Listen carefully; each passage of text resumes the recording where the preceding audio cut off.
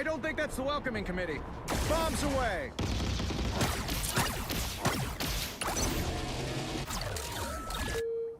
Powering up. Anyone say fireworks? Maximum pulse!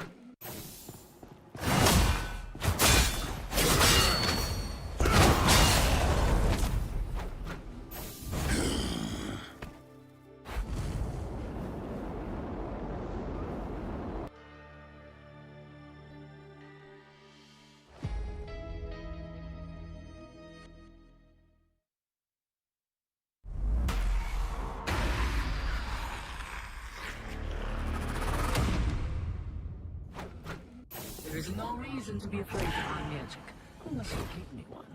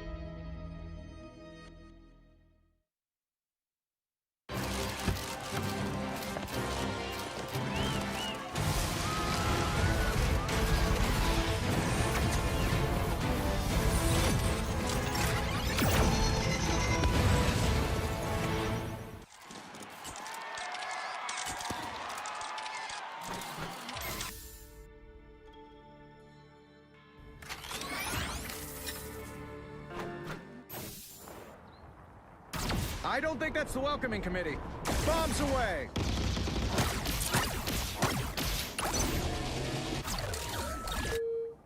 Powering up. Anyone say fireworks? Maximum pulse!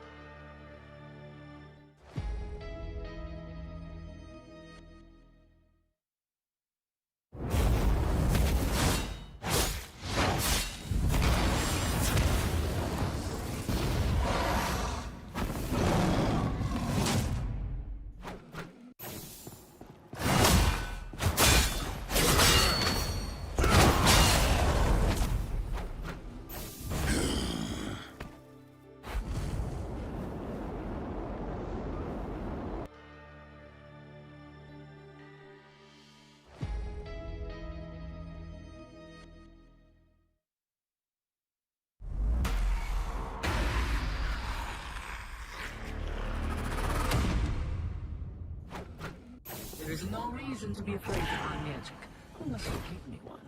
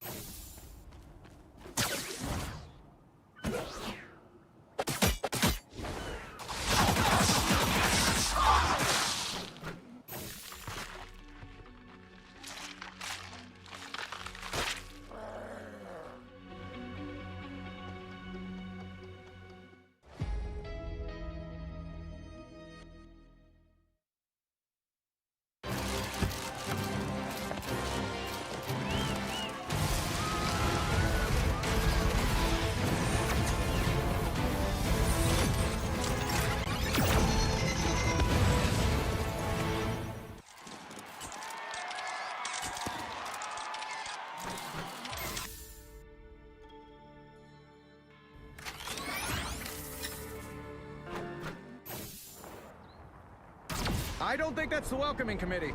Bombs away!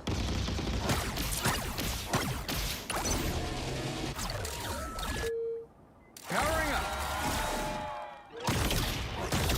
Anyone say fireworks? Maximum pulse!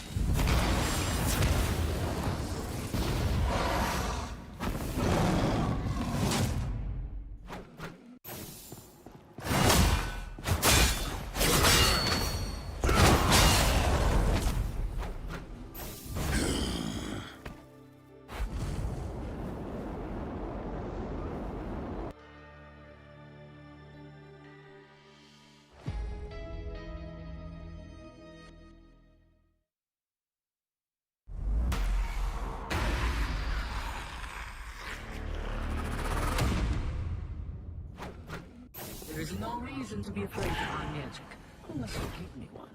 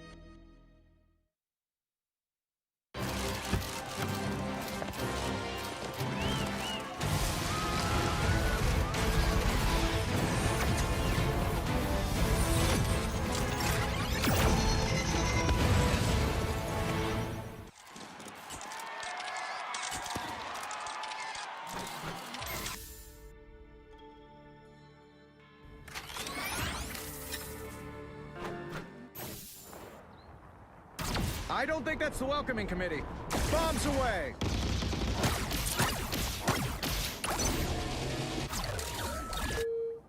Powering up. Anyone say fireworks? Maximum pulse!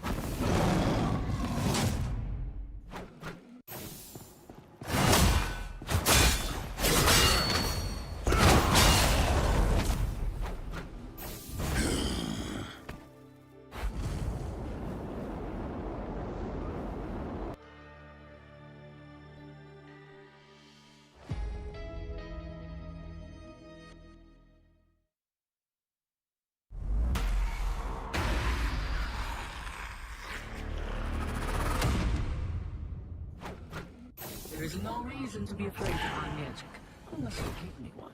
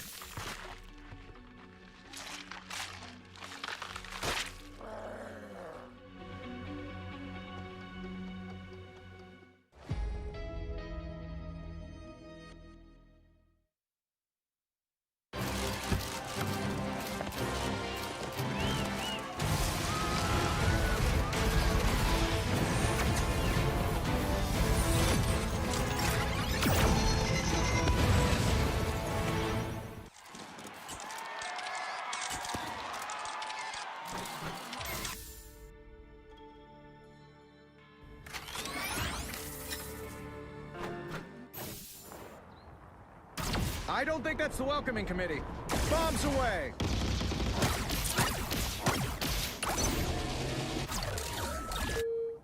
Powering up.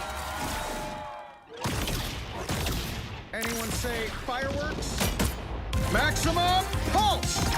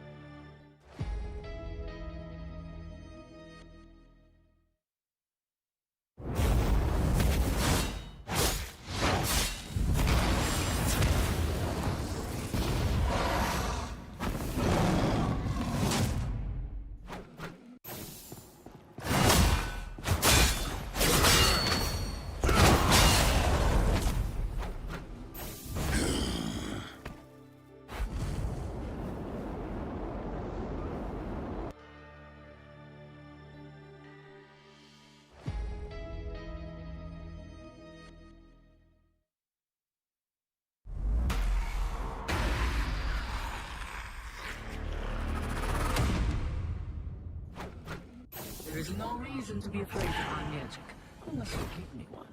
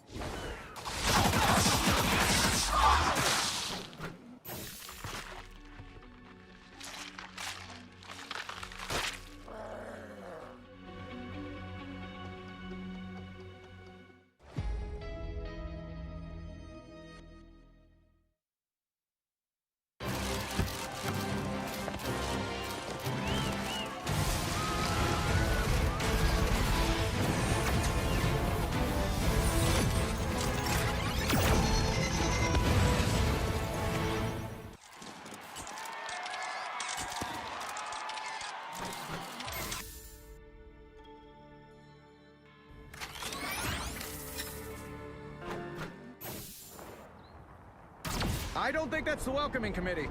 Bombs away!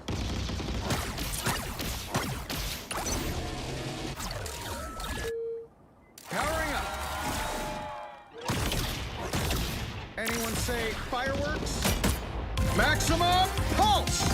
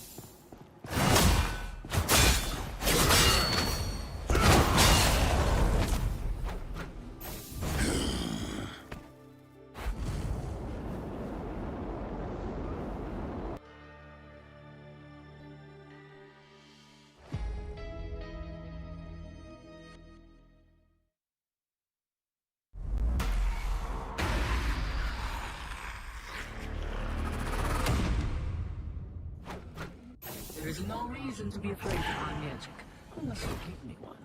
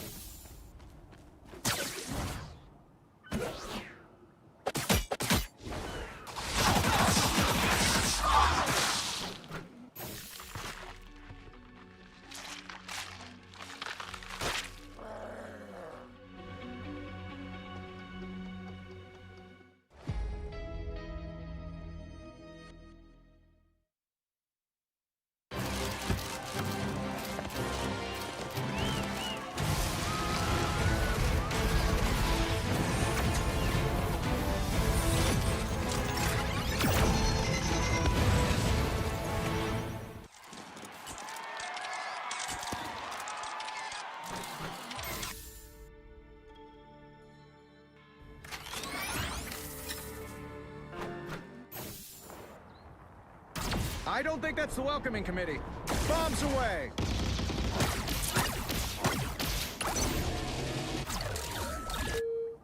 Powering up. Anyone say fireworks? Maximum pulse!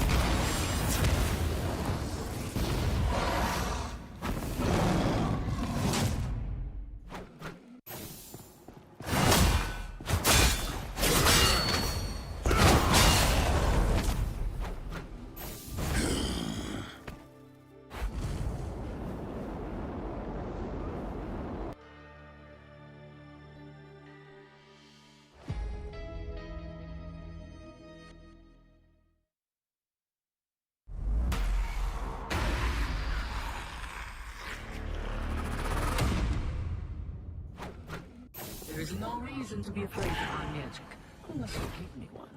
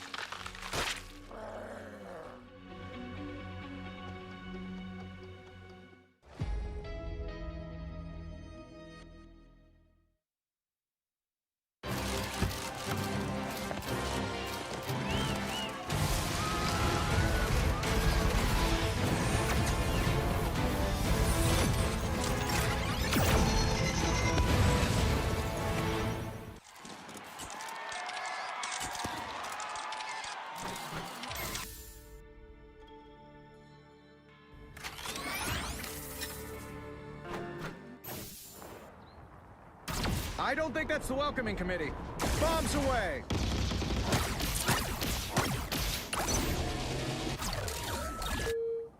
Powering up. Anyone say fireworks? Maximum pulse!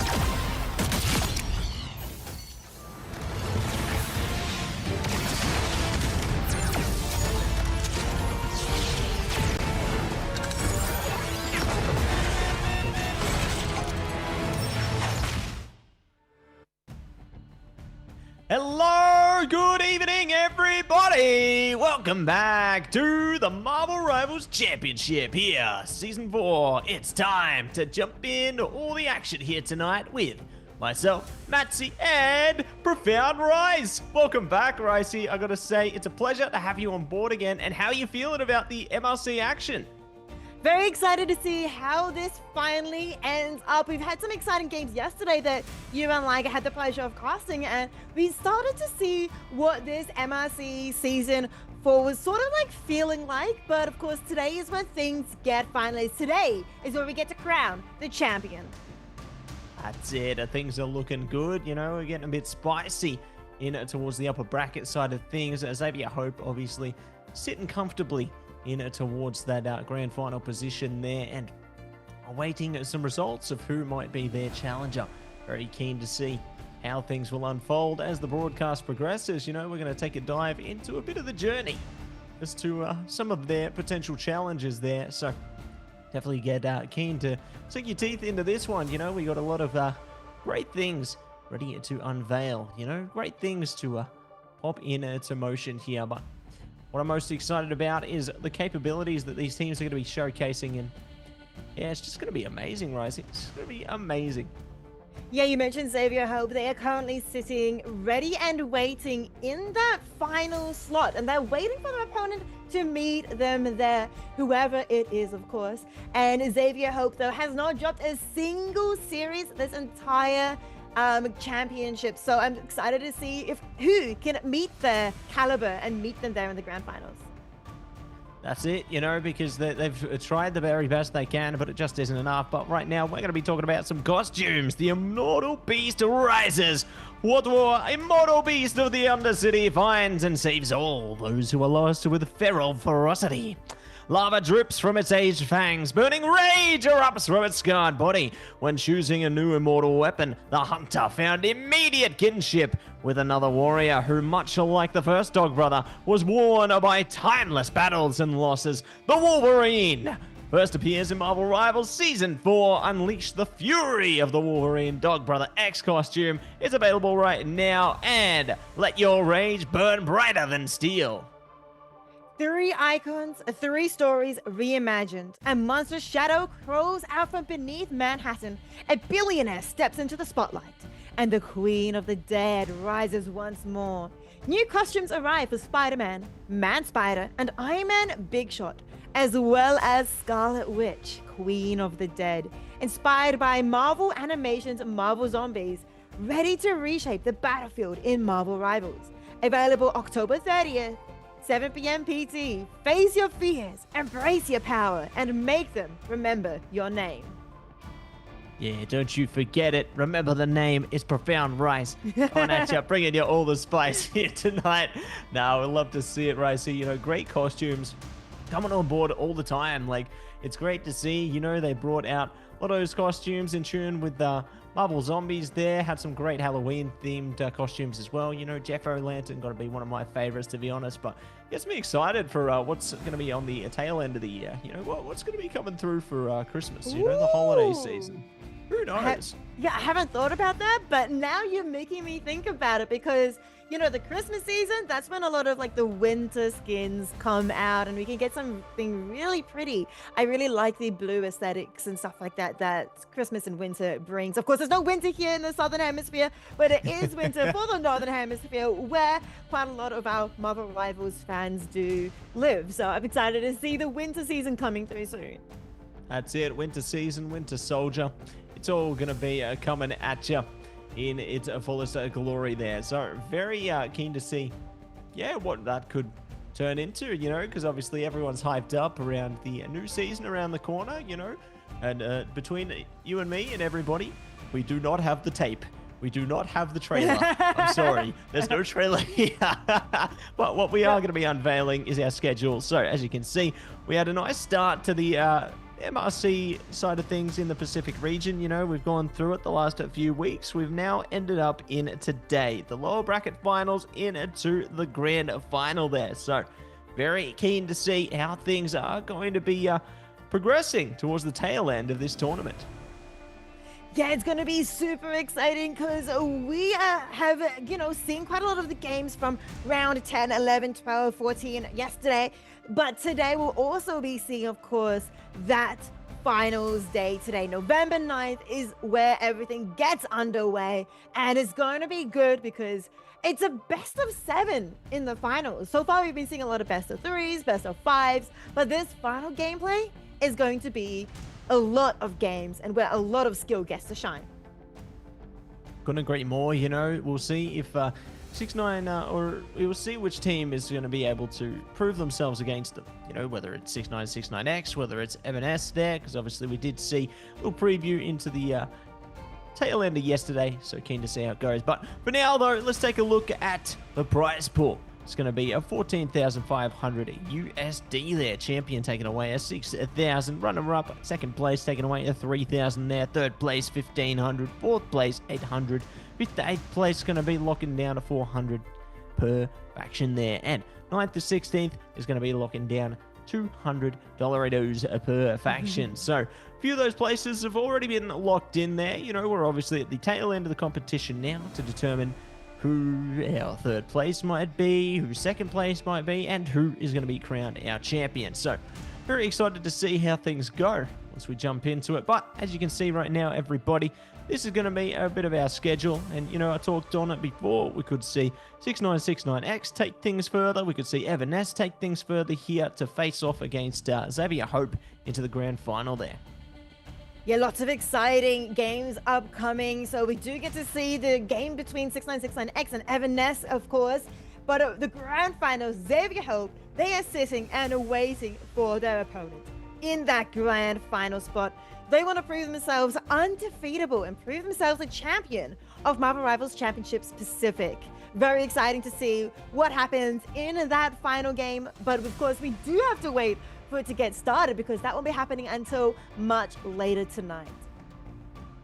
You're exactly right, Ricey. So very excited to see what is going to be unfolding out of this one. You know, we've got some great endeavors ahead of us here, and we're going to be diving a little deeper into the time stream. You know, we're going to be taking a look at a little different perspective for our first matchup today. You know, we get to get a bit of context, I suppose, on our teams. You know, we took a little look at how Everness, how a little bit of 6969X's journey in order to get to where they are. But before we jump into our deeper side of things, you know, to determine which of our lower bracket teams will be facing Xavier Hope in towards the grand final, we're going to take a little look back on 6969X's journey to see how they faced off against Descent ESP. Yeah, lots of exciting gameplay. We get to see 6969X's journey versus Descent, as you mentioned, and I'm excited to see this because you guys got to cast a lot of 6969X yesterday, but I haven't seen them myself in this caster position, so I'm excited to give them a bit of hype and see their journey, see whether or not how the game today later on will go against the other semi-finalists, of course, but 6969X are here and ready in this matchup against Descent. And, you know, one thing, right, so you've seen at least one of them before, because for those who don't know, Illicit is actually a former MRC champion when they played with Yo Yang Wan in the past there. So, great to see them back into the time stream here, but we're going to be jumping in to the drafts right now. Psylocke has been locked out, so they're trying to shut down those duelists nice and quickly there. You can see Wounds was hovering that one. That's going to be denied immediately, but they are denying the It's Jeff presence there, and it's just been such a key strategist for like so many teams right now. You know, you even saw it showcased in the grand finals there. There's a reason that Jeff was hot property, and they're taken out of this game. Yeah, 6969X now going to be protecting that Hela. They're going to be saving and locking it in for themselves. I was curious whether or not they'll be trying to protect the Jeff as well. As you mentioned, Jeff has gotten quite a lot of spotlight over the last few weeks, so still considered very strong. But Descent is going to be protecting here Rocket. I don't think I've really seen this myself so far, but I don't know if you've been getting any of these Rocket protects previously in this MRC so far, but interestingly, we're going to get Namor bans coming through from Descent. Yeah, so that makes sense because obviously they got the protect through onto the Hela there with 6969X, so they do not want to enable that Deep Breath team up between Hela and the Maw there because it just has so much power and presence. But interesting to see the Black Panther ban through there. Obviously, there's been a bit more priority lately over the Iron Fist plays there, over the Daredevil, so maybe they've got a bit of a specialist on the Descent side of things. Yeah, potentially indeed. You know, getting rid of that Black Panther does mean that they will have to try and, you know, a bit less of a dive bit coming through. But instead, 6966X is going to be protecting the Venom for themselves. Now, Descent, they're going to be protecting Captain America. The Vanguards are, you know, of course, still up for grabs, or banning grabs, rather, as Descent is now going to be banning one last one. They don't want to lose the Captain America, but they want 6969X, of course, to lose one final pick, and that is going to be Adam Warlock. Yeah, it's going to be Adam there, so they're not going to be able to play into that resurrection potential, especially diving into the Celestial Husk of all things. That's going to be a bit of a tough one, and very keen, very curious to see how things will fare for them into this one. As, you know, I got to say, playing into the Celestial Husk, it's going to be one of 6969X's most preferential maps. You know, they've had a lot of success on this one so far during the course of MRC, and Keen to see how they'll go this time once again. But anyway, the Daredevil, you know, plays into what I was saying before, having a lot more focus over those melee-based duelists there, and looking to see who will win this brawl. But I like how Descent can stand tall here. You know, they have the cap enabled, they have the Venom, they can play into this little dive meta we got at the moment. But Derek Rose is going to be imposing some challenges of their own with their own Venom into this one. So, very excited for the preparations to get laid down, locked in, as we take a look at some of the beautiful landscapes of this map. Looking at this map, it's one of the sort of like exciting maps to play on, but it also, Matsy, makes me excited to see what new maps are going to be coming out with the new season. I'm excited to see all the new storylines that, of course, Marvel Rivals has been introducing to us. But look at that sword in the middle. It's such a fantastic looking map, and soon the action will be taking place here and is about to get underway. The battle will be legendary as we jump straight into game right now. And both teams are going to be looking to lock things down nice and quickly here. Smiley and Co. just going to be flowing their way forward. Descent, you can see they're spreading their reach early. They're taking the high ground presence here. Derek Rose is looking to sneak past them as well. I like how they're scoping things out for their team. They found the opposing Venom though, and are already looking to poke and prod their way ahead. It's good to see that Descent are keeping a bit of distance between this, but Lipstick Sam has to be a bit careful because they're taking a bit of damage up high. Never see one in the same. If they go down on the Mantis, that is going to cause a lot of trouble here for Descent. The 6969X, they're one to not let you breathe if they can count on it. Yeah, 6969X is going to be able to slowly start capping the point, but they haven't been able to claim it just yet. Descent is still holding them back, and now they are looking towards capping the point. 6969X though haven't lost anybody just yet. They are still holding on. They still want, of course, claim this early percentage. This fight is getting drawn out, but Angel finally gets the first pick onto Paddock. That is the Rocket. Amazing pick as Nepsi also falls. Now no strategy for Descent, and so they all descend back into their spawn.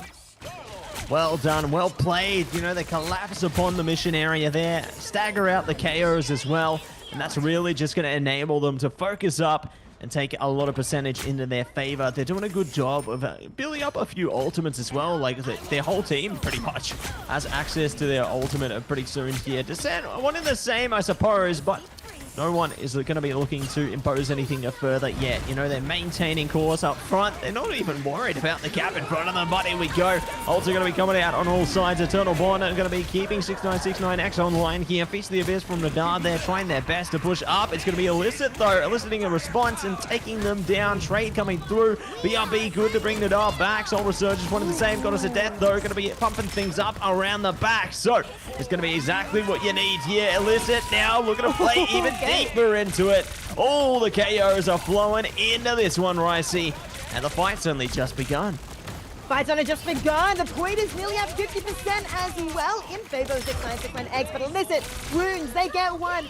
Amazing KOs coming through for 6969X as they stay in control of this control point, of course.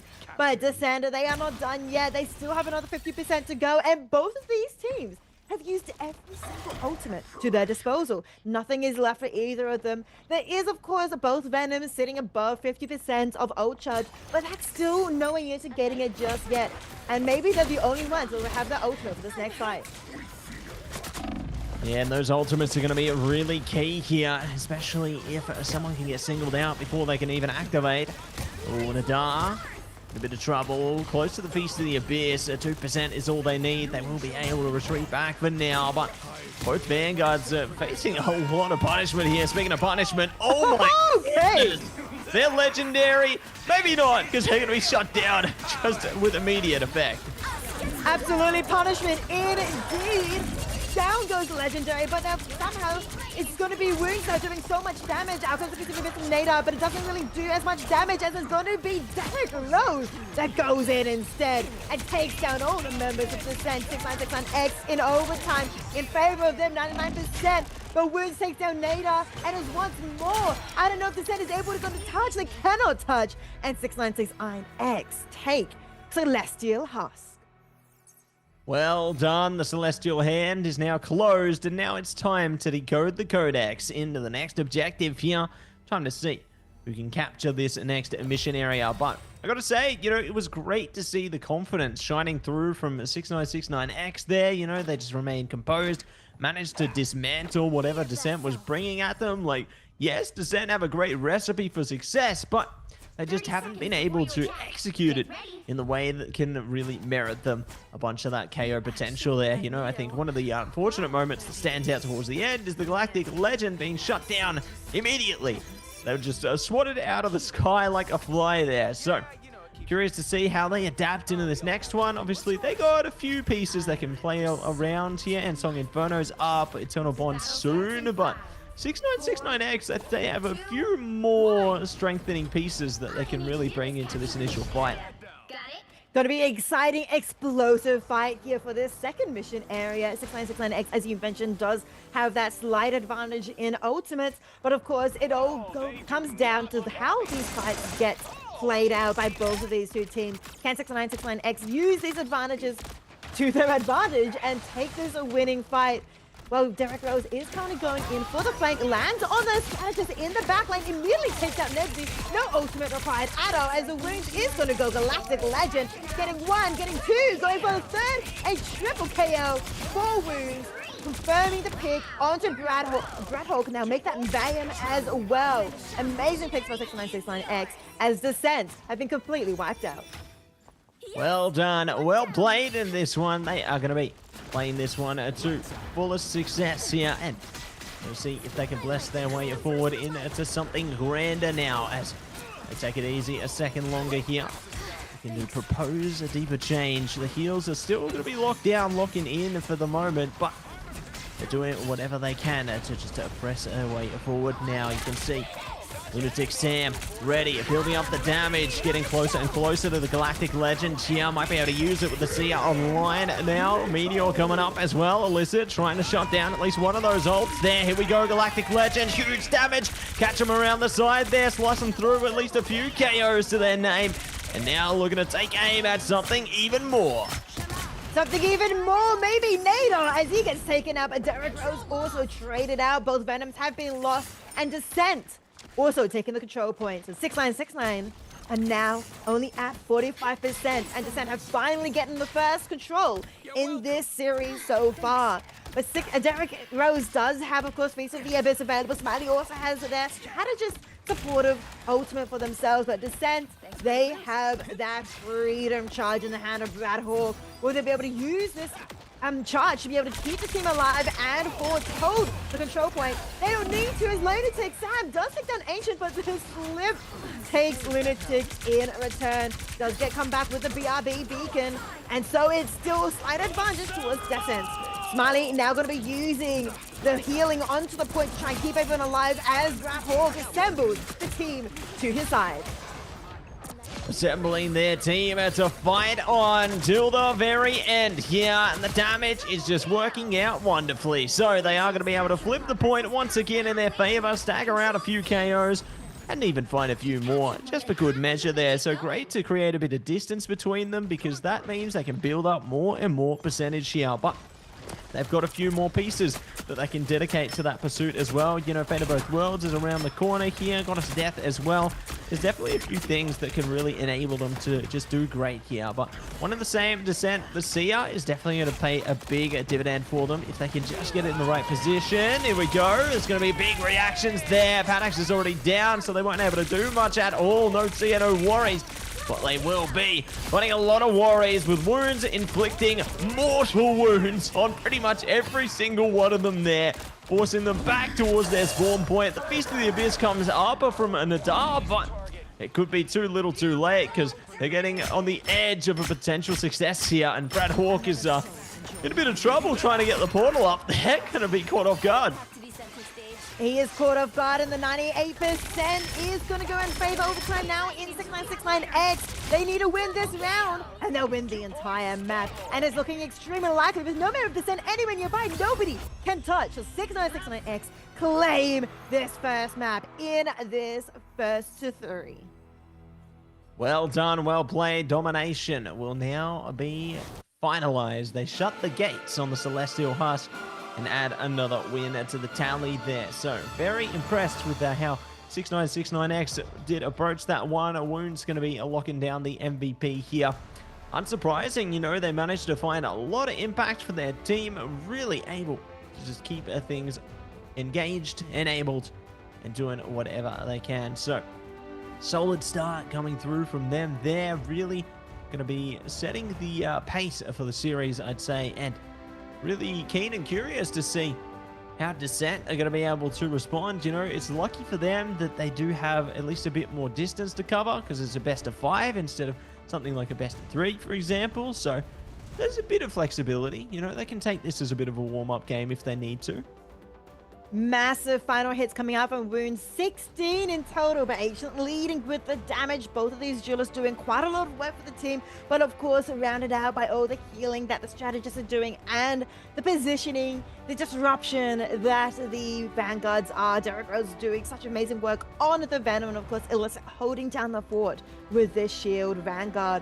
But of course, as you mentioned, this is only the first map out of 5 potentially, of course, maps.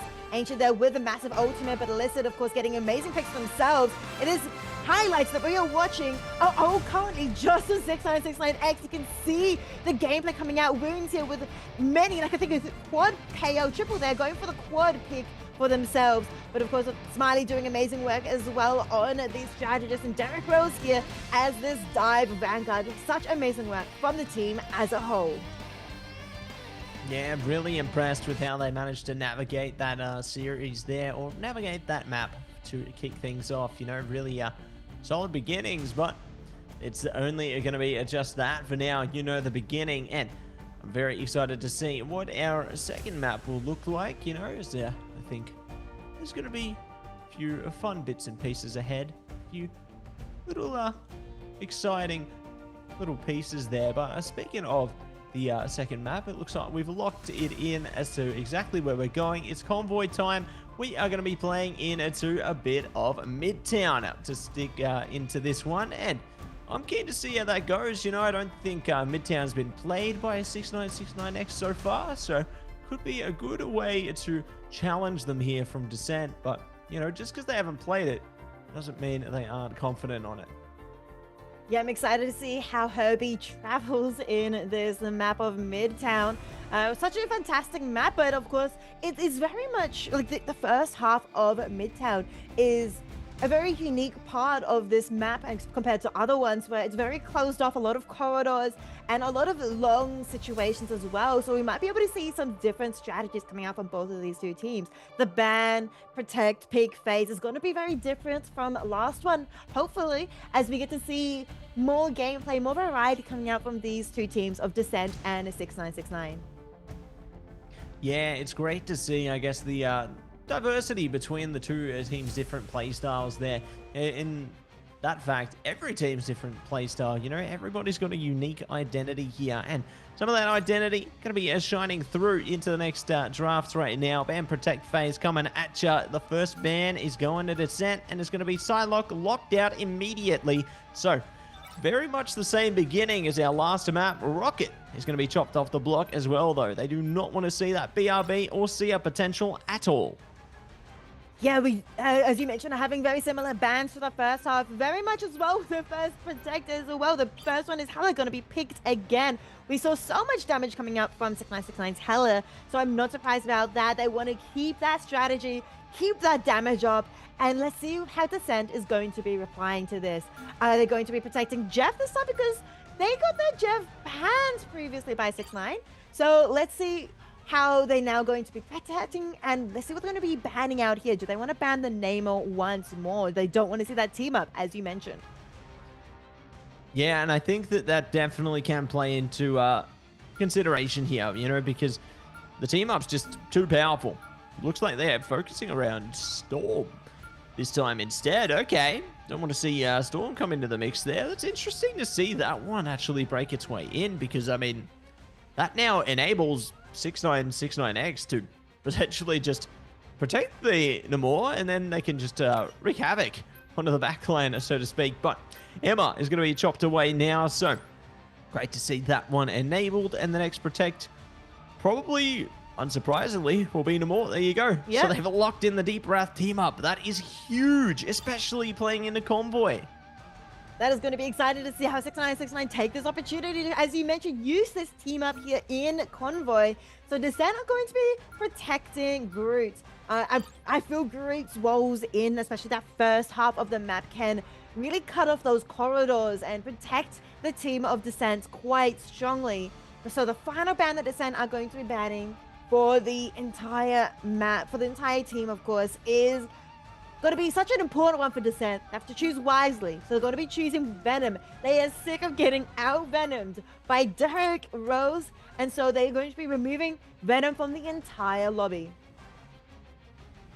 Taking that one away. Don't want to see any symbiotic shenanigans, so to speak. Don't want to see any potential coming out of that one there. But another ban is going to be Angela. So definitely good to see that one come through, considering the openness of a map like Midtown. You know, you don't want to see anyone get taken away from their team when they don't need to. So at least they can disable some of that mobile Vanguard's potential, and sequentially going to be very excited to see what kind of compositions these teams are looking to lock in, as they're looking pretty promising so far. You know, they're trying to determine exactly how they want to approach this map.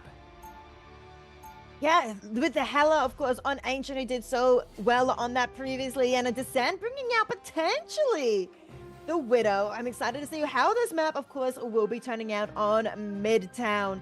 Can Herbie make it to the end? Can both teams bring Herbie to the end? Or will they stop them halfway? Oh, that's going to be a tough one to determine, but you know what is determined? Well, I'm not going to speak too soon, but we do see the Widow, like you said. We also see my all-time favorite. And it's gone. And it's gone. Not even going to mention that now. It's gone. But what we are going to see is the team up between Groot and Jeff there. So great to see that one enabled, you know. They can have a little piggyback ride there for Nebsy. So that could be good. But what also could be good is utilizing the Moon Knight. Nope. Utilizing the Namor to try and break past the defensive structure that 6969X is bringing here. They keep changing things on us, Magic. Hard to analyze, of course, when the attackers are still choosing which heroes they want to play, but they have locked in so far. Namor here and Magic, but Nader on Groot is going to be taken out first as the first pick of this map. Now Wound's going for a second one, going after the Magic. Lunatic gets taken out. And so 6969 are heavily in control of the defense situation right now. Brad Hogue also back in spawn as Ancient claims their health. Yeah, and Ancient has just been so solid playing into the Hela, like really, really consistently across the whole tournament, I'd say so far. You know, they've just been something that can't be ignored. Like, they deal so much damage from a distance there and leave the upfront and personal damage all the way up to Wounds, as well as their Vanguards there. But it's interesting to see Illicit playing so confidently into this team up. Like, Ancient, they're just chilling. They're having fun on their pedestal there, getting KO after KO. You know, they're just a sentry over the spawn point right now. And it's crazy to see how they just still haven't been shot down here. Yeah, they're literally able to hold it down the fort like that, looking a little bit like a turret, honestly, being able to turn and just hit the shots perfectly and holding down the fort from the higher ground. But Descent have started to move. They're trying to take down an Ancient, all of them working together as a team to get onto the higher ground and take them down. But Derek Rose are able to push forward and get behind them, take down Vayam. Because of Descent working towards the Ancient, they're able, 69 are able to get behind them instead.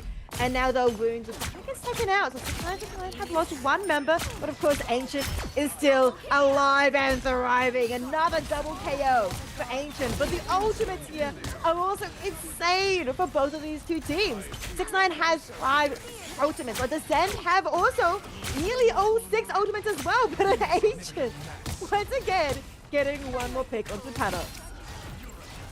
Looks like there's more where that came from. You know, Derek Rose is just holding it down, being a statue on the mission vehicle there, not allowing them to move whatsoever. So it'll be great to see the presence being commanded there. Descent They got almost all 6 ultimates, so they could definitely look to open the account if they can combine them well. But I mean, getting singled out in the KO department like that, you can't afford it. You need to regroup, work together as a team, and now losing both strategists consecutively, it's just getting rougher and rougher. You know, it's just very disjointed at the moment for Descent.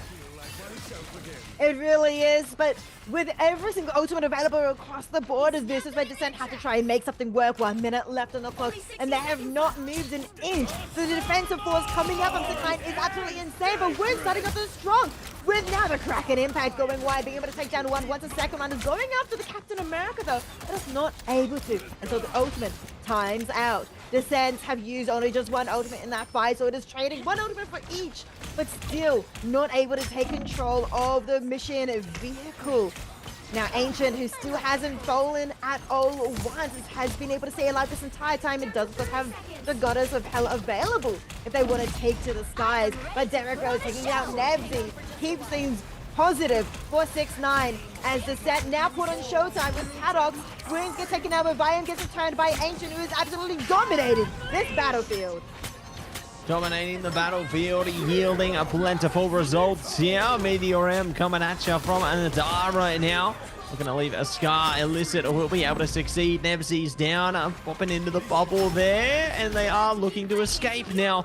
They got the squids up, but they had dishing out so much damage on a Bradhawk. They're going to be forced off this one as well. Ooh, good trade coming out though, slipping through, and going to see if they can skip a beat and find even more Bionic Hook. Not going to be good for it, but now Boundary, immediate punishment from Wounds. Oh my goodness. Blink on, you'll miss it on that one. That ult was immediately nullified, and they are looking to magnify their gameplay even deeper. No one's protecting the strategists.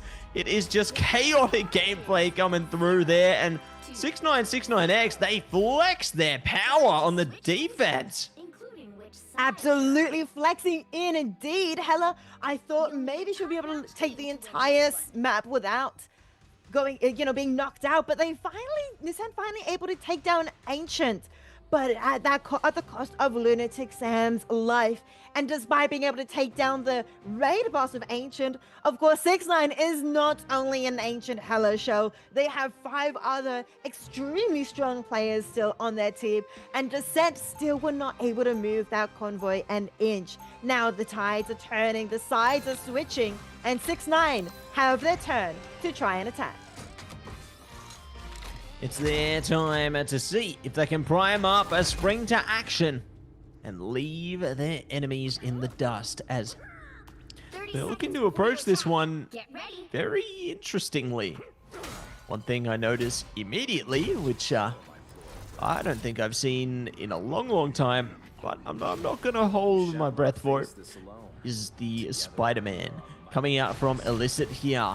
You can definitely play with a bit of confidence into that one. You know, you can take your enemies away from their team pretty effectively, I'd say, if you're able to really get the engine going. But we are going to be seeing it held on to here. So Illicit, they're looking to put on a show for us tonight. Illicit, who actually just switched off, unfortunately, was one of the winners of a previous MRC Pacific Championships, of course, on the team of Yo-Yang 1.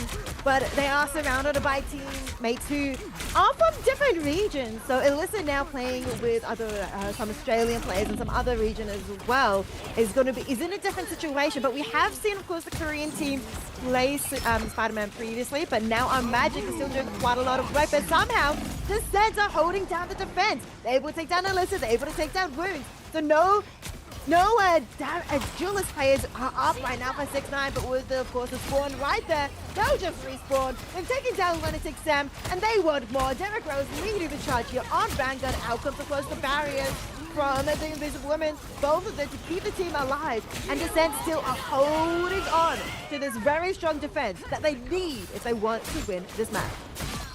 And there's a big difference coming out there. Interesting to see Squirrel Girl actually enabled here. Karmic Revival coming out from Viam there as well, bringing back everybody for Descent here. Exactly what they need to hold on to this defense a while longer, playing into the Soul Resurgence as well. And 6ix9ine are playing patient, but not for long. Meteor and Dark Toll, they're out here. And the Agamotto in response, trying to see if they can rattle them up. Yeah, they will succeed. Smiley's down, or looking to catch someone else around the corner. It's a Meteor from Brad Hawk. Who will they get? Oh, they get Smiley. Nicely done from them there. And there's more to be seen. Your massive greed ball as well to prevent Smiley from running away, but Alyssa takes down Viam and Slip takes down Lunatic. The numbers are leading the way of the attackers, leading the way of 6ix9ine. They're back in control of the mission vehicle, but where is Descent? How far is the spawn? We can see them trying to portal. Can Viam make it in time? They only have a few meters and a few seconds to make it. Are they 1 meter, 0 meters? They don't make it in time, and 6ix9ine claim the second map in this best of 5. Well done and well played, you know, off the back of a very confident defensive side. They managed to turn things up and just have a brisk stroll over the finish line there to claim a second map in their favor. So what does that mean? It means they've already taken it to series point in their favor. Derek Rose is going to be locking it down on the MVP there for the Vanguard. And, you know, I'd say that they definitely were a big part of the success that 6969X was able to bring here. But I mean, it certainly was a team effort. There's a reason that Ancient has 16 final hits there and has the most KOs in the server, let alone the most damage, because they were putting on a class act today. Derek Rose, though, the silent, oh, not really silent. We saw so many final hits from Derek Rose as well, but less flashy than Ancient, still holding down the fort fantastically. As, of course, the Vanguard 21-1-1. They did phenomenally as well with lots of damage and final hits, but they take the MVP in this series. Sorry, in this map. Yeah, not going to be the series yet. You know, we won't get too ahead of ourselves. What we will get ahead of is the KOs that just kept building up here for Ancient. They were just having a field day in the field there, just getting so many KOs in their favor. You know, they maintained course, maintained distance for the longest time there. And they managed to deliver more and more in terms of their progression. So, really impressed with how they navigated that second map there on a convoy. And yeah, I'm curious to see what our next one's going to be. You know, our teams are already preparing themselves for what our next map could be here. And it looks like we're going to another version of Convoy. We're going to go to Yggdrasil Path. Such a gorgeous map. But I'm interested in those goats. How far can those screaming goats of Yggdrasil make it in this convoy? And this Herbie barely made it around that first corner. Such a good, strong defense coming out from 6969X to start off with. And in this map, this next one of Yggdrasil Path, 6ix9ine is also going to be starting on defense once more. And they are currently, 2 map wins up right now. In this best of 5, they only need 3 wins. So this map is definitely going to have to be one that Descent steps up into. They must win this map if they want to, of course, win this entire series. In fact, they have to win 3 games in a row. You're not wrong. They're going to win 3 games in a row. They have to take it all the way to map 5 there if they want to thrive and manage to really swing this series back into their favor. So, curious to see if they are going to be able to do it into this one, as we are jumping into the draft right now. The Ban Protect phase. It's time to get serious, time to get down to business, and let's see who is going to be locked away first. Well, that is going to be Descent, the first one to decide, the first one to ban. I'm curious whether or not they're going to go for Hela, after seeing quite a lot of Hela gameplay coming out, but they're sticking to their guns. They're sticking with the Psylocke ban, and I'm not surprised either. We've seen quite a few members of the 6ix9ine previously in other MRCs, maybe MRIs around the place as well, and the Psylocke is very strong in the hands of their duelists. So no Psylocke coming through from any of the members of both teams, and no rocket either. The Protect, of course, is going to go into Hela. And maybe Nebsy is hovering the Hela, so we might be able to see some Hela 1v1s coming out later on in this map. 1v1s would be very exciting, Maybe see a little bit of Doom match type action there. But who knows? What we do know is Jeff will say goodbye. So, poor little Landshark is not going to be coming out this time around. What the next Protect is going to be locked down for 6969X here. So Do they protect something like a Vanguard? Is Adam going to be protected here? No, it's Venom. Derek Rose definitely shining onto that pick there, and they're going to be able to keep it in their favor. And, you know, I spoke about Adam. There he is. Going to be protected for Descent. Yeah, Descent banning out. Also, Star-Lord as well. We saw quite a lot of Star-Lord gameplay in the beginning of the first map from 6ix9ine, and the Star-Lord was doing so much work. So no Star-Lord for Yggdrasil Path either, and no Phoenix. We haven't seen Descent play much Phoenix at all this series. So interesting to see, though, of course, what these Hellas are going to be up to, because we are going to see Vayne playing Hella and Ancient, of course, playing Hella. The Adam Warlock, I'm excited to see if that gets played, because we did see quite a lot of good work coming out from the Adam from Descent to be able to keep that defense situation going strong for themselves. But Descent are currently on attack first up, and 6ix9ine on defense. So let's see what these two teams get planning and get underway with as this game is about to start. Let the games begin as we take this one for a spin and take a look at some of the beautiful landscapes all around Ixgard right now. We get to check it out, check it in, and see exactly where we are going to be going. You know, always great to see the little preview. I'd say before we jump into all the action, it's a moment's peace, if you will. You know, a moment's grace. But now we clear the space, we get down to business, get ready to go here. The team ups are already looking to play into effect for our teams here.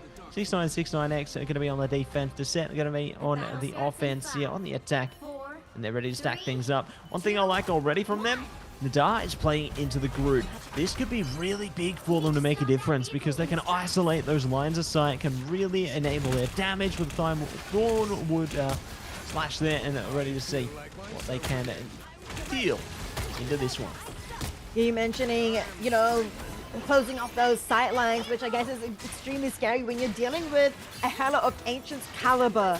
But Descent are able to move these goats a little bit. They're getting around this first corner here, and Derek is getting a lot of damage. Not playing the venom that they chose to protect, but of course they are on defense at the moment, and they are playing a double shield Vanguard situation for themselves. Descent now making it halfway through with these goats of Yggdrasil, but Bradhawk is the one that gets taken out first. Nadar is still alive. The Woes are still doing a lot for defensive situation for Descent, but Khonshu, already being used by Wound, is forcing these attackers back closer and closer to their spawn.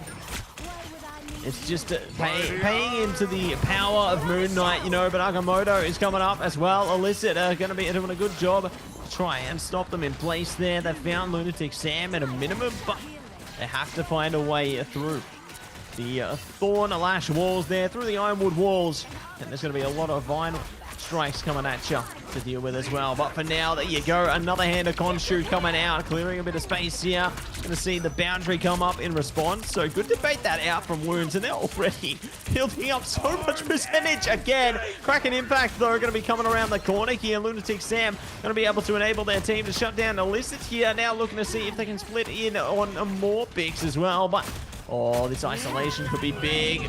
Good use there. They've got us to death on both sides. It does enable a lot of damage. Not going to be able to stack it up for a KO yet, but one is surely around the corner, you would believe. And there it is. Derek Rose captures multiple in their crosshairs there. They are just cleaning house for their team, and the rest are joining on through as well.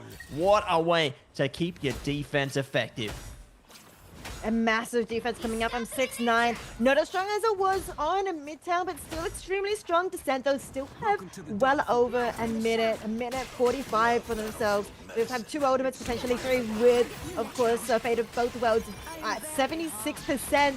So they do have way more ultimates than 6ix9ine currently. And so this advantage may be what they need to get over the edge, to get the goats to this first checkpoint. Now Burden is doing the best to build up this ultimate charge, but it's going to be the Meteor from Bradhawk to start things off. They're going to aim. They do miss though, but Derek Rose gets taken out. Actually, there's multiple KOs from both teams. Currently though, Descent have lost 2 extra more now. And listen, with the Eye of Agamotto stays alive just barely, but they're able to use it to take down Nadar. Yeah, great to just disable some more of their opponents there, staggering out those KOs and keeping the show on the road. 1 minute is all that's going to be left on the board here now for these teams, though, and we'll see who will be able to push through? Who will be able to steam ahead into this one, as now the time is against Descent here. They need to push up sooner rather than later. They've caught Ancient. This is a great way to start. If they can catch more around the back, it could be even grander for them. Strangling Prison coming out. Great to clear a bit of space with that one. Kraken impact as well. This is one big way to clear the room, and now they can zoom their way through. Descent able to get this first checkpoint, massively being able to move forward as well. Then they use a couple of the ultimates, but in 6-9 have less than them right now. And with Descent having two to the disposal, if they're able to keep capitalizing on this movement, keep capitalizing on this momentum, they may be able to move the convoy quite the distance that they need, of course, to be able to capture this entire map. If they lose this map here, they will lose this entire series, and they will be getting eliminated. And 6-9 will be able to push forward in this elimination playoff situation. But 6-9, with only one map away from victory and a 6 ultimates to their name, I'm sure looking for something spectacular. Yeah, something fantastic even, you could say, but we'll see if they are going to be able to push it in. Nice shots coming out from Brad Hawk there, catching a slip on the retreat, and does enable Descent to just keep pushing up. They're getting closer and closer to the next capture point here. 6969X, they need to find a way back in. Like, they've got 5 ults. There are definitely tools that they can utilize here, and they're already activating. Turtle Bond coming out there into the Meteor. Could actually shut it down. No, they won't find the big boop through. Not going to be able to scoop it in, but they are looking to lock it down. Yeah, they are locking it down right now. Defensive situation is in the favor of 6-9. They have control of the convoy, but Descent are trying to change that. Hella has ultimate available, and out comes the fate of both modes from Burden. 5 ultimates to their name. And 6-9 have 3 right now. Out comes the fate of both modes from Celeb to keep the team alive. Out comes Ivan Komodo as well to do more damage to Descent. And it is working. 2 members have fallen, but they want more. They want them all. Ancient is going to fly up to high ground to get 1, to get 2 KOs for themselves. And now Descent are back in spawn with only 1 minute left to this attack. Back in spawn, and they're going to be trying their best to draw more power here. Having no ultimates, it's going to be tough. Like, it's a difficult road they have to place themselves into, and with 6969X on the edge of 2 ultimates right now, like, they've got Goddess of Death, which can easily clear house here. Kraken impact around the corner. I'd be worried if I was Descent into this one, but speaking of getting worried, Bionic Hook could clear the space. Not going to be able to win the race this time, however. They're taking it nice and easy for the moment. Edging towards the 20-second mark here. The spark could be all they need to lock it down, lock it in. Descent need to get closer to the mission vehicle sooner rather than later. Need to play for OT, otherwise it could be curtains and we could see the half flip. Wow, comes the Goddess of Hell, as you mentioned, from Ancient to do lots of damage, and Descent trying to stay alive, trying to protect themselves. Out comes a Meteor, though, from Black Hawk to respond to it. Not able to land the dunk. Now Marley is going to use the Eternal Bond to keep the team of 6-9 alive, so Burden is faded both weldings as well. They do also have the barrier available from Nebsy to keep the team alive, but somehow they're able to take down Smiley, and over time it's currently leading the way of Descent. They have 1 extra player that has control of the Ghost of Yggdrasil. And now comes Fader both well from Slip to keep the team of 6-9 available, to keep them contesting in this overtime situation. Ruin's able to take down Hella from Descent.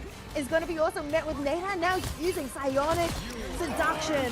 Brad Hawk takes down 1, makes this 2 from Lunatic Sam. Going again and again, they're able to clear the house of 6-9, and they're able to get this 2nd checkpoint. Ooh, getting closer and closer to it. They do lock it down. So well done, well played. 4 set side there, and they are going to be not wasting any time to clean house, getting KO after KO in their favor. Ancient, last one standing, and it will fall as well. So really well done by Descent here. You know, just when you think they're looking a bit more mortal, they managed to break past whatever 6969X is bringing to the table here as they start to crumble. So definitely going to need to find a way not to tumble into this one, see if they can break back in, because otherwise Descent are just going to keep riding the momentum all the way to the bank. They are riding such a strong momentum for themselves. Lunatic Sam being able to get so many picks onto 6ix9ine, able to get them over that edge. And now halfway through for this final and third checkpoint, Lunatic Sam trying to line up a good angle, trying to get into the flank position. Not able as they get spotted out. But ultimate-wise, of course, we're always going to look at these ultimates. There are quite a few available. Wounds is now going to be using the Kraken Impact. I'm not sure if he was able to land it on anyone, though, as the ultimate has run out. Now, Nebs is going to be using the barrier, but so is Burden. Both strategies are coming out from Descent. Well, 6ix9ine are able to use Justice boundary from Smiley, but gets taken out. Descent spots them by him on the helix, takes him out immediately. He's going to get traded by Ascend. Lunatic Sam also gone. No Jordan for the side of Descent. But still, it's showtime from Slip. The sustain from 6ix9ine are able to keep the rest of the team alive. And this overtime situation is going to get desperate for Descent. Gonna get absolutely desperate. Gonna be a moment of flight here. Not able to break a free. It will be 6ix9ine though. Breaking free of their clutches. They find a way to ignite the time stream there and will hold them off on the edge of the round. So great to see that they did manage to lock it back in when it mattered, when it counted. But now seeing the switch of the sides here, 6ix9ine are going to have a very confident attacking phase here. Very confident attacking phase indeed. We see the confidence come out from 6ix9ine. So it is possible they will be able to use this confidence that they have used to be able to get these first 2 map wins to be able to potentially secure the third. But the push from Descent, they were able to get through those first 2 checkpoints, and midway through this third section of the map, an amazing push from Descent coming through, especially considering the previous convoy not going their way at all. So Descent now flipping over onto defense are going to be bringing out the Groot once more. And also, of course, the Adam Warlock. We saw some amazing Adam plays in this previous map where Descent were able to hold up quite a fairly decent defense, but weren't able to make it, of course, to victory on Midtown. But can they do it here on, of course, Yggdrasil Path? That's going to be truly tested, isn't it? You know, I see the hover over the VP there coming out from Wounds. If they can really find success with it, it'd be great. You know, I think it would be amazing to see BP find its time in the limelight again. But whether they stick to that, I'm not so sure. You know, I think there's definitely ways around it. But I speak too soon. Looks like they are going to stay locked in on it. So Black Panther is back in town, and they're not going to be clowning around. They're ready to try and enable those KOs for their team here. Descent, though, they're going to be holding it down from afar, playing that triple, causing a bit of a ripple effect onto the KOs. KOs coming out onto 6ix9ine, so Descent are able to hold it down the defensive position fairly well for these couple of seconds, trying to take control of the goats, but they want more, of course. They want control of the respawns that 6ix9ine will get if their health falls below 0. And their health, though, is still staying up quite fairly well with, of course, the help of the strategist Slip and Smiley. Illicit now switching over to the Iron Man is going to do... Actually, Ancient is going to do quite a lot of damage, and same with Wounds. Running here now a triple duelist strategy to try and deal a lot of damage onto the Descent. But still, Descent are holding strong with this defensive situation. Yeah, they're doing a great job so far, you know, to hold it down, lock it in here, and really eager to see if they can find a bit more from it. Boundaries coming up in unison right now. Burden going to be the last one to activate, but they're trading Vanguards, and Wounds now taken out as well. A good holder from Descent here. Still need to do a bit more if they want to bypass this opening choke point, but by all intents and purposes, they're having a solid defensive structure so far. They are indeed, and of course with both Vanguard ultimates available for Descent, this could still be even more defensive coming out, but Slip do take down Lunatic, one of the Vanguards, sorry, as there are 3 available, but they will get revived by Bayam, who is going to be using, of course, this Resurrection. So Lunatic is going to come back in at full force. So will Nadar as well. The aggressive Vanguards are doing quite a lot of work, but Lunatic does get taken out, and Nebsy on the Loki revives once more as they have copied the ultimate of Bayam. That they have copied it through, looking to lock it in here. Better both worlds coming up as well. Invincible pulse cannon right down. Ooh, gonna be caught though. Not gonna get anything at all. But they've traded it out. Derek Rose not going to be able to pop it either. Akamoto over the top. Last stand. Wounds are ready. Trying to catch them. Illicit will find it. Big damage around the back. The boundary as well. Trying to keep them in place here. Illicit trying to escape. Boundary coming up. Illicit needs to get in range. Otherwise they're going to be KO'd here. And there you go. Nice stuff coming through in the boundary. They will lock them away. Not looking to keep this one in play as 6969X finally push it past that choke point.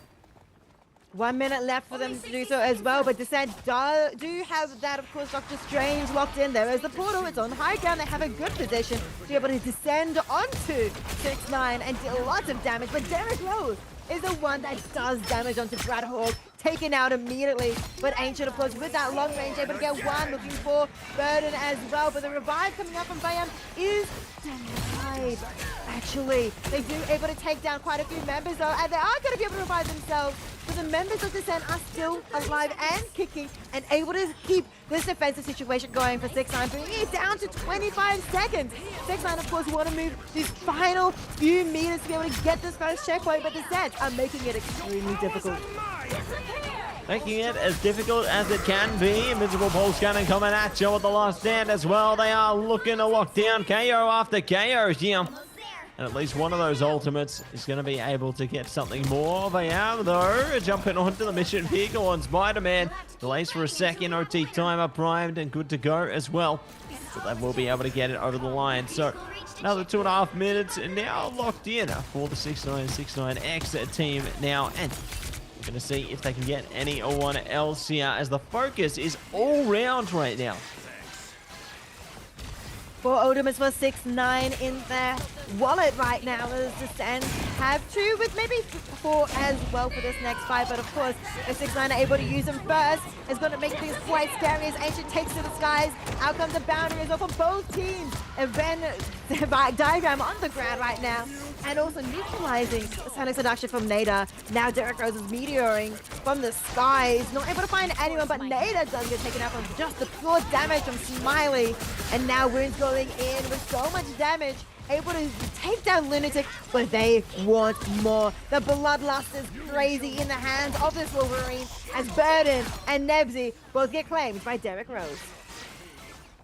Really solid KOs coming through there for their team. You know, they've been able to just lock them down nice and early, cause a bit of calamity onto the server here, and just enable their team to push that mission vehicle as far as they possibly can. Like, they're ready for another fight as well, but here we go. Cracking impact. They've locked down a couple. Fate of both worlds on both sides, so looking good. Invincible pulse cannon as well. Meteor coming out. Great response there. Cracking impact as well. They just don't let up here. Locking it down, resetting the tick right on the edge of claiming that capture point. So great timing here from Descent, and right now 6969X don't have any ults. They're close to 1, I guess, but can hit something sooner rather than later.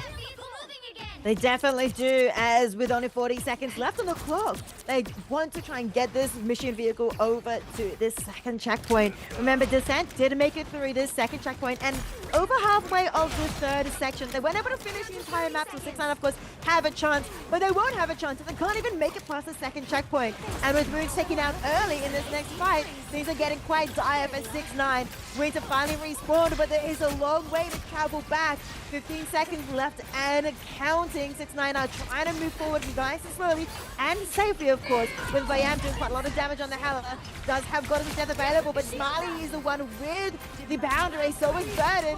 And out comes Nado's Sonic Seduction as well. Bayam now taking to the skies, doing a lot of damage onto Ancient, gets taken out. Pointing Smiley as well once more, going around the corner. Slips get taken out. That's a triple KO for Bayam. Nebsy claiming the fourth person of 6ix9ine. No one can touch from 6ix9ine. Descent taking this third map of the series. Oh my days, can you believe it? It was a mission critical map there, and they will be able to claim it. So 2-1 now going to be the scoreline, still favoring 6969X, but Descent, they showcase they're still in it to win it. They're still giving it their all here. You know, You were talking about a prospective 5 maps before. Well, Descent, they're looking to potentially take us there, considering they've now got one of their own here, albeit a difficult path, but hey, they get there in the end. So really got to be proud of themselves into that one. Really got to be very happy with what they achieved, but the battle ain't over. You know, they've still got a bit more to play for on both sides. 6969X, they need to win one more map. Descent need to win 2 in a row in order to keep this show in their favor. So, are they going to be able to do it? Are they not? Who knows? But what we do know is that this game was absolute chaos. Chaos City for Wounds Ancient, like for Derek Rose, just final hits for days there. But Lunatic Sam was one who really shone through there alongside Viam for the Descent side. Yeah, Lunatic Sam with some incredible Kraken impacts really impacted Descent's ability to be able to hold down the defensive situation and of course the attack as well. Without a lot of those Kraken impacts, those were really game-changing moments for Descent, especially on the first checkpoint. They were able to hold down the fort and keep pushing forward as well. Nadar, Slip, able to get lots of picks. Of course, Ancient as well. We saw some amazing picks on the Hela. Bayan stepping up as well, being able to beat the Ancient's Hela and sometimes even beat Ancient's Hela as well in this gameplay. But of course, Ancient is still such a fearsome Hela to be feared. But Lunatic, with the Kraken impacts, really kept the game going.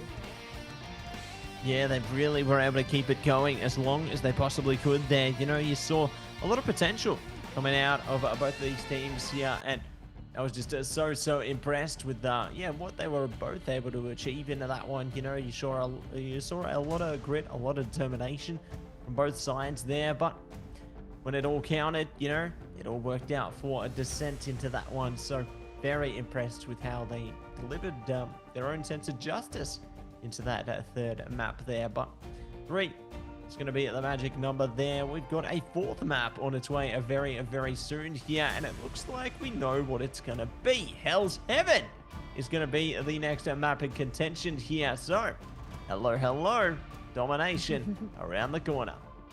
Hell's Heaven, Domination. Exciting to see how this map goes on Domination, because both of these two teams don't have the, to choose a defense or attack.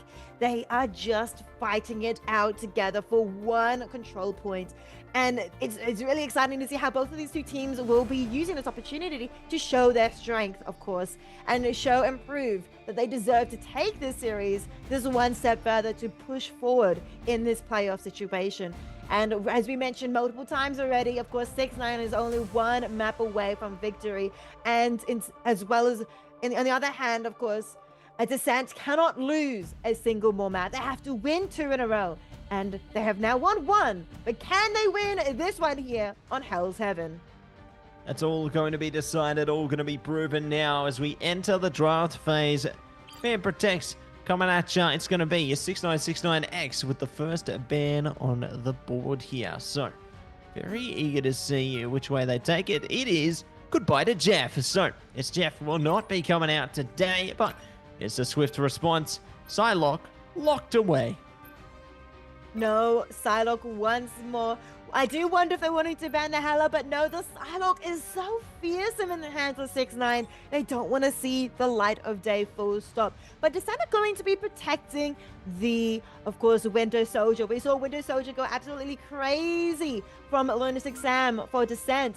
So no surprise on the protect there. They do not want 6-9 to be banning that.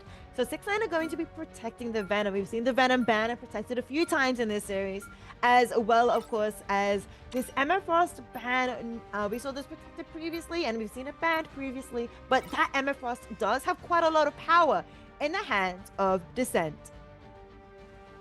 It certainly does. You know, you want to take things away from them, that would be something to definitely consider there. But speaking of taking things away, Descent are going to be keeping the Phoenix in play here. So Star-Lord are now going to be kept in play as well from 6969X. So they're quickly looking to pace their way through this draft phase right now, as they have access to certain high priority picks here. You know, Great to see a Bucky Phoenix there, but great to see Magneto chopped away. Considering 6969X, they've been playing into a bit of the cloak play there.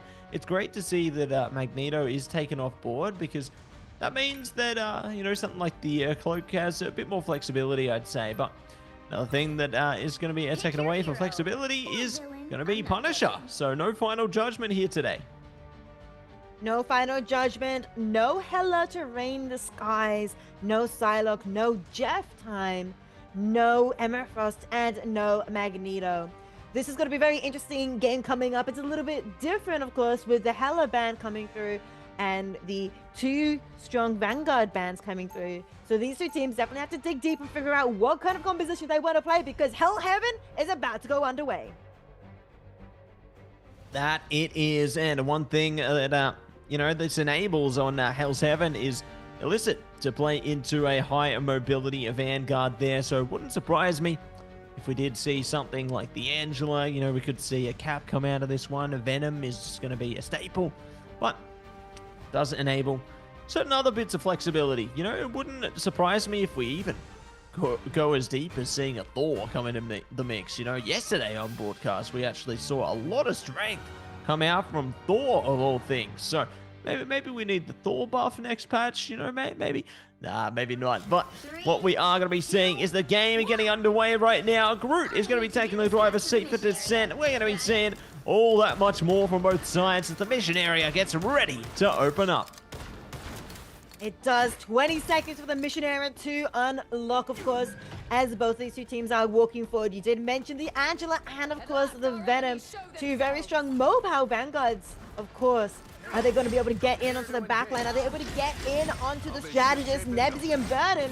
And Bradhawk as well, playing quite a mobile Vanguard. But it is, of course, Runes are going to be starting off the fight from the skies. They're going to do quite a lot of damage. Taking out Burden immediately. Lunatic Sam falls too. Losing two members of Descent this early in this map is going to be detrimental to Descent, as Big Nine are taking quite strong control of the fight and now control of the mission area. Yeah, great control taken through from them there. They're going to be able to flex their muscles nice and early onto this one, but Descent still have an opportunity, you know, to bring their things back here. They can take it easier for the minute and see if they can enable themselves into an opening. They have to be very careful, though, of Illicit in particular, you know, because they can really capture them and zone them out of the fight. Great bionic hook to really stop them from getting any traction there. As we say that, you know, they've managed to zone them out immediately. So this could be the opening that Descent was searching for, and they might even find more. Wounds is down. Hello, goodbye. The KOs are coming in. Ancient, though, does find a swift response, but they're going to need more where that came from. Gonna need him more indeed, as Ancient does have, of course, the Unsung advantage. Do they want to use it in this fight? No, they're gonna try and use instead the ultimate CYA from the Raccoon, but it doesn't last. But Derek Rose is still in it to win it, taking out multiple members of Descent. The control area is still in hands of 6ix9ine. Ruins going in, getting a double KO for themselves once more. While Derek Rose, who was very deep, does get taken out, but their damage was done. 6ix9ine are still in control, and Illicit and, of course, Derek Rose, the Vanguards of 6ix9ine, are respawning and heading back, of course, to their team.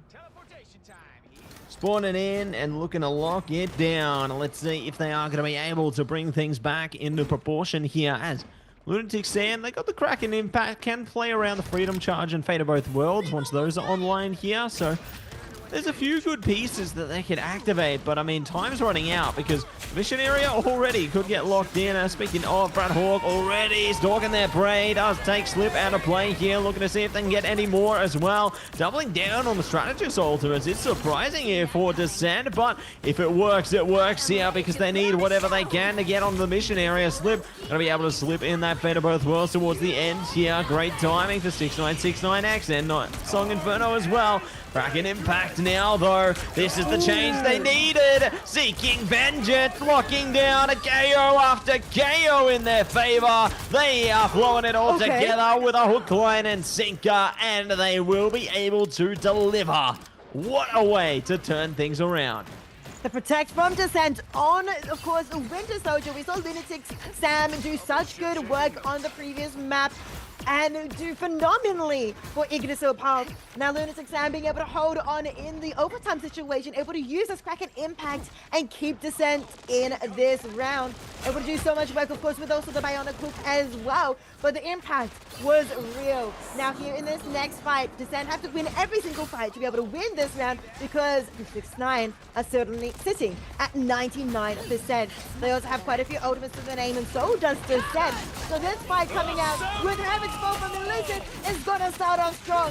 Radhog using, of course, the Freedom Charge to keep the team alive and together and thriving. And successfully so far, nobody has fallen. CYA is going to get completely annihilated from Descent. Together as a team, they're able to hold things together. Nada, Rayam taking one each. Marley does get the resurrect from the BRB beacon, but still the damage has been done by Nada and Rayam. And Descent still in control, 62% and counting. Counting it up, locking it in faster and faster here, but looks like we're not going to see any more Cosmic Yarn amplifiers. Smiley is switched off to the Loki now. We're going to play into the God of Mischief here if they get time to bring it up, and see if they are going to be able to do it right now, because the percentage is getting closer and closer by the second. Old still favoring 6ix9ine here for now, but Descent, they're getting closer and closer to a couple of strategist ultimates. Speaking of, Beast of the Abyss now coming out, locking down, double KO immediately. This is huge timing for the 6ix9ine time. The boundary comes up, but I mean, it could be too little too late here. They're doing a great job to still stall out the mission area, but now they're already in the OT timer. Portal is going to be so critical here. Otherwise, it's curtains on this first round. Nada, I can't see the portal. I don't know if it's available. They're still trying to get that portal up. But with that, 6ix9ine captures Hell's Heaven. And now we head to Frozen Airfield. Only one round separates 6ix9ine from taking this entire series and descending Descent to elimination. It's a very much a do or not do situation, with Descent being so close to being eliminated and 6ix9ine getting closer and closer to glory, getting closer and closer to potentially reaching the finals. Of course, there is still other teams in the way for 6ix9ine to be able to reach there. They have a fairly big journey for them to go through, but Descent are looking like a very difficult situation for themselves, with only 2 ultimates in this next fight. 6ix9ine have 3.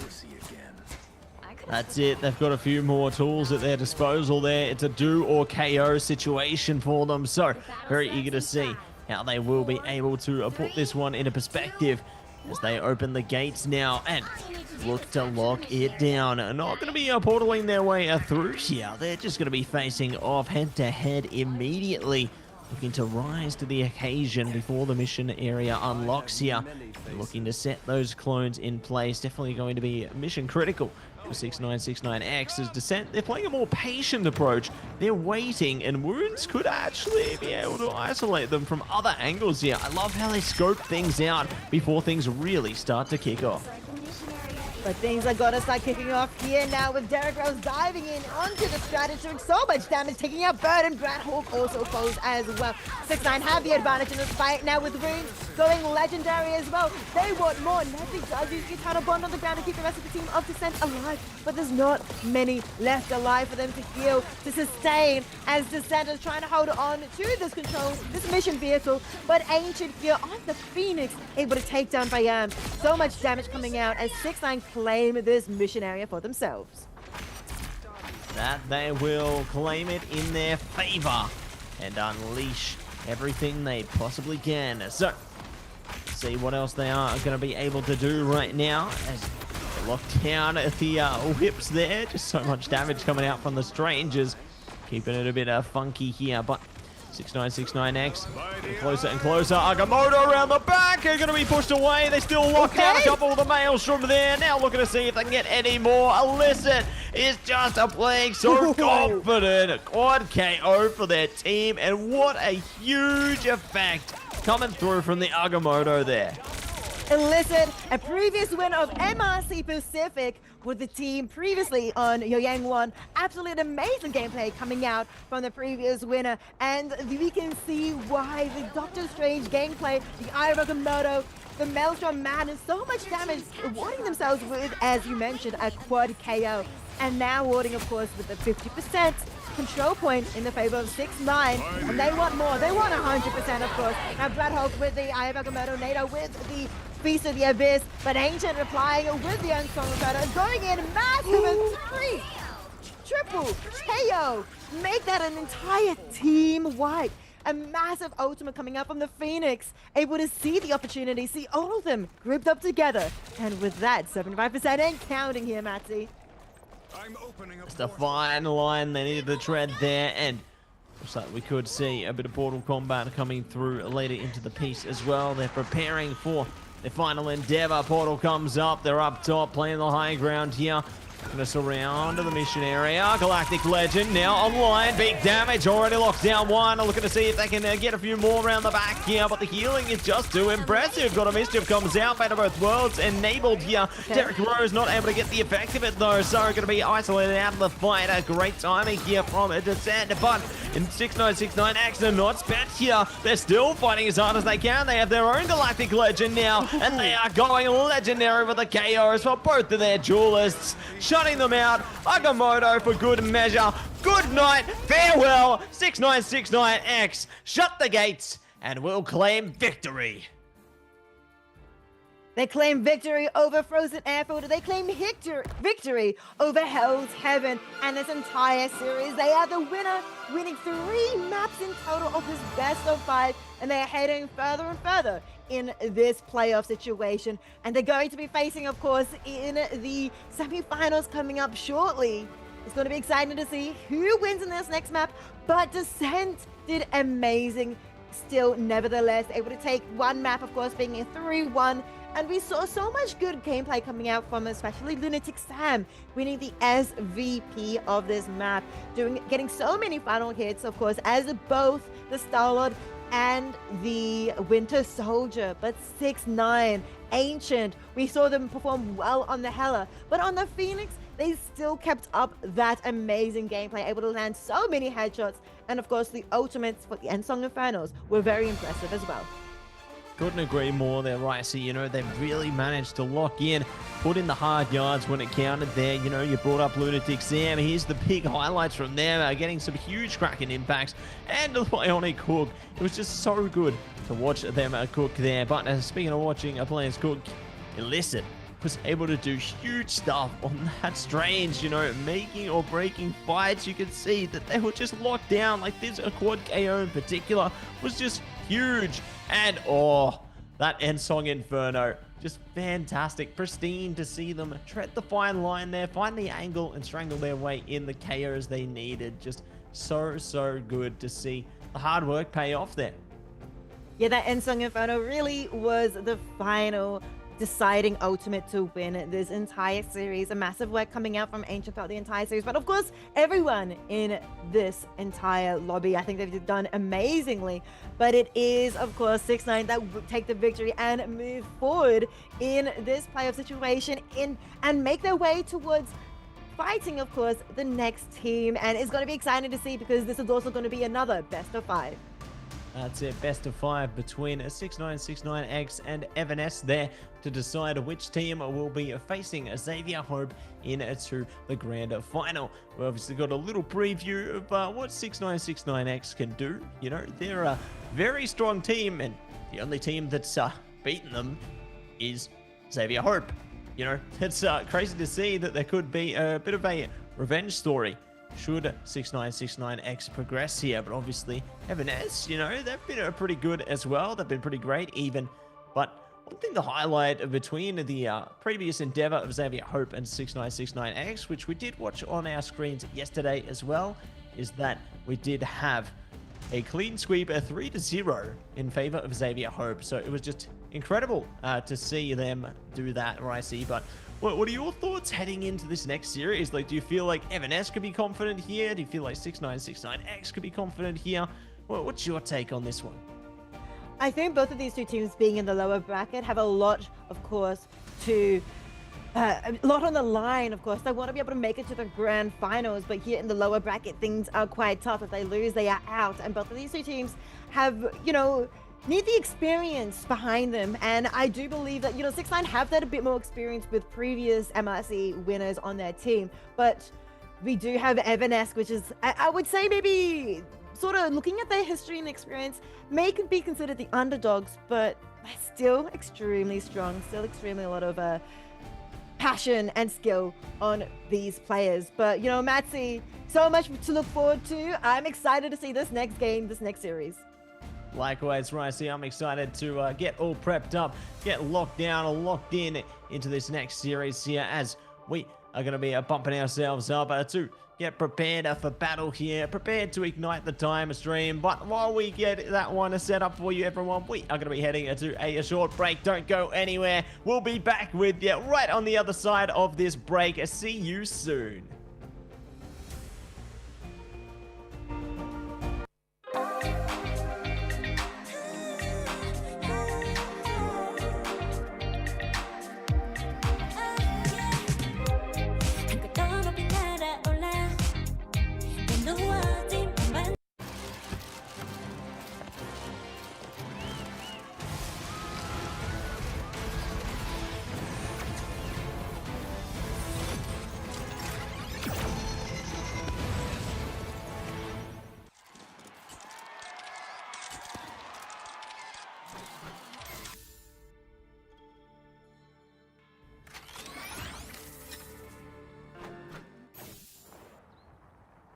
I don't think that's the welcoming committee.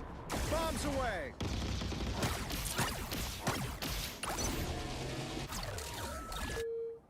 Powering up. Anyone say fireworks? Maximum pulse!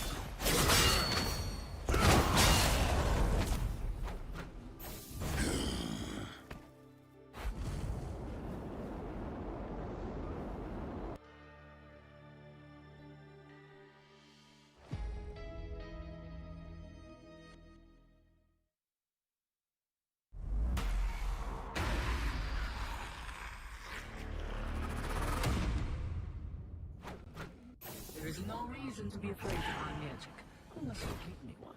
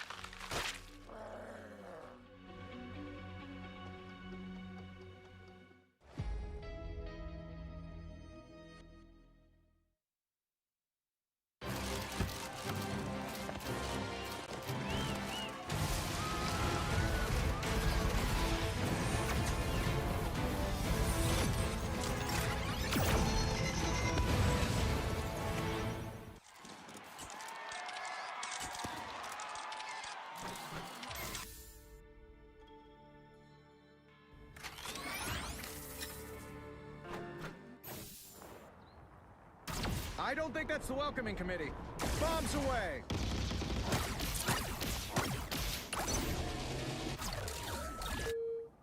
Powering up. Anyone say fireworks? Maximum pulse!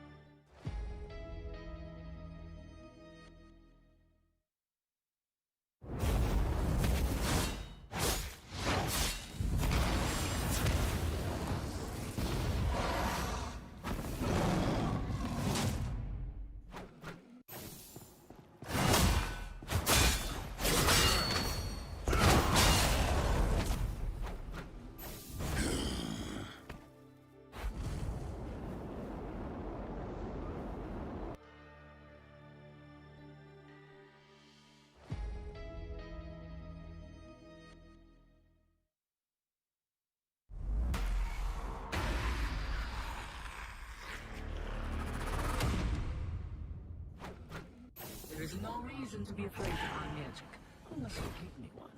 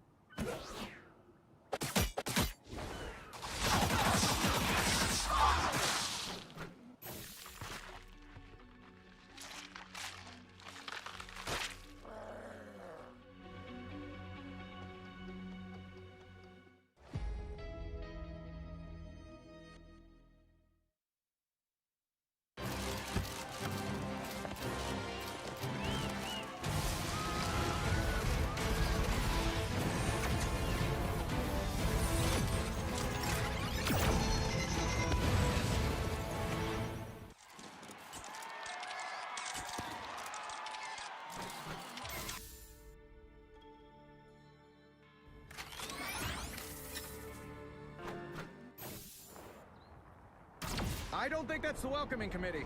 Bombs away!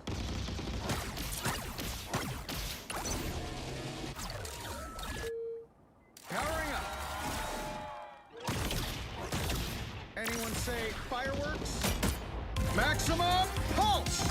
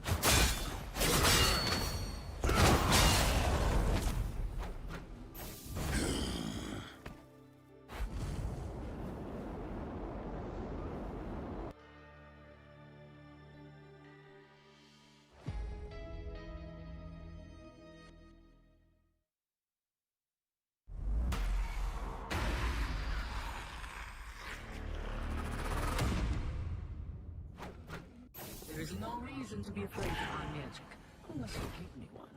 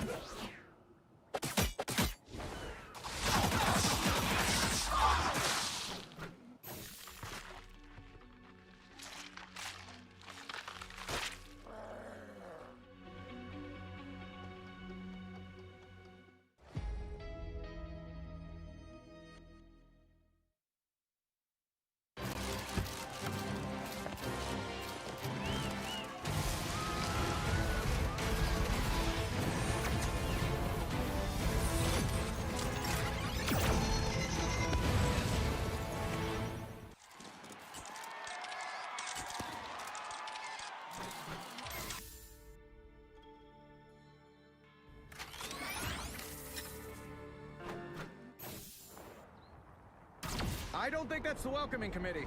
Bombs away!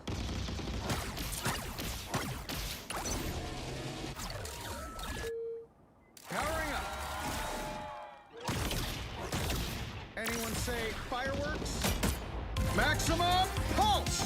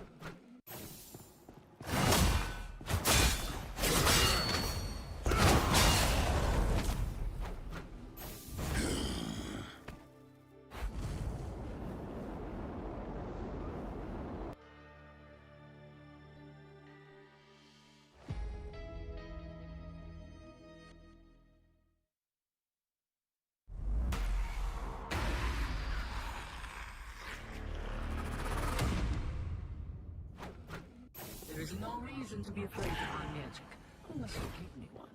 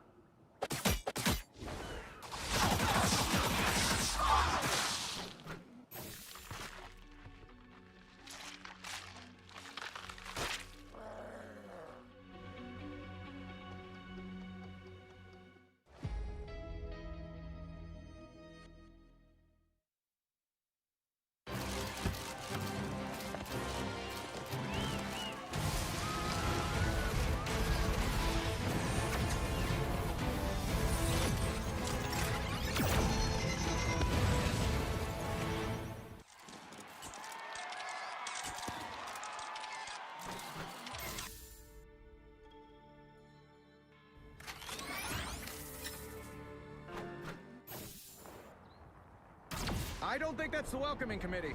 Bombs away!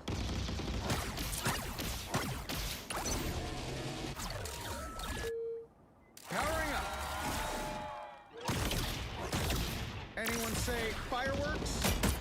Maximum pulse!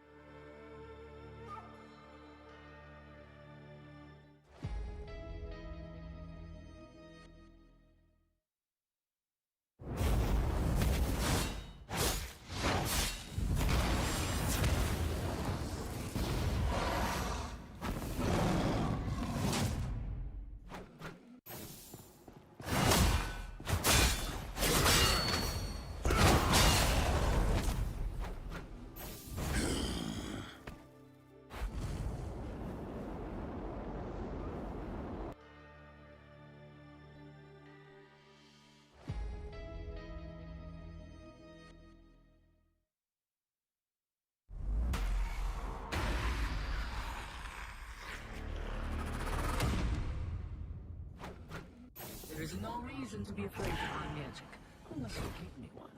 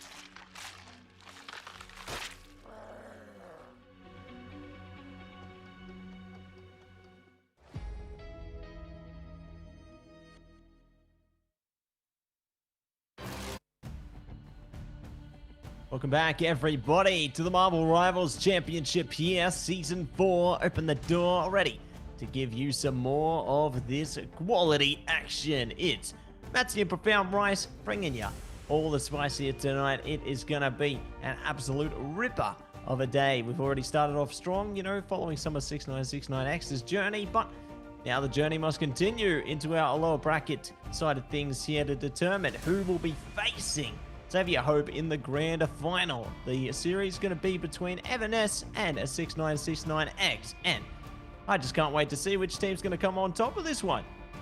Yeah, both of these two teams have made it this far. They are strong indeed. Though they are in the lower bracket, so they have, of course, lost one series. Both of these two teams have lost only one series. But if they lose this series here, of course, they are eliminated. But if they win, they get the chance to prove themselves against Xavier Hope in the grand finals. Now, these two teams, both of them are phenomenal, but we, as you mentioned, just saw the journey of 6969X, who has, of course, have a previous winner of MRC Championship Pacific on their team, and that is Alyssa. We saw some amazing gameplay coming out from this Korean player, but of course, we're about to witness more.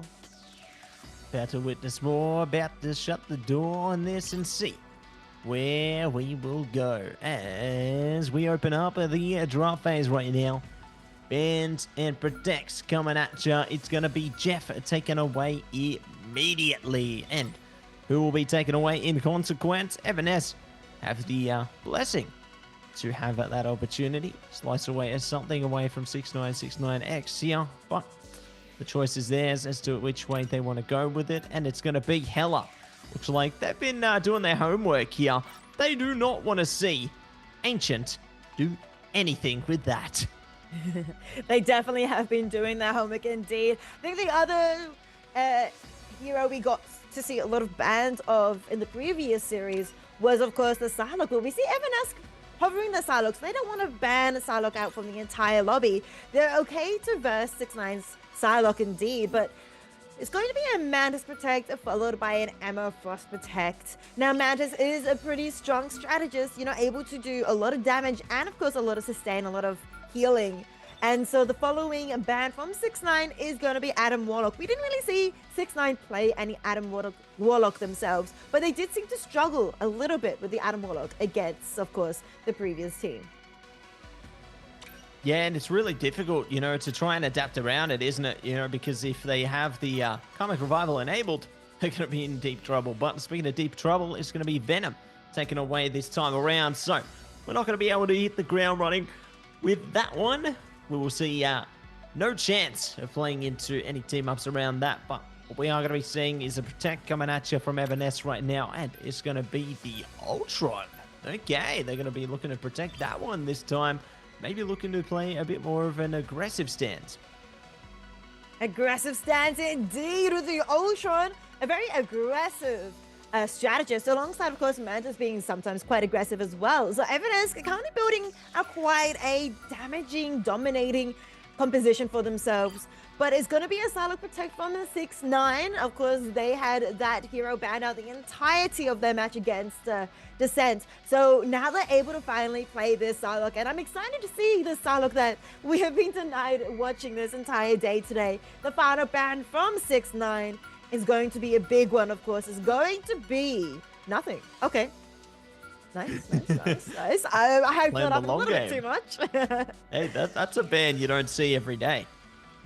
Got to say that. But the ban you might see more often is the Lunar Snow there, Ricey. So great to see that they've at least locked that one through. And very keen, curious even, to see what they can deliver into the mix here. It's interesting to see, I suppose, the stark difference between the ban and protect phase in this series versus the last one we saw from 6969X here, because, you know, we saw Psylocke getting banned consistently, basically every single map. So really curious to see now that they have access to it, what they are going to be able to do with it, as our team is now getting ready to rumble. We got the team up between Cap and the Winter Soldier there on the 6969X side. You know, one in the same. Looking to play in with the team up with Emma Frost and Psylocke as well on both sides. So very curious to see who will find success out of this one. Who is going to be able to really play into their own here and give it their all. And give it their all, they will definitely have to hear Matsy, because this is a series with a lot at stake. They're currently fighting for second place. Whoever loses this match will be given third place. And there is a big difference between third and a second, well, technically a potential first. If they lose here, they're locked into third, but if they win here, they can still claim, of course, first place. But Xavier Hope is going to be the team currently waiting in that grand final position. But between Xavier Hope is each other standing in the way. Standing in the way, looking to be the gatekeepers for each other, so to speak, between themselves and the chance to face off against Xavier Hope in the grand finals. But one thing that's already almost been completely slipped away was the mission area. 6969X on the edge of just swooping through for that one, but Evanes will luckily get there in time, but they are immediately going to be losing players. So great way to kick off. Yeah, luckily they got the BRB from Ashen though, so they can at least bring their teammates back into play, but still, a lot of force is being presented to us in the beginning, and Star's gone down. Stars has gone down. Apollo as well. Multiple members of Evanes are falling one by one, and 6ix9ine have control of the mission area right now. And they are claiming those very early percentage, already at 15% for themselves. Evanes though are regrouping and ready to rumble, ready to try and recontest and get control back for themselves, or start control back for themselves. There's no ultimates yet on the board, but Ancient is sitting at 96%, 97, so close to getting that Kraken impact online, but Skirt's only at 62% for themselves. Dylan though sitting at 87, so we could have a little bit of a duelist battle out with these ultimates coming up shortly. It's going to be an explosive fight, but 6ix9ine already at 40% and counting. Things are going to get spicy. Yeah, heating up more and more as the time flows on. Yeah, Kraken Impact going to make even more heat. It's going to be the dance of the Cutterflies coming out from both sides here. Look at that. They are slicing through KOs for days on this one. A Cosmic Yarn Amplifier from Slip as well. Trying to see if they can bump up things for their team here. Just going to be Dylan FPS for Evanes right now. Oh, they could get, there you go, sliced out. A Penta KO in favor of Wounds in the end there. And holy moly. Like, you see the power of those Psylocks? They are delivering today. They really are. These are such strong, of course, Psylocks doing so much damage, but 76% and counting. 6ix9ine are still in control. Amazing ultimates coming through from, of course, going to be able to do so much damage onto Evanes, but it's still in the game. Both Evanes is still here, still fighting. They have 3 ultimates to go for in this fight, and they keep going in with this CYA coming through. 6ix9ine using 2 ultimates to respond to it, but is that going to be enough to hold on to the point? It baby is 97% and counting. Overtime about to tick off. Smiley getting a pick onto Ash, and that's one strategist falling. Star barely able to survive. Will be able to now pop the freedom charge to keep the team alive. Out, down goes, of course, the boundary from Sura from Evanes. Apollo able to take Smiley, turn things around a little bit into their favor as this overtime is still ticking on. Derek Rose gets Apollo, though. Bruce gets 1-2.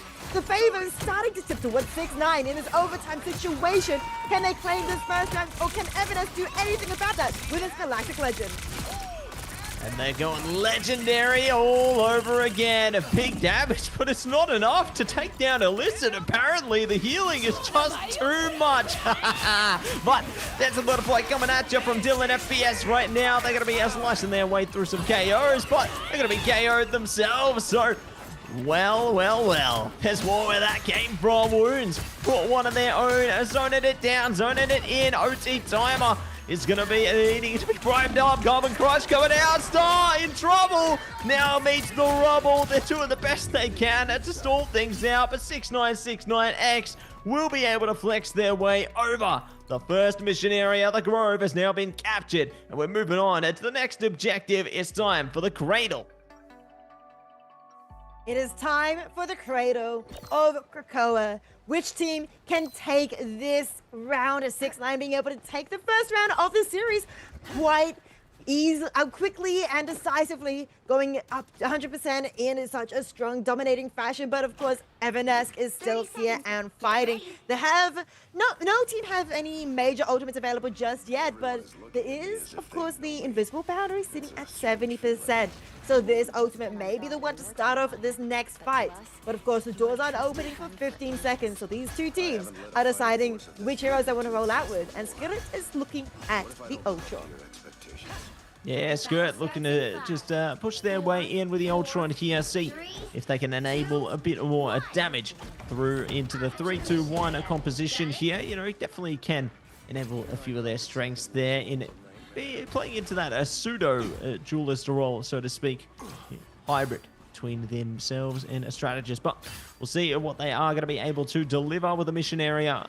Hitting the unlock potion very soon. 6ix9ine are already right on top of it. You know, they're scouting ahead here, leaving Derek Rose to, I guess, backdoor the capture there.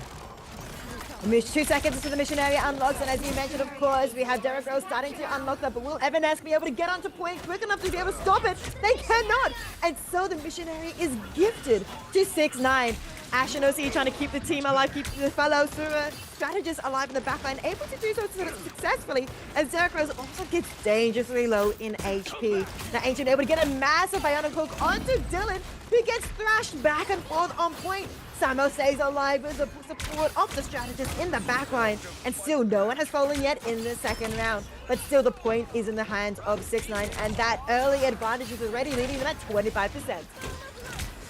Yeah, what a positive direction they are flowing into right now. Ancient looking for the bionic hook, not going to be able to pump it up. See ya into the Soul Resurgence there. So great to see all the strategist ultimates coming up. Kraken Impact, they're trying to break through it. So seduction into the Freedom Charge. Illicit does find the opening KO on Ashen though. Looking to focus up, a Dancing Butterfly around the back. Galactic Legend from Dylan here. They've caught Slip at least. They aren't able to slip through anymore though. Boundary coming up, could be great. Ancient's down here, trying to see if they can get even more big burst damage there from Dylan, but they're still holding strong, still holding firmly into this one. Carbon Crush, great to shut down Star there. 6ix9ine get on the better end of that fight. They do get the better of that end of fight with one ultimate still available for themselves, and Evanesque using absolutely everything to their disposal. Nothing left to use, as 6ix9ine do have both the point and this ultimate advantage in this next fight. But Evanesque, they're running towards the point. They know they have to do something, and do something fast. With the 80% and counting, 6ix9ine have almost got it, as Galactor is saying in our ears, of course. 86%, 87. Evanesque are now fighting here for the chance to flip this point into their favor. But Apollo getting dangerous low will be taken out immediately. First hit. First down and more to follow. Good sedation to lock them in place for a second, but I mean, the hard work's already been done, so to speak, and the rest of the team are just following suit there, bringing up a KO after KO here. OT Timer is running its course. Evanesque are being left behind on this one, and that is going to be map 1, Krakoa. Locked down for 6ix9ine here. They looked so confident in how they approached this map, and my goodness, like, Evanesque were just not able to match them at all. Not able to match them at all, as you mentioned, 100%, 0 to 100% in favor of 6ix9ine Wounds being the MVP. We can see why the Psylocke has been banned out in other series completely, 100% banned out, but in this one, 6ix9ine were able to protect it. Instead, it was the Hela that was banned out, as which was Ancient's, of course, usual pick, but this one, Wounds got to shine. 21-0, 13 final hits, a penta KO for themselves. Wounds, the MVP. A lot of damage, of course, coming up from the other members of 6ix9ine, but it was Wounds' time to shine. Their time to shine, their time to prime up, and I mean, there's a reason that they're the only player in the lobby without a single casualty. They managed to survive the whole darn map. That is just insane, and there's a reason they're on our screens right now. You know, the initial KO farm coming through from the Dance of the Butterflies there. Like, they just put on a masterclass in Psylocke. And it showcases exactly why they kept getting banned into the last series there.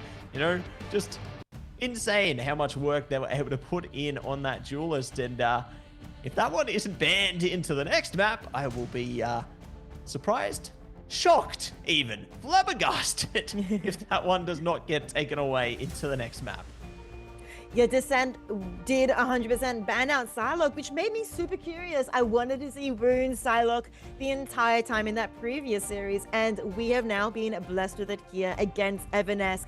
But now, as you mentioned, will they be banning Psylocke?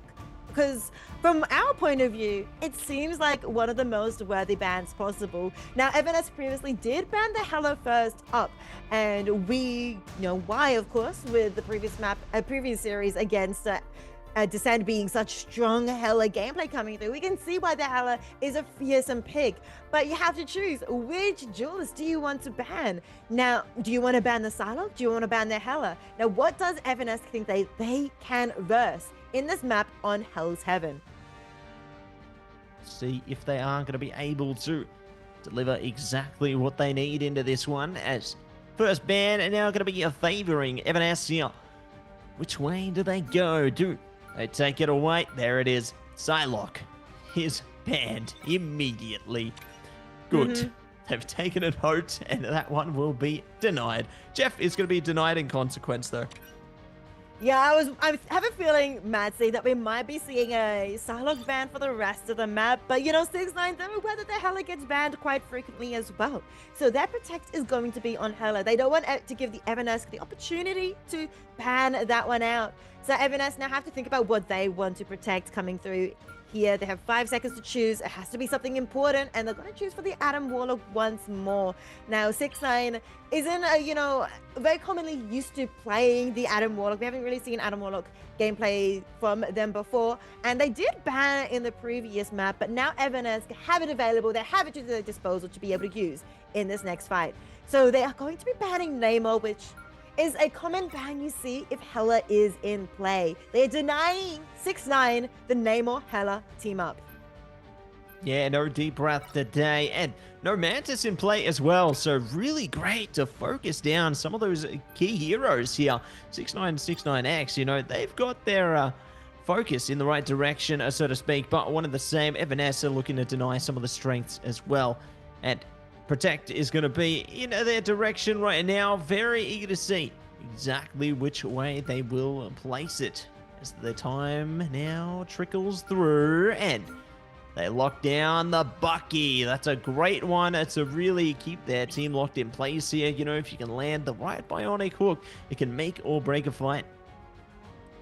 Yeah, 6ix9ine do struggle a little bit against Winter Soldiers, as we saw previously. So Evanescence bringing out this Bucky could be a game changer for themselves, and they need something to be a game changer after that first map against 6ix9ine, which dominatingly went the way of 6ix9ine. They are also going to be banning a Lunar Snow once more. Lunar Snow is such a good strategist with a lot of sustain, of course, and can deal quite a fair bit of damage in the hands of the right person.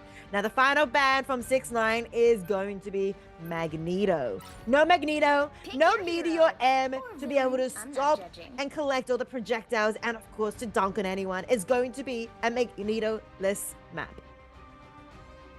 No meteors today, so the skies are safe for now. But we'll see if that is truly going to be the case, as, you know, we still got Star-Lord who can reach for the skies. We still got Venom who can take a lot of mobility there. So going to be a dangerous time ahead, but curious to see how both these teams will go. You know, seeing the hover over the Squirrel Girl there from Illicit is enticing to see what direction they're going to take this play, because 6ix9ine, 6ix9ine, you know, they aren't a team to hesitate, I suppose, to play into Triple Duelist there when they're feeling fired up, when they're feeling confident. So really eager to see if that's something they will consider heading into this next map here, whether they just stick to the traditional composition or go another way entirely. Because, you know, I'm not going to commit to any kind of composition that they're bringing until they walk out those gates, because, you know, they always like to play a few mind games with us before they actually start to play. They totally do, Matty, and the mind game they were playing on us just now was, of course, getting those shields up with the Rocket Raccoon. Whether or not they're going to be running it through, we'll see Illicit now using a portal, trying to get high ground, as well as Evanescence, actually. They're both going to be portaling on, but it's going to be Evanescence trying to get the higher ground.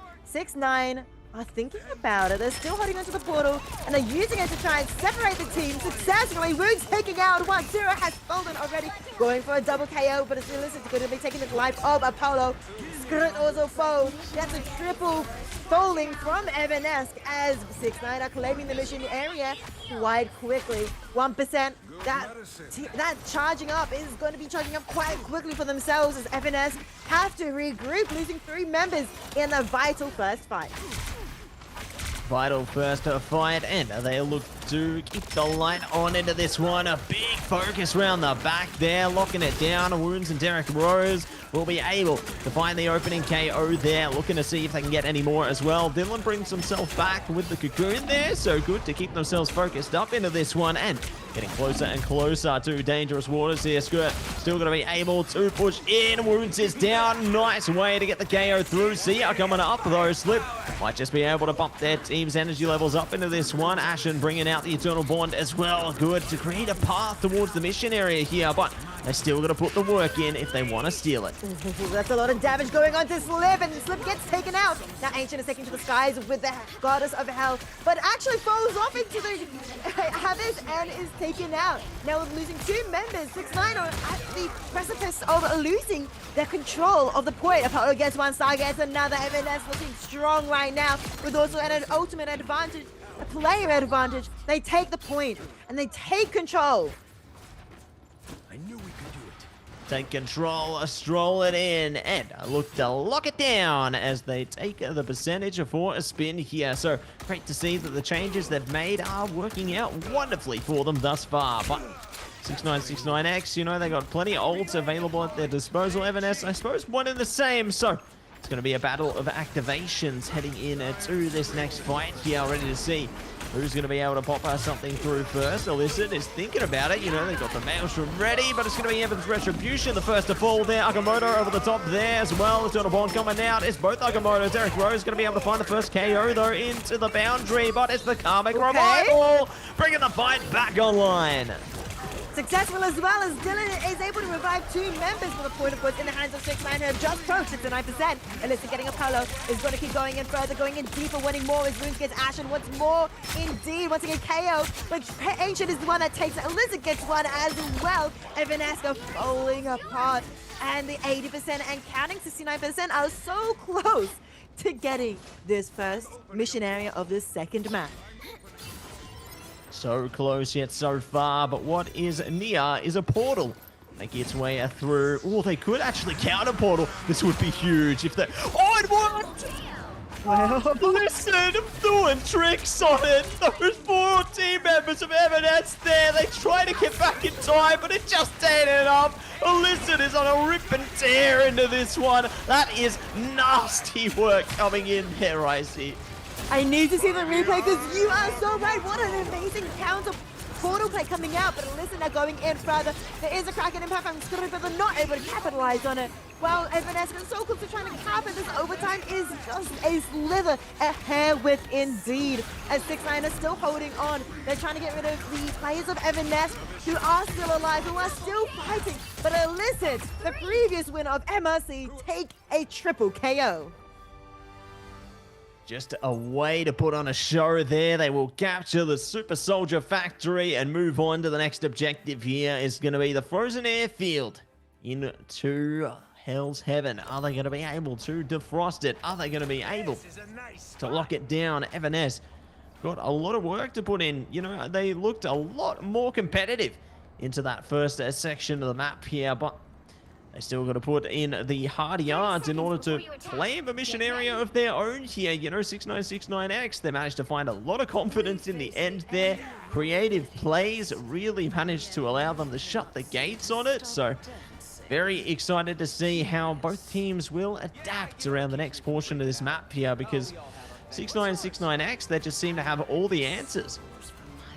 They have so many answers, as you were mentioning, and one of the answers to the question of can they take this next point and give themselves a second map is Ancient, Goddess of Hell, and Smiley's Eternal Bond. Both of them are very close to being active for this next fight. Wounds' Galactic Legend is not very far away either, but Evanes, they do have answers to those questions as well, and that is, of course, Apollo's Heaven's Retribution and start with the Eye of Agamotto. Let's see how these Vanguards are able to use the ultimates as Theranos does get speared and pushed around by Apollo. Now, Apollo is now going to be going in with the Heaven's Retribution, able to take down Smiley's good, and Apollo getting one, Star getting another. Yes, there is a revive with the BRB beacon, but still the damage from Evanes has been done. Ashen getting wounds. The answers from Evanes are doing favors for themselves, and they do take this mission area in this first fight. that they will take control nice and easy. We'll be able to stroll ahead, and we'll see what else they are going to be able to deliver here, as they're going to be taking it slow, taking it easy for the moment, but it's time to get legendary wounds. Have sprung out the Galactic Legend now. Agamotto in response to actually catch Derek Rose there. They are going to be brought back as well. So many team members going down. Dylan FPS keeps them up and keeps the fight raging on. Apollo going down. They're brought back. The boundary's good as a constellation as well. Just keep them enabled here. Agamotto up front. And now Fist of the Abyss into the Goddess of Death as well. Everything working out here. They've got a couple of KOs. Eternal Bonder coming a bit too little too late there. Cocoon brings back Dylan as well. And now Apollo is going to hunting right now. But that's the Kraken impact to make the difference here.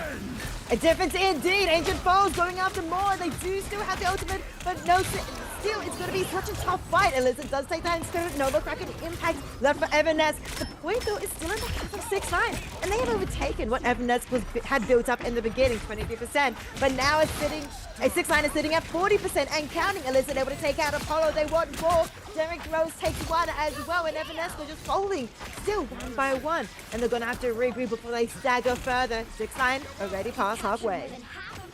Already past halfway and ready to keep things in play here. So let's see how they will be able to achieve their goals into this one as they look to stroll it down, stroll ahead.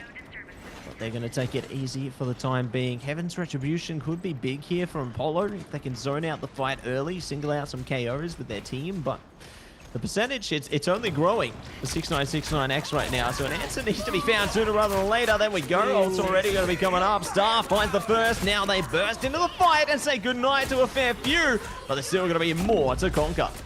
Definitely more to conquer, but a massive Heaven retribution from Apollo, who was able to take down quite a few members, but 6ix9ine are still holding on, but not for long. Alyssa and Derek, they both fold. They're sitting at 90% for the capture mission area, but Everness are turning things into their favor. They are flipping things over, and they take control, starting from 25% and counting. There's a long journey for them. 70% they need to catch up to the 96% from 6ix9ine, as 6ix9ine are so close to taking this entire map here. They have so many ultimates here too, Matty. 5 for themselves. So many pieces of the puzzle here ready to unravel, and very excited to see how they will be able to speed through this one as Kraken Impact now comes around the back. They are going to be able to find the opening KO there. Ancient looking for even more. They're doubling into it. They got another Kraken Impact already. Blowing it down a field here, trying to yield the deeper result. A comic revival coming up. And Dylan, let's go down now, but their teammates are all going to be brought back into action whenever they can. And there you go. Still playing into effect. They're back on the table. The boundary's coming up, and the fight is still ongoing. Dylan able to cocoon and revive, able to keep that ultimate going and revive the teammates, but still Star is out and has to walk back. 6ix9ine is so close to being able to capture this point, and a massive dive from Derek in the back line, able to take down 2 members for themselves. Evanescence falling apart still, but there is a portal push in play. They do get taken out, but the portal is still alive for a little bit longer. Can Apollo and Sarah get through? There is a body block. They can't touch as Evanescence aren't able to hold on to the point. 6ix9ine take it. They capture the entirety of Hell's Heaven. Well done. Well played by 6ix9ine there. Everness, you know, they looked a lot better towards the tail end of that one, but 6ix9ine that flexed their way into it. Illicit taking away the MVP. Unsurprising, considering how much work they put in on the Sorcerer Supreme there. You know, they were able to just take their team leaps and bounds. Like that portal combat that we saw into that one, that was a highlight for the ages. 17 finals. Oh my goodness, Ricey. Like, Illicit was putting in the work on Hell's Heaven. They legitimately were, Massey. 17 final hits is absolutely amazing, especially as a Vanguard. All of those Maelstroms did so much damage, and the Ayahuasca medals were absolutely team fight defining. Amazing work coming out from 6ix9ine. But Everness, they did have some amazing plays of themselves, of course. We did see some amazing play coming out from all the members. They worked together as a team, but they were able to get quite a bit of capture progress on the mission area. but still the powerful gameplay coming up from 6ix9ine, the domination of the team fights was what gave 6ix9ine the victory. Couldn't agree more, you know, and seeing that all showcased right here, right now, into the highlight package here, like there it is. The Portal combat coming through from Illicit. Great stuff coming out from Apollo as well on the Angela. Like, just so many great moments that all managed to occur into this matchup here. So very impressed with how things have played out so far. But what does that mean? You know, obviously this is just a best of 5 endeavor, and 6ix9ine have already taken 2 maps into their favor. So it's going to be series point deciding whether they may be able to match and meet Xavier Hope into the grand finals, or whether Evanes will be able to bring it back right here, right now, as it looks like we've got word on the street of what it is going to be. The third map here is going to be Yggdrasil Path coming at you for Convoy. Yeah, Evanes need to do a reverse sweep if they want to stay in this series and meet, of course, Xavier Hope in the grand finals.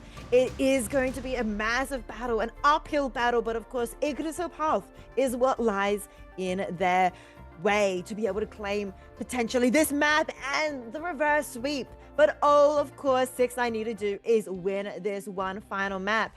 And Yggdrasil Path is a Convoy, as you mentioned. It's going to be the GOAT of Yggdrasil that they have to push, the mission vehicle, they have to push the whole way there. But what will Evanes ban first? We saw them ban Psylocke previously, and we know why they banned Psylocke, but there were so many other options, of course.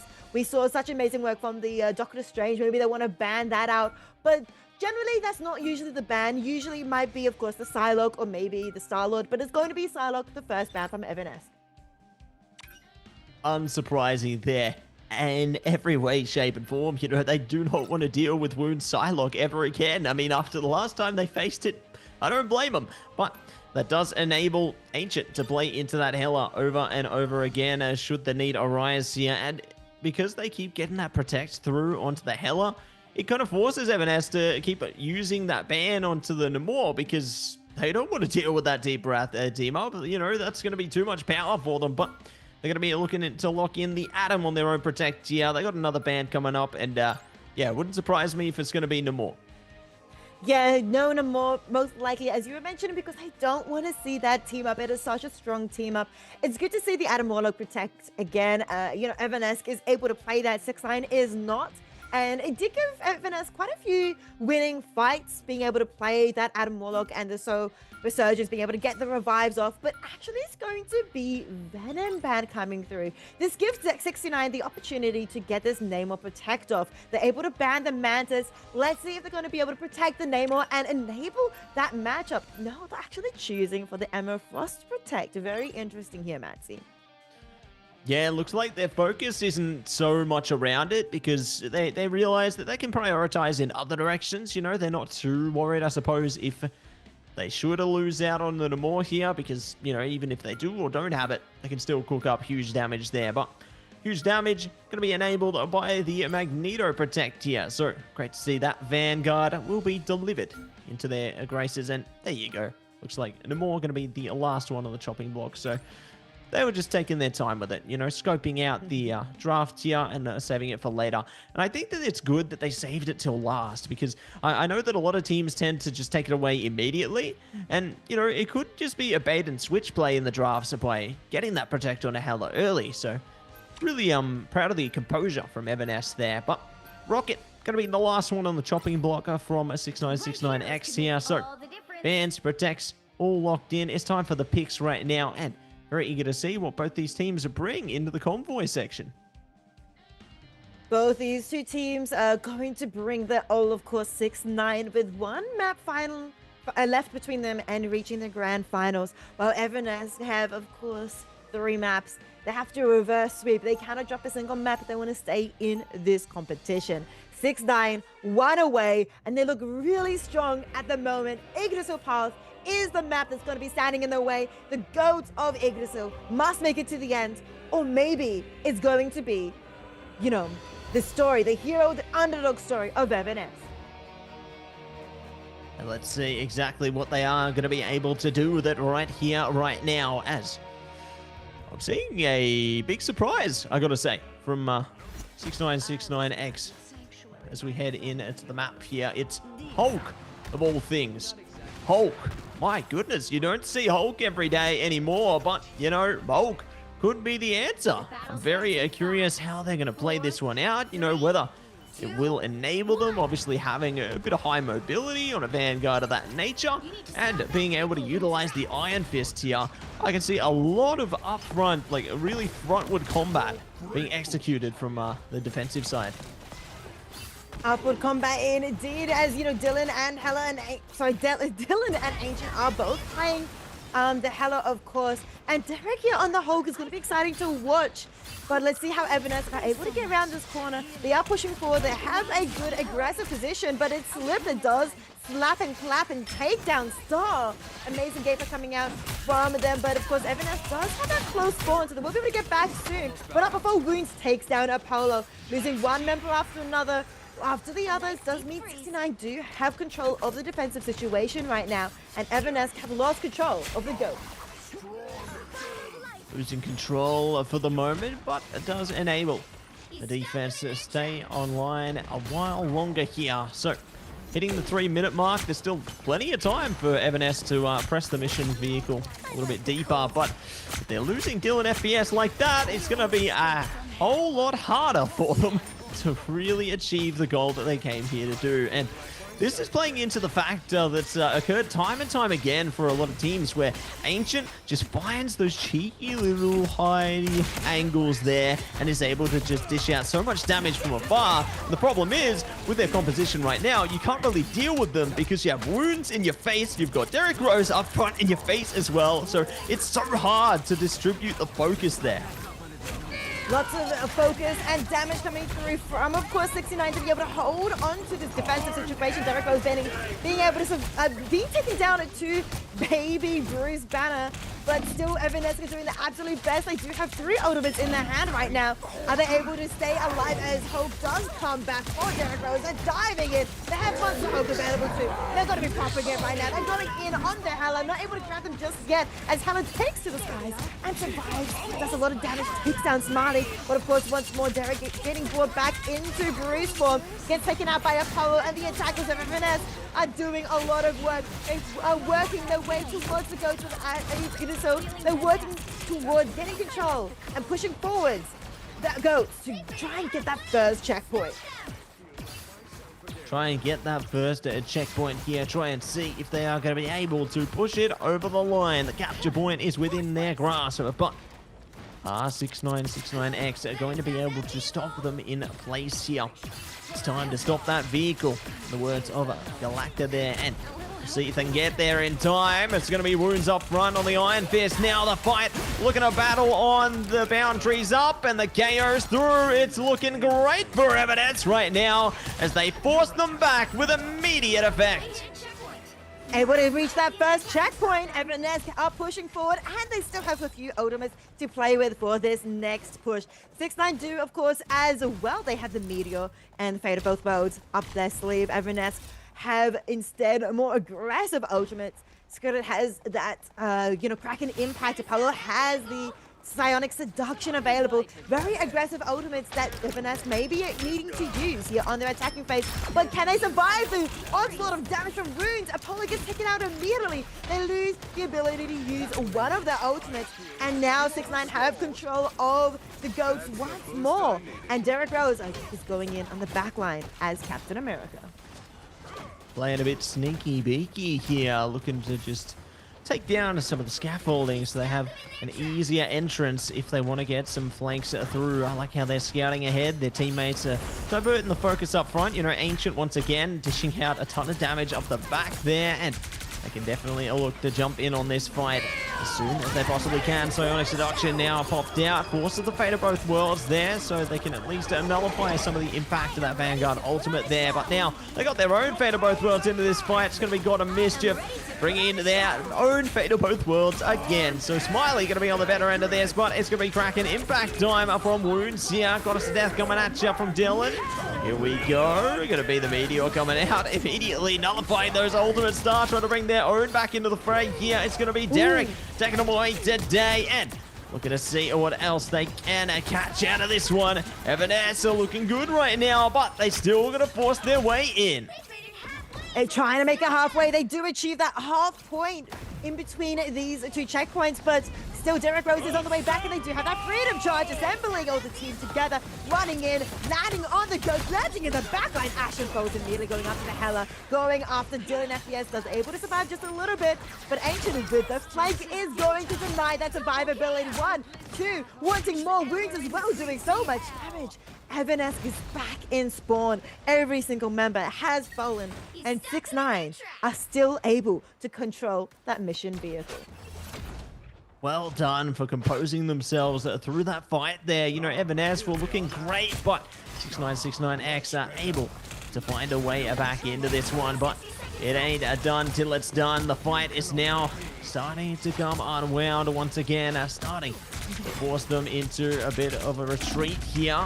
Apollo pretty close to the Sonic Seduction. Not having much health though. Fate of both worlds are going to be forced here. Kraken Impacts online as well. Skirt trying to see if they can push through. Get a reset on the tick there. Might be able to dish something through. Here we go. Sonic Seduction. Back into the Kraken Impact. Meteor coming out, trying to shut somebody down. Boom! Okay. It's going to be Skirt. What a way to change the fight. Yeah, massive veto coming out from Illicit, but Smiley, of course, still using the Fate of both worlds to keep the team alive. 6ix9ine have good control in these last 20 seconds. Evanesque need to bring out a miracle, and that miracle might be in their sides in the name of Star or Dylan, but no, Dylan gets fallen. Star is the last one left at 85% for the ultimate, but still 8 seconds left on the clock. Can they reach? No, Star falls as well. Now no ultimate left for Evanesque. Can anyone touch? They have one member of the card trying to stay alive, trying to touch, but Ancient now is taken to the skies as a goddess of hell. They are stopping them from getting anywhere close, dealing so much damage. Cruz gets taken out as well. Overtime has been triggered, but Apollo gets taken out. So is so many of the members of Evanesque. And with that, that is the distance that Evanesque is able to travel on attack. 2, 1. Well done to them there. They are going to be able to take a bit of deeper control into this one. We'll be able to stroll ahead and keep them at bay a while longer. But now that the sides are switched, are we going to be able to see, you know, a similar impact coming out from 6ix9ine on towards their attacking phase here, or will Evanesque be able to hold them at bay because they've got a much harder job, you know, not being able to push it as deeply as they would like there. It does cause a much higher difficulty on their own defensive stage here, but already you're seeing a hover over the triple composition, and you know, okay, fair enough. They got to play into that to try and divvy up a bit more time for themselves, because they have to stall as long as they can. If they allow them past this first choke point, it's going to be a grim outlook ahead. Get ready. One of the answers to triple Vanguard strategists is, of course, the triple duelist strategy. And 6ix9ine are very capable of running that triple duelist strategy. We've seen Illicit also sometimes play duelist occasionally, and they look strong doing that as well. So that is an option for 6ix9ine, of course. But let's see what happens when they roll out the gates. They aren't aware of what Evanesque is running here on defense, but they will be shortly as the gates open in 1 second. That it will. The gates are opened, and it's time for the games to begin. As we take this round for a spin here, 6ix9ine, they've got a great answer to the triple right now. Moon Knight, always going to be a great way to try and slice through some of the defenses, but Illicit bringing down power from above on the Iron Man. This could be a good way to scrub their way past them as well, but they're still going to have to put in a bit more work in order to do it. Dylan going down first. Uh-oh, everything's falling apart. All Vanguards offline, and the mission vehicle is looking to speed ahead. Speed ahead indeed, going quite fast. The goats traveling. How fast can goats travel anyway? But they are traveling fast in this Ignisil path. The triple jeweler strategy did do quite wonders for 6ix9ine, and now out comes the portal from Evanesque. They are still running, of course, that triple Vanguard lineup and trying to use their health and positioning to their advantage to stop the goats from getting around this corner. But Ancient does have, of course, the hand of Khonshu, and so is the Strangling Prison available to comboing it right now to do so much damage. But out comes the boundary to keep the team alive. Maximum Pulse and Melissa, nobody is found though. from that ultimate. So Evanes is still staying alive. Massive boundary from Ashen keeps the team alive, but now it has been disappeared now, as Grit now have Eternal Bond. Will they be using it straight away? Apollo also has, of course, clobbering time. So many options for Evanes to try and keep the defensive situation up, but still, the power from 69 is to be feared. And clobbering time, I believe, gets stopped. Slip takes out Apollo immediately. Taking him out and taking him to the dance party. Living G coming online as well. Wounds trying their best to break past it. They succeed. They're speeding past all the strategists right now. Wounds is on for the quad KO. Putting on a masterclass. They enable the Penta to shut it down there, and are going to be able to get it closer and closer to the capture point here. My goodness. What a convincing fight, and now they're on the home stretch. Evanes bans out the Psylocke, but Wounds has, of course, more options to play with, and they are bringing out this amazing, quick, fast melee hero still from the Iron Fist, able to do so much damage, but Star here with the Psionics and actually trying to do a lot of work, is able to take out Slip. That is one strategist from 6ix9ine that is following him, but Smiley tries to does get stunned, and it falls immediately. So Smiley taken out by Ashen. Does not use, so that is one ultimate that is not available currently in play for 6ix9ine. It's still available, of course, to be used, but not in this next fight. Evanes does have control of the mission vehicle, but they do have 3 ultimates to work with. The catch coming out onto Illicit doesn't get capitalized on, as the shield from Magneto is quite strong, but so many ultimates coming out now from 6ix9ine to do so much damage. Ancient able to take down Sura, but Derek Rose is traded in return. Ancient falls as well. Evanes, they're winning this fight. They're winning this defensive situation. It would hold these goats at this corner. We'll hold them in place, enable them to clear a bit more space here. Got us a depth coming at you from Dylan as well, trying to see if they can scrub bar some KOs, and they will find Slip. Now looking to rip their way through a few more as well. Great to enable these high power ultimates to just keep the defense online a while longer, but 6969X, they've reset. And they're regrouping, looking to see if they can swoop their way past. Their eyes are front and center. They're not allowing Apollo to break free either. They are looking to rise up onto this mission vehicle, looking to push it further and further along. Further and further along as Ancient does take that amazing headshot on to the Lunar Snow of Evanes. Star about to fall as well. The Emma Plus trying to fight for her life to stay alive, and does manage to. Dylan gets stunned, stays alive as well, but still Illicit is getting kidnapped, but pops the meteor, pops the shield, stays alive. Derek Rose takes one. Meteor lands onto Dylan as well. So many ultimates coming up from Evanes to turn the situation around, because the area that they need to win, the checkpoint, is only a few meters away. 69 are about to win. They're about to win this entire series. They're about to make their way to the grand finals to verse off against Xavier Hope. But Evanes is still holding on. Showtime coming out though from Smiley to keep the team of 69 alive, to keep them pushing 1.8 meters and counting. Illicit takes that skirt, and this fight is going the way of 69. Goddess of Hell raining damage, able to take down the remaining member of Evanes. Portal though. Final score 2-1.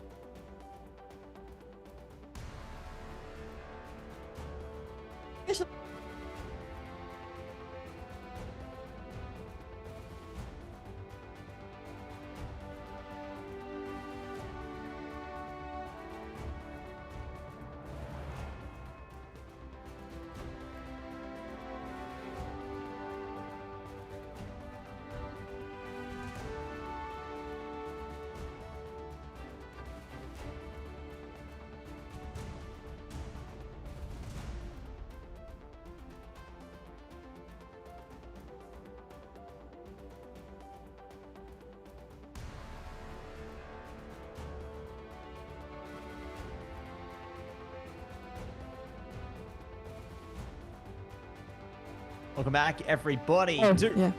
the Marvel Rivals Championship We're here. starting now. Season 4 coming at ya, and very eager to see how things will go, because now we have our challenger. You know, we've got our grand finalists locked in here. Very eager to see what else is going to be enacted into this one, because obviously we've seen these teams that face each other before. You know, we've seen 6969X face Xavier Hope before. They took away the series 3-0. So, very eager to see if now heading into a best of 7, Xavier Hope can do the same thing, or whether it's a bit of a revenge story brewing for the side of 6969X here, you know, because obviously there's a lot to consider as to how they are going to be looking to approach this one. Yeah, I totally agree, Matsy. So much on the line now with 6969 winning this entire series in a 3-0 fashion.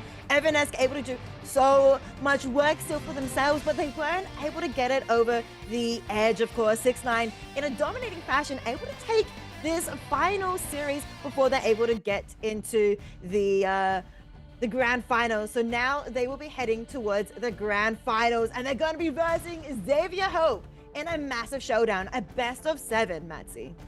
Best of 7, you know, that's the way to take it through into the heart of heaven. Nah, I don't know where we're going to go for the first map yet, but I'm excited to find out once we do dive into that series there. You know, I think that there's a lot of good things to consider into this one, good things to, factor in, and very keen to see what else they are going to be looking to drive through, because yeah, like I said before, it's the revenge story coming into this next portion here. You know, it's the time for 6969X to really just flex their way into this one and really just deliver whatever they possibly can. Because last time, you know, they got clean swept, but I think that this chance of redemption here can really enable them to play to their strengths. Lots of strengths from 6-9, of course.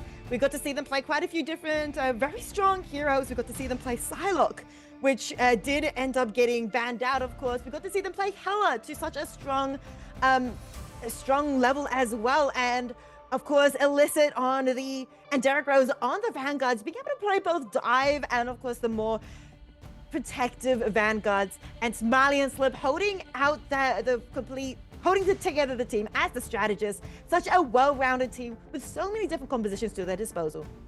Yeah, couldn't agree more there, Rycer. You know, they were able to play their strengths, able to do exactly what they came here to do. But while we have our series getting prepared, everybody, we are going to be going towards an extended break whilst our players take some time to compose themselves for the grand finals ahead. So we will be coming back at you in a long amount of time. We'll be back at you right after this break. Thank you so much, and we'll see you right after the break.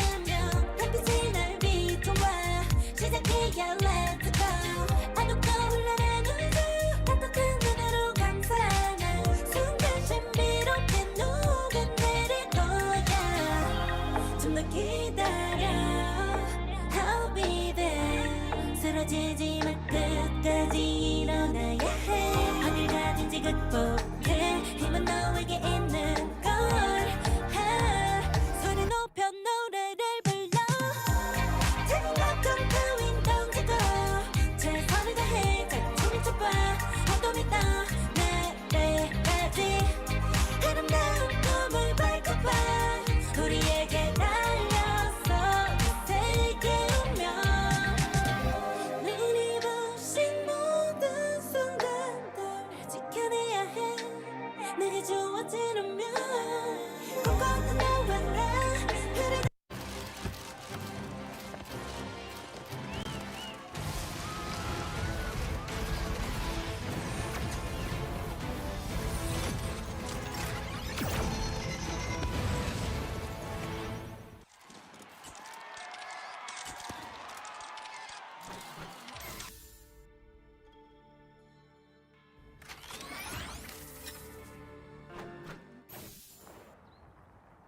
I don't think that's the welcoming committee. Bombs away!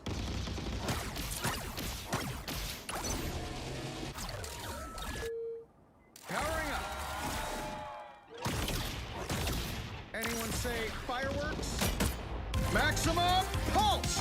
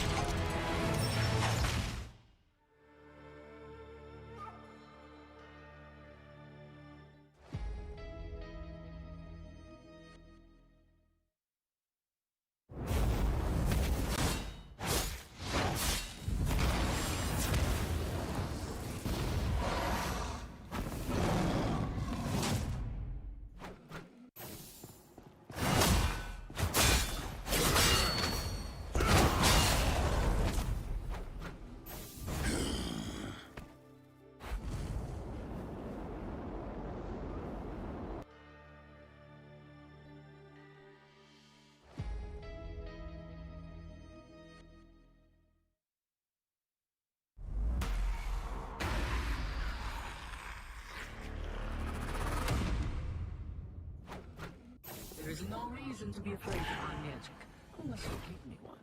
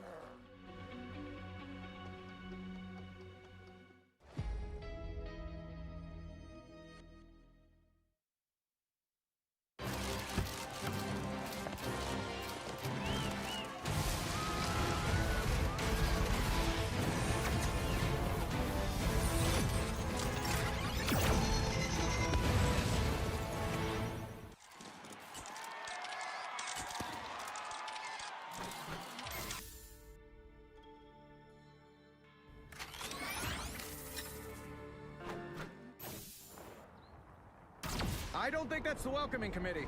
Bombs away!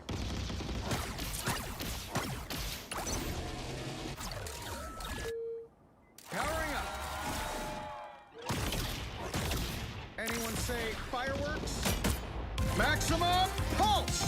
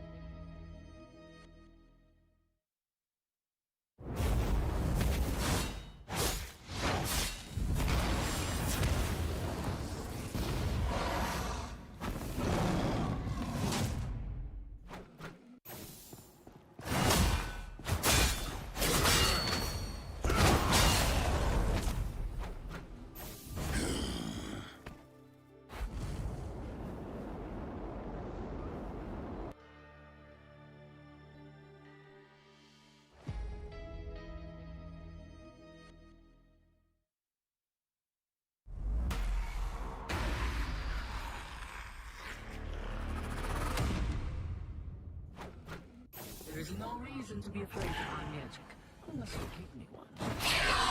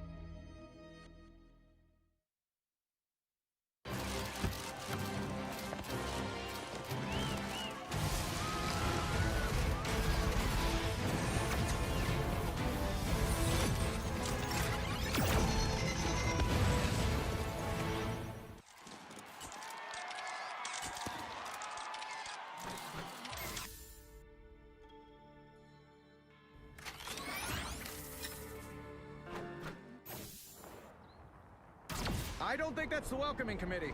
Bombs away!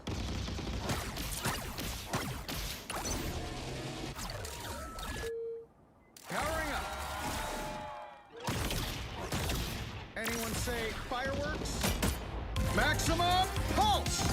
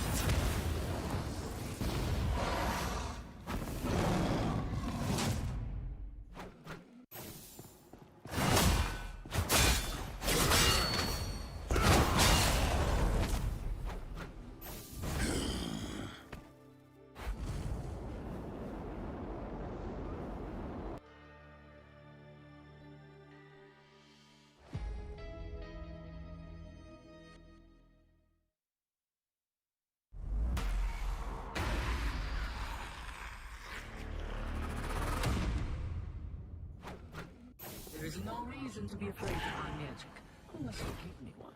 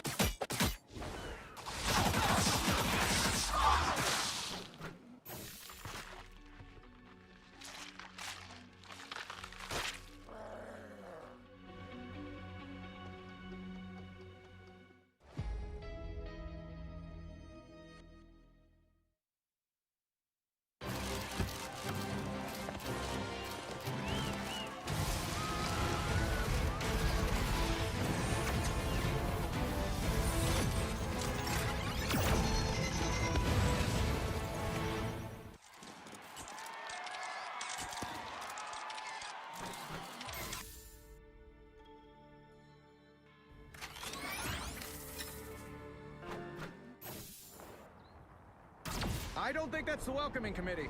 Bombs away!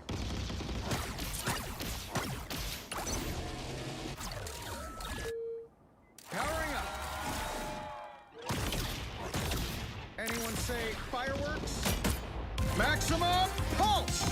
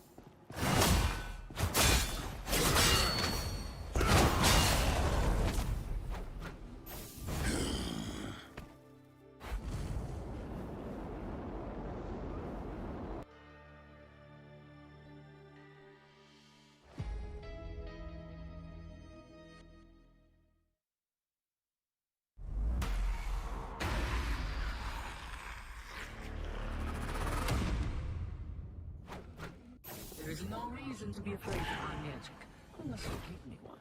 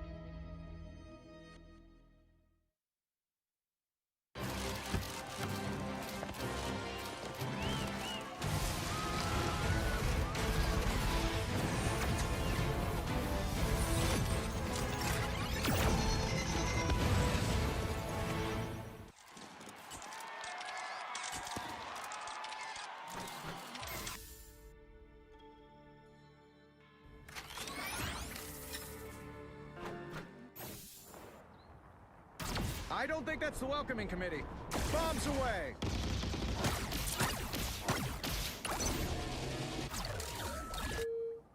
Powering up. Anyone say fireworks? Maximum pulse!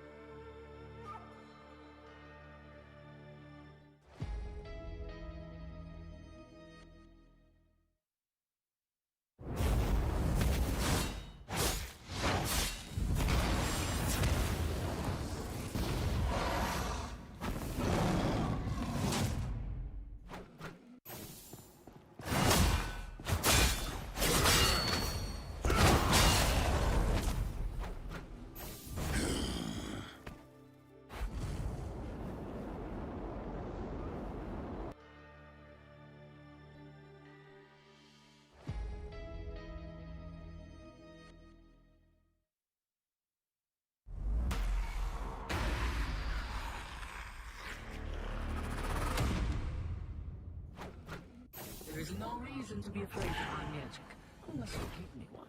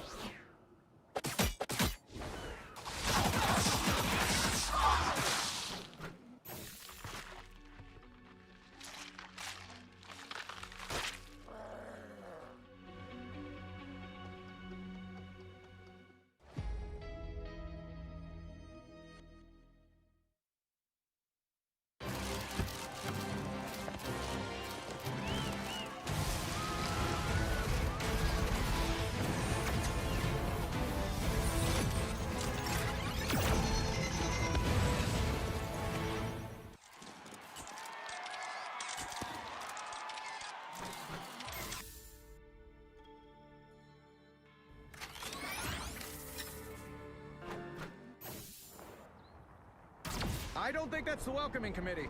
Bombs away!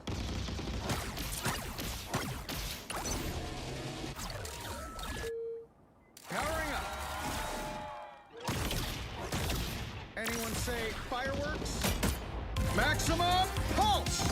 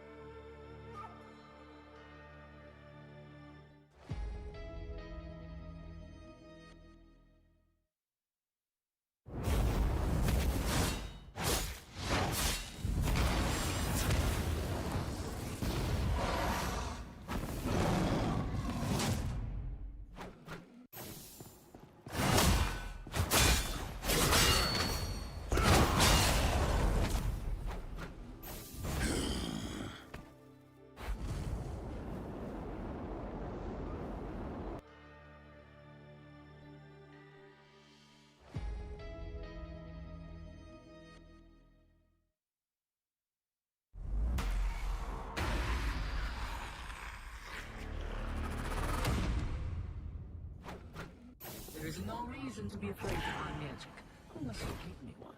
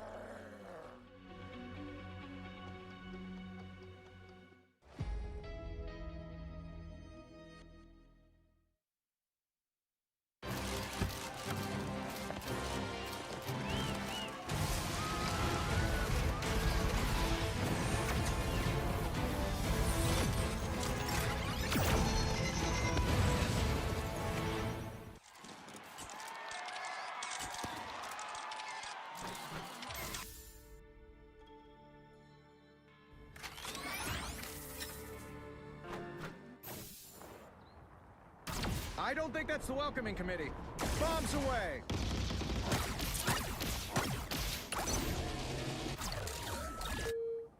Powering up. Anyone say fireworks? Maximum pulse!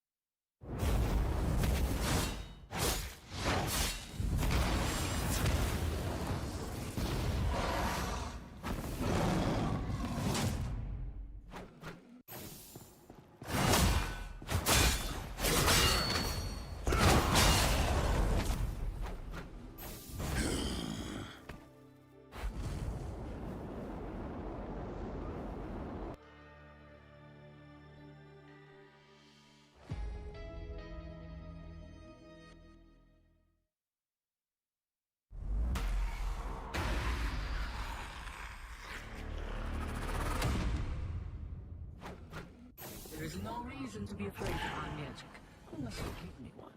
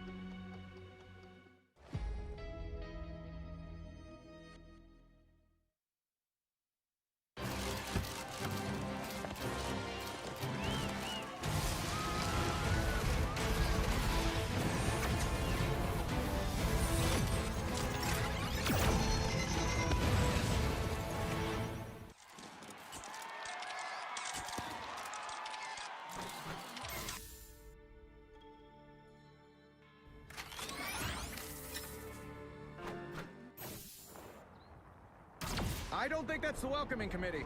Bombs away!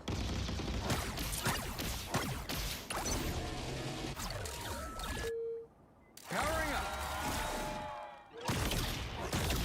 Anyone say fireworks? Maximum pulse!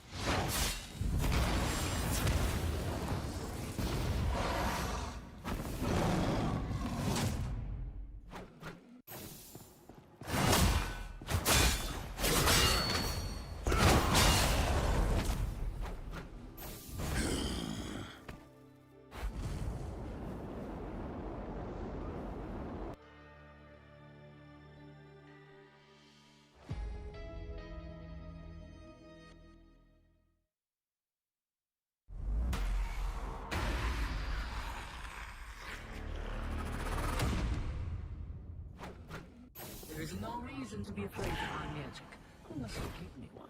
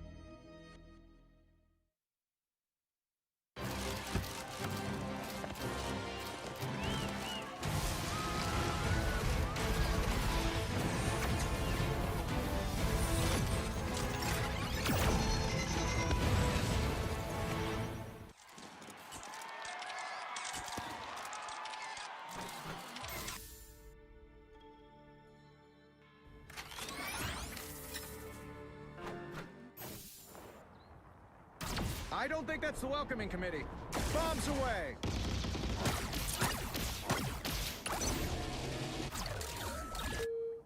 Powering up. Anyone say fireworks? Maximum pulse!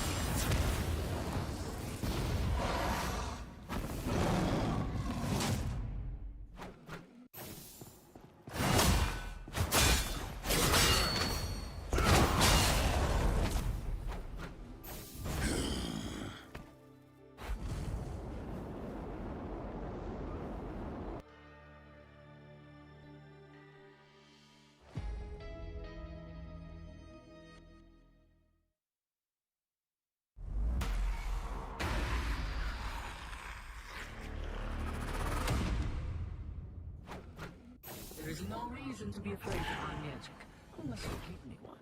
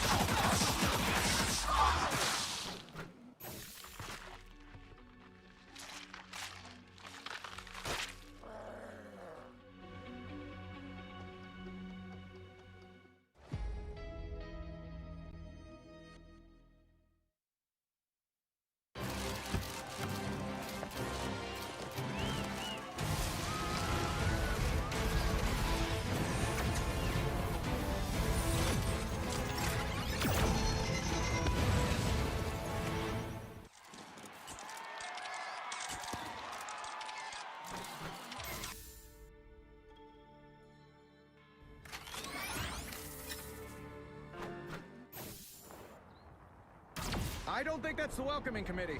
Bombs away!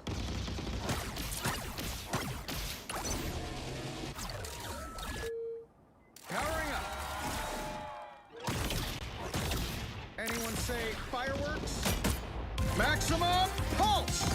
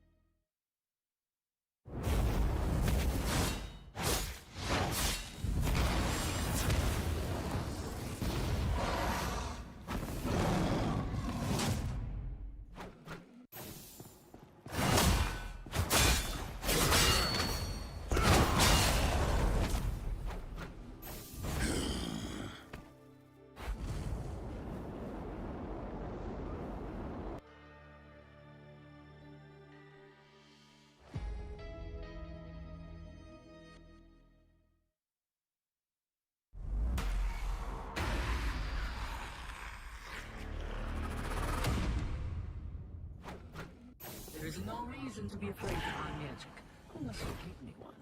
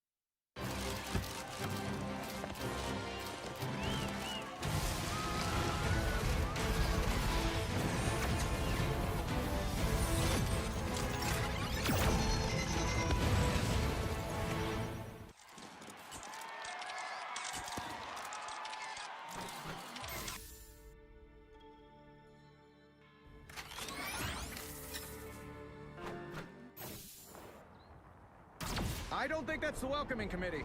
Bombs away!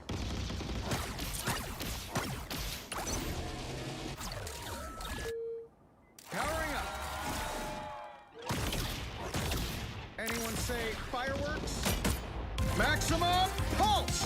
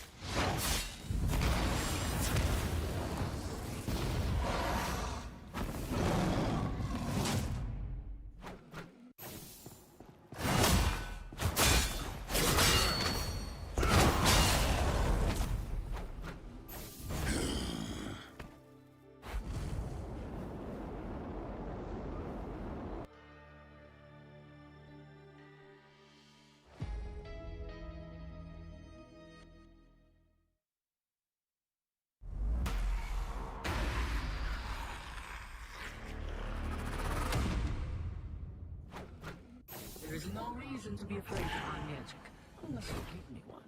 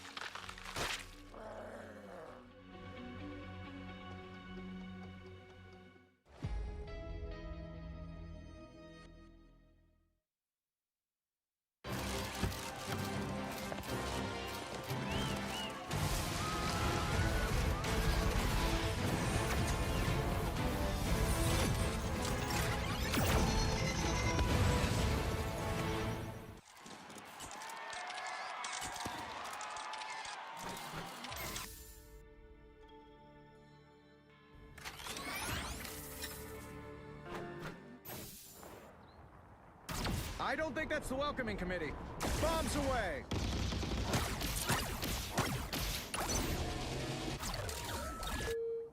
Powering up. Anyone say fireworks? Maximum pulse!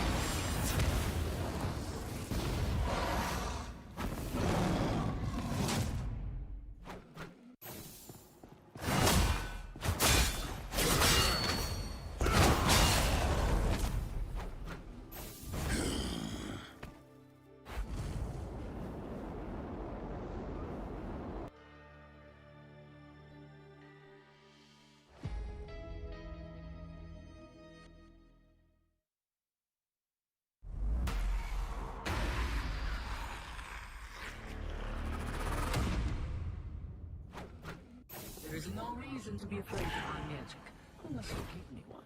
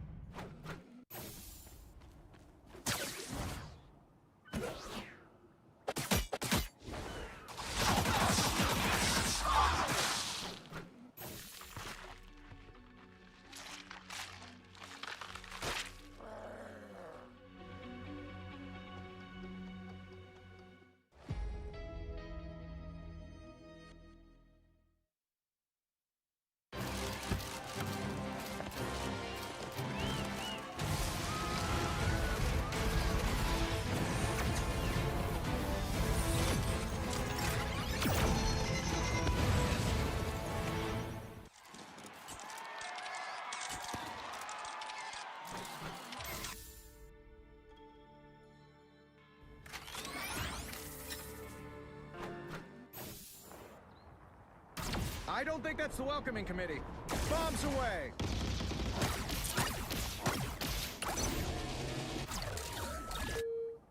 Powering up. Anyone say fireworks? Maximum pulse!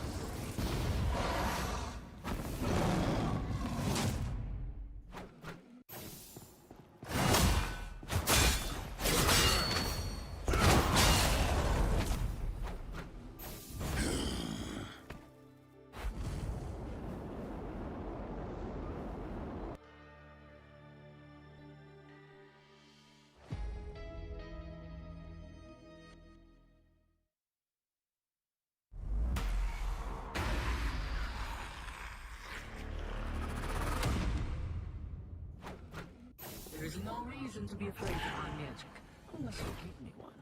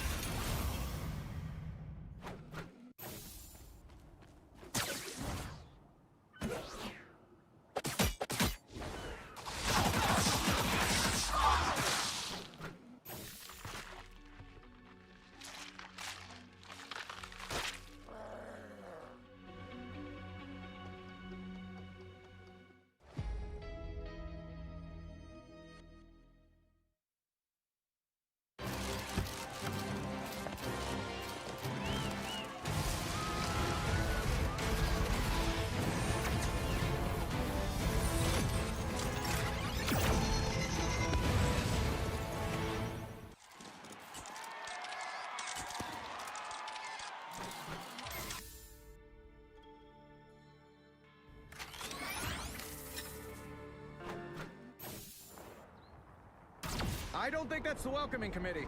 Bombs away!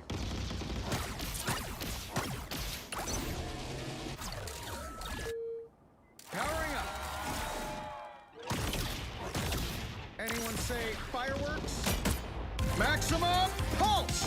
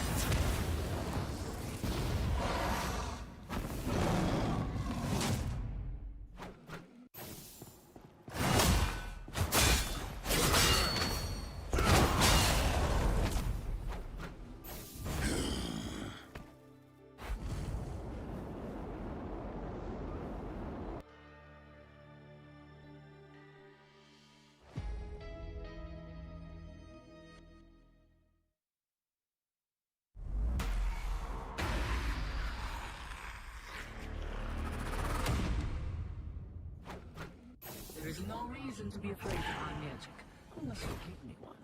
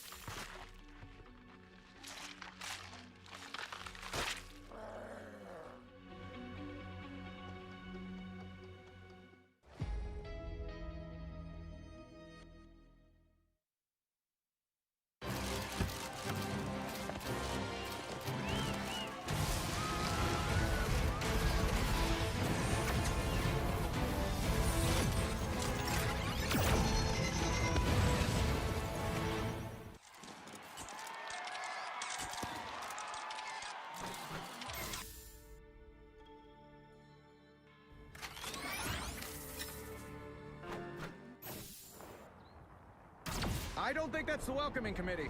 Bombs away!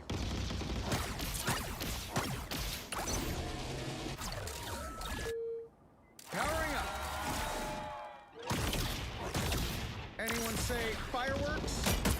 Maximum pulse!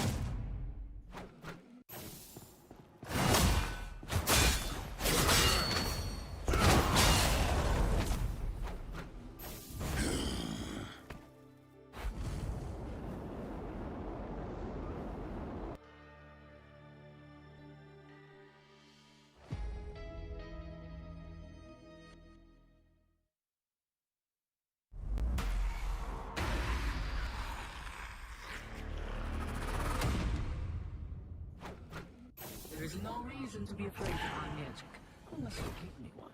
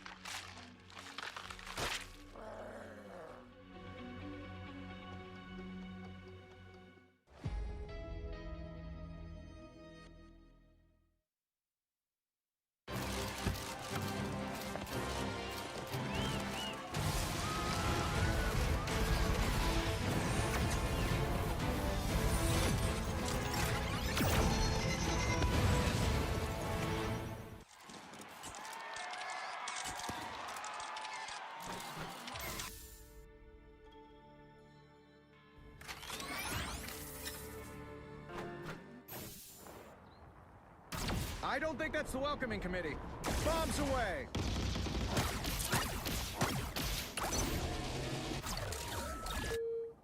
Powering up.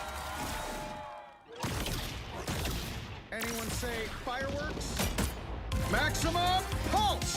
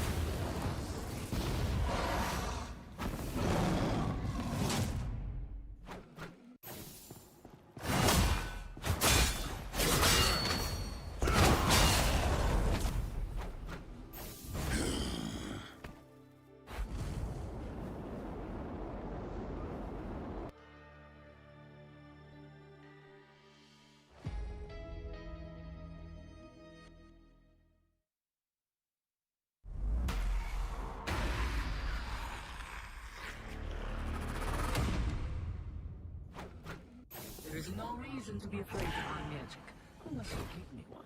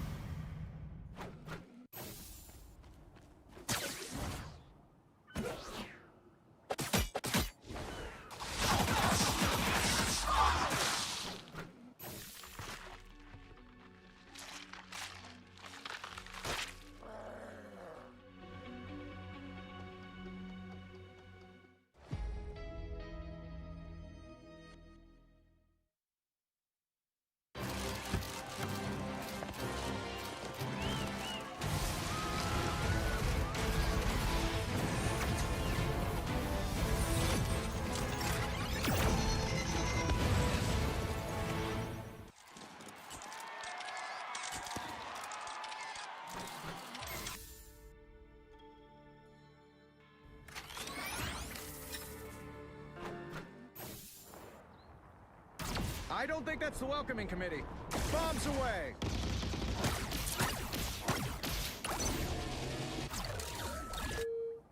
Powering up.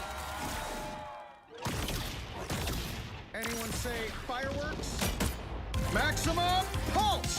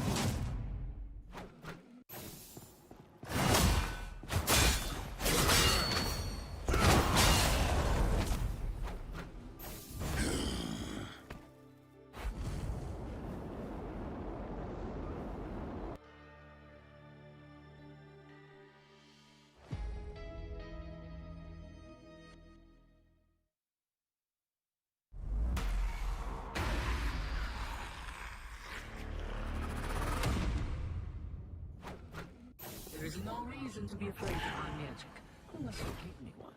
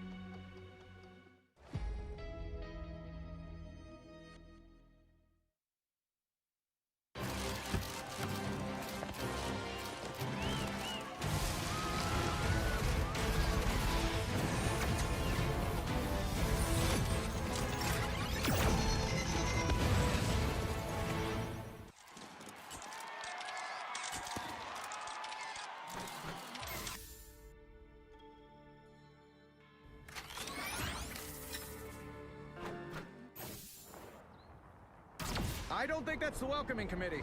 Bombs away!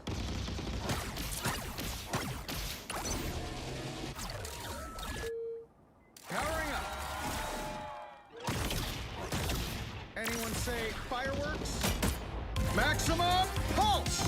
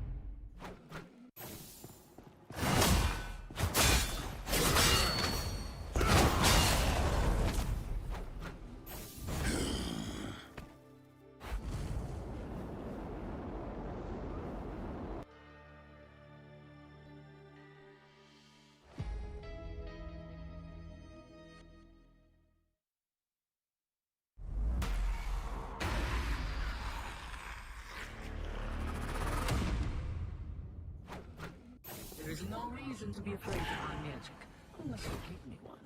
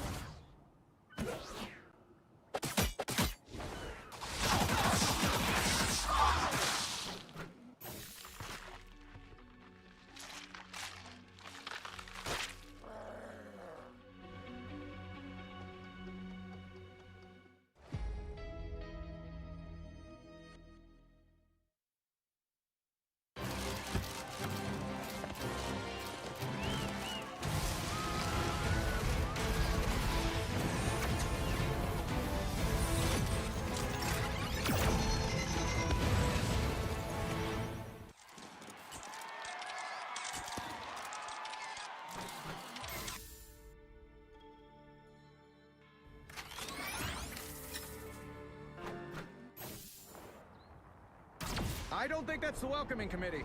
Bombs away!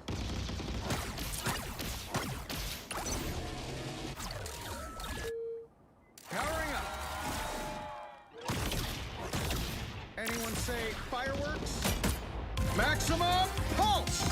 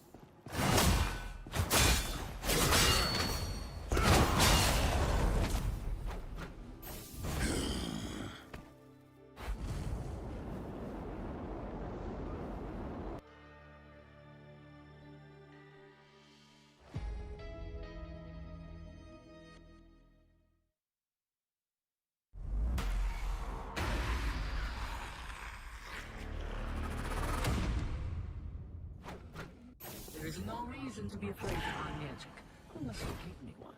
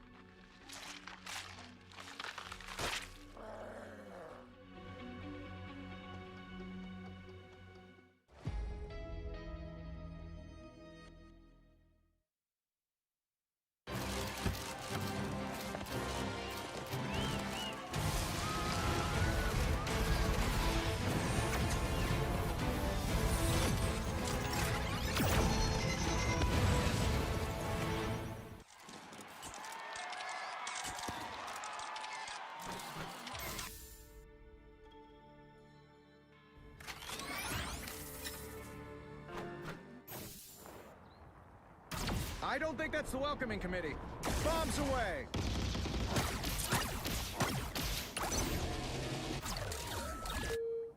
Powering up.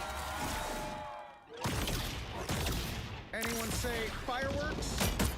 Maximum pulse!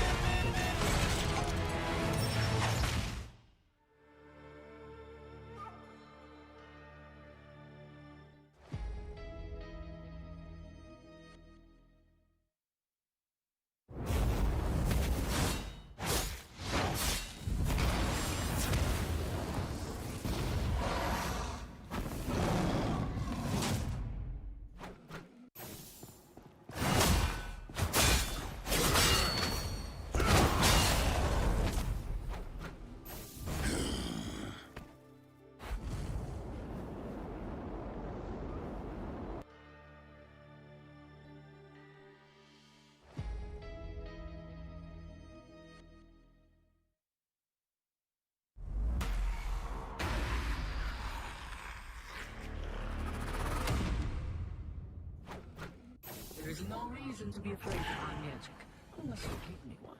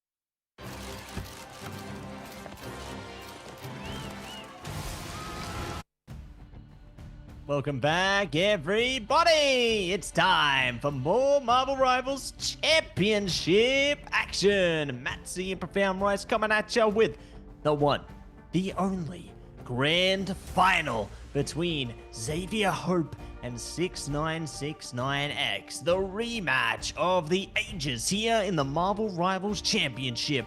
Last time, Xavier Hope came out on top. This time, will they be able to do it again?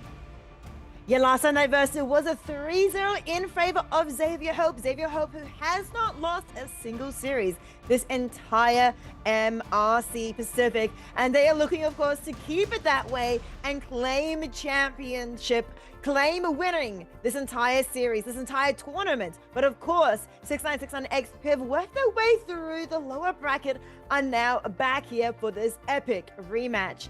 And they have made quite a big journey. They have won so many games, so many maps, so many series in their way to make it back here. And they are warmed up. They are here ready to face the giants of Xavier Hope. Yeah, ready to see if David can take on a Goliath here. And very eager to see who is going to be able to come out on top of this one. Whether the story is going to be the same once again, whether it's going to turn a different chapter, a different page here. All will be proven, all will be tested as we are ready to go into the first map here. It is Krakoa. So, what a great way to kick things off here. You know, we've seen 6969X. This is their best map so far. They've had a clean slate on Krakoa, so could be a great way to take things into this one. Obviously, Xavier Hope have only won once on Krakoa so far, so eager to see how it goes. But fans are already coming out. Jeff and Psylocke taken away, and the protector for Spocky going to be that Magic. We were having a look, Matsy and I, previously at what they banned and picked in the previous series, and Xavier Hope always banned Psylocke first, always protected Magic second. Spocky, such a really good Magic player, wants to protect that Magic, of course.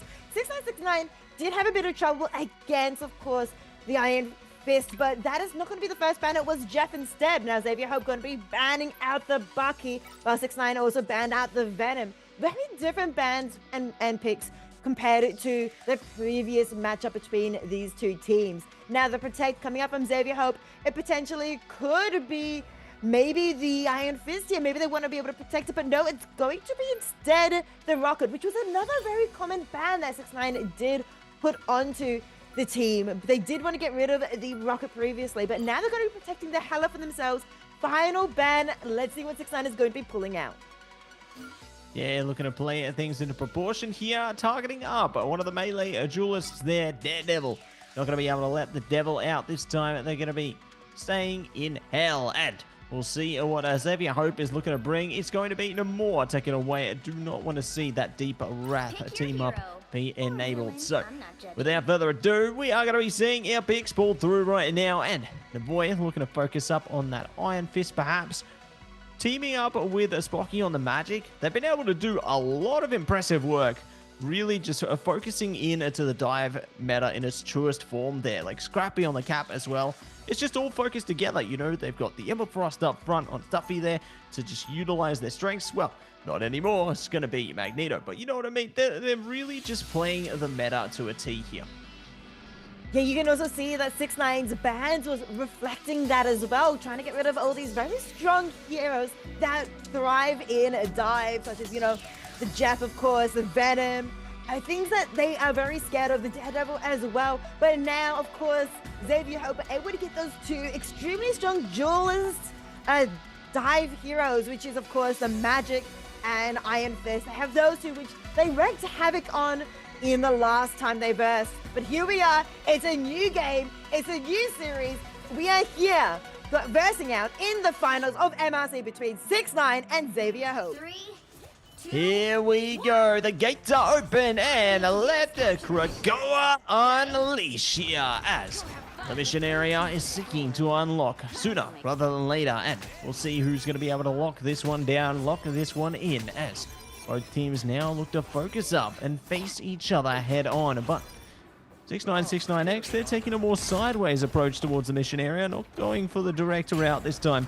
But now they are going to be routed through to the opening fight here. The focus is already onto Derek Rose. They do not want to allow Cap to roam free. after now. Definitely don't want Captain Run Free. Such a strong, aggressive ranker, but it's actually going to be the Rocket and both strategists from Xavier Hope that get taken out immediately. 6ix9ine winning this, starting to win this first fight in their favor. Derek Rosa is going to be the one taken out in return. Is taking out the strategist going to be enough for 6ix9ine to be able to take this first missionary? No, Xavier Hope still have the point. And so Scrappy is back, taking out Ancient. Ancient does get revived, but Spocky in the meantime gets taken out. Illicit as well. Somehow, Xavier Hope, without their strategist at hand, are still able to win this fight. Able to win the fight, and Ancient not willing to say goodnight there, just dishing out that damage from afar over and over again. Like, they're just putting in such impressive work there. The team is just enabling them to roam free to dish out so much damage. But speaking of damage, it's going to be 6ix9ine doing the very best they can to steal away the mission area. It ain't going to happen. It's the battle of those melee duelists that allows them to slice their way through over and over again. So Xavier Hope continuing to propel themselves out of orbit. So much damage coming out, as you mentioned, from these melee duelists, from Spucky and Navoy. So much damage that 6ix9ine just completely melted in one big swipe, it felt like. But they are coming back. They have ultimates as well. So many ultimates to their name. But so does Xavier Hope. All 6 ultimates available. And so have 6ix9ine nearly all 6, of course. And it's going to be Scrappy that starts it off with the Freedom Charge, going into the backline, wanting to get one of the strategists. And Smiley and Slip, both strategists, fall immediately to the captain. Of course, there are more heroes from 6ix9ine that are going to be falling. It's going to be Ancient next. Wounds and Derek Rose try and make their way back to the spawn. But Xavier Hope are about to hit 80%. Percentage climbing and priming here. 6ix9ine, they have almost a full suit of ultimates there. So definitely can look to put themselves in the driver's seat if the requirements are met. But Living G coming up with the Seer as well. They're going to be propelling that damage there now, forcing the Eternal Bond into Psionic Seduction. Illicit immediately shut down. 6ix9ine though double down on the trade here. Looking to see if they can find more as he Cotton comes back with a BRB. Ancient in deep trouble. Pushed straight down by No Boy. 6ix9ine though, they've snuck through the mission area in the meantime. They definitely had to go, Matty, here, because Xavier Hope is sitting at 99%. 6ix9ine now holding on for their dear life.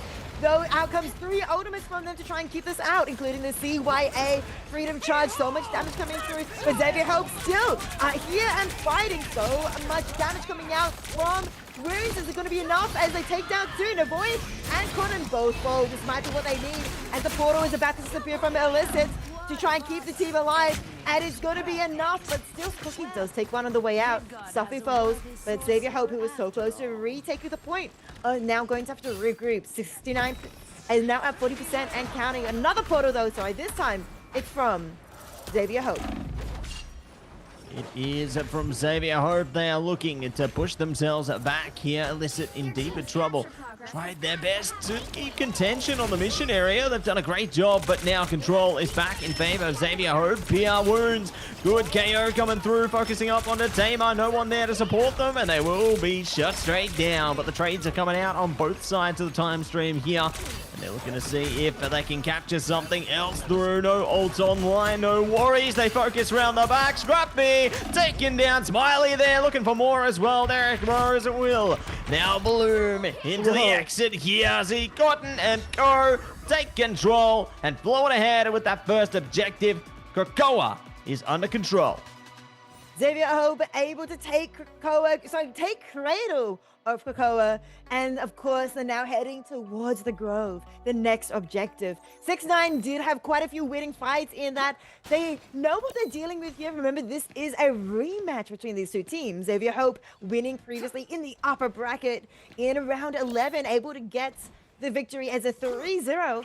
And in those games, Navoy on Iron Fist was quite formidable. Same, of course, they were fearing the Rocket, but they have let both of these 2 heroes through. These used to be the first band from 6ix9ine, but now 6ix9ine have decided to prioritize other bands instead. And in this fight, they know what they're dealing with. They versed the Rocket before, they versed the Iron Fist, and of course they versed Spocky with the magic. But will knowing what to do be enough? Doors open in 3 seconds. Doors open, and let's see how they approach this one. Illicit and Co. We're going to just walk their way straight in. No portal, no worries. It's time to roar a direct fight here.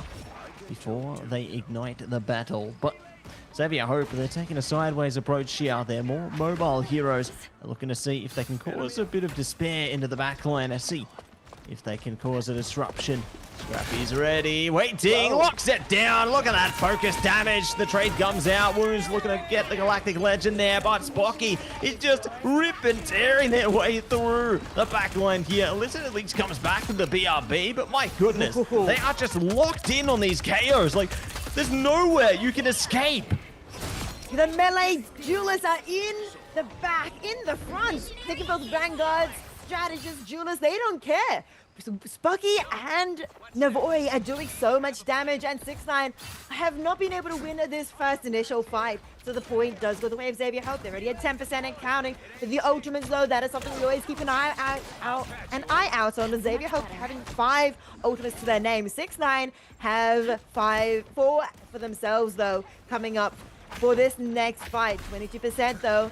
6ix9ine definitely want to try something soon. We see Derek Rose as Captain America going in the background, going into the backline, doing so much damage. As Illicit now with the Iva going against the Void, one of the annoying melee duelists. But of course, there's more that comes from as the BRB brings back Navoy.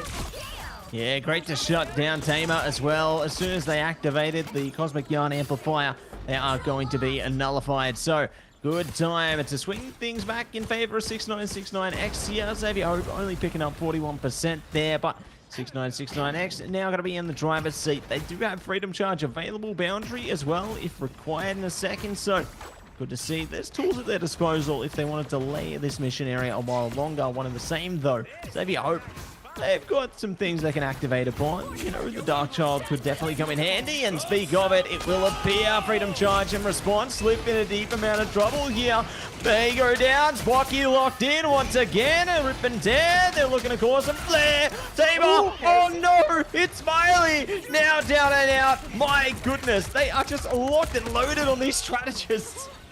And also not just strategists, the vanguards as well. Derek and Alyssa, they both fall. Of course, you go for the strategists first, and then the vanguards will absolutely melt from the fists of Navoy, from the sword of Spocky, and of course, from these vanguards and strategists of Xavier Hope too. So much damage coming out, but 6ix9ine were able to get 41% in their name in the, of course, the completion of this mission area. But Xavier Hope, they're well and truly past 60% now. And 6ix9ine are coming back with a few ultimates to their name. It's going to be Slipper with the invisible boundaries, this key one that we've got to keep an eye out on, as that is such a big one and it's going to be used straight away. But Stompy doesn't care, takes down Ancient, Smiley falls too. That's one strategist, one duelist gone, and Xavier Hope go for more. Stompy going to be using the Freedom Charge to charge into and do more damage. And Navoy is in the sky. Who is a flying hero? It is in fact Iron Fist, as they take down a wound who was going legendary, completely taken out, made it nullified, as Derek Rose also falls. Falling up, falling in to fruition there. And they just keep locking down these KOs. There's no way forward here, but the portal keeps it online. Living Chi into the seer right now, bumping up the damage. Oh my goodness, they shred Alyssa, they shred everybody, trying to find placement onto the mission area right now. Smiley brings up a seer of their own, but it's too little too late here. They're losing all their teammates. These staggered KOs are only going to hurt 6ix9ine right now. They're doing the best they can to contend with it. The OT timer, it trickles down, and Xavier Hope lock in map number 1. Krakoa map number 1 goes the way of Xavier Hope in this, of course, best of 7. And so now with one map going the way of Xavier Hope, they are maybe one step closer to getting this victory, to getting this championship. But of course, we still have 6ix9ine in the way standing, and Scrappy being the MVP. We can see this, of course, Captain America doing so much work in this dive meta, in this dive composition. Absolute amazing work from Scrappy of Xavier Hope. Couldn't agree more, you know, just playing into the dive meta to a T there, you know, playing into the cap. They're able to work in unison with their melee duelists there, like Spocky, Navoy, locked down, locked in. as soon as she saw some of the damage come through, you know, Scrappy was there to pick up the pieces should it be required. So very impressed with what they were able to achieve there. And again, seeing them cleave their way through their opponents, there's a reason that they are on the highlight reel so often here. You know, those players were putting in so many hard yards for their team. Yeah, indeed, Matsy. So much work coming out from the Xavier Hope, especially from these duelists. We see Spocky going crazy with the Darkchild, getting another pick onto Smiley. But of course, same with Navoy as well. Amazing work coming out from the team of Xavier Hope, able to use this dive composition to their fullest potential, taking out this first map in a 2-0 fashion. But of course, this is a best of 7. We have a full series to go through. Let's see how 6ix9ine answers this first game. Yeah, they have to find a response and quick smart. You know, obviously losing out the first map isn't the worst thing in the world, considering it's a best of 7. So they have a lot more maps that they can, you know, be comfortable with, because, you know, all they need to win right now for Xavier Hope is 3 more maps in a row, which gives 6ix9ine ton of flexibility. You know, they can afford a little bit of breathing room early on into the series, but playing deeper into the series, they really can't afford to slip up. They need to score some points. They need to score some maps sooner rather than later. Now's their chance to lock it down in the draft here. It's going to be Spider Islands for map number 2 on the Convoy, and 6ix9ine immediate ban onto the Jeff there. Xavier Hope looking for a response right now. It's Psylocke locked away, and it's time for a protect. Same exact bans coming out from both of these two teams, and of course the Magic Protect from Xavier Hope once more. Very similar to what we just had. Let's see if 6ix9ine is going to be changing things up. There's going to be the Winter Soldier Protect coming out from 6ix9ine, and the ban, let's see if they're going to do something different. It's still going to be the Venom. They don't want to reverse the Venom dive Vanguard. Of course, we've seen what Xavier Hope can do. We can see what Scrappy can do with the Captain America. I'd hate to see what he can do with the Venom. Yeah, I'm afraid of what they can do with that one, but fortunately, no Venom, no War Rays, no Emma as well, so Psionic Seduction is off the table here. Next Protect are going to be in favor of Xavier Hope right now. What do they look to keep? It will be the Rocket. Okay, playing into the Seer right now. Definitely have seen the amplification potential into the last game especially. You know, they were able to really pump up the numbers as soon as they had those ultimates activated in unison there, like Living Chi and the Seer. You name it, they did it, and they just rip and tear their way through. The final ban from 6ix9ine previously was the Daredevil. Let's see if they're going to stick with that, or if they're going to be changing it to potentially another duelist. It's actually going to be the Captain America. I'm not surprised about this one from 6ix9ine. We did see Scrappy go very hard with the Captain America in that first map. And now on Spider Islands Convoy, they don't want to see this Captain America once more.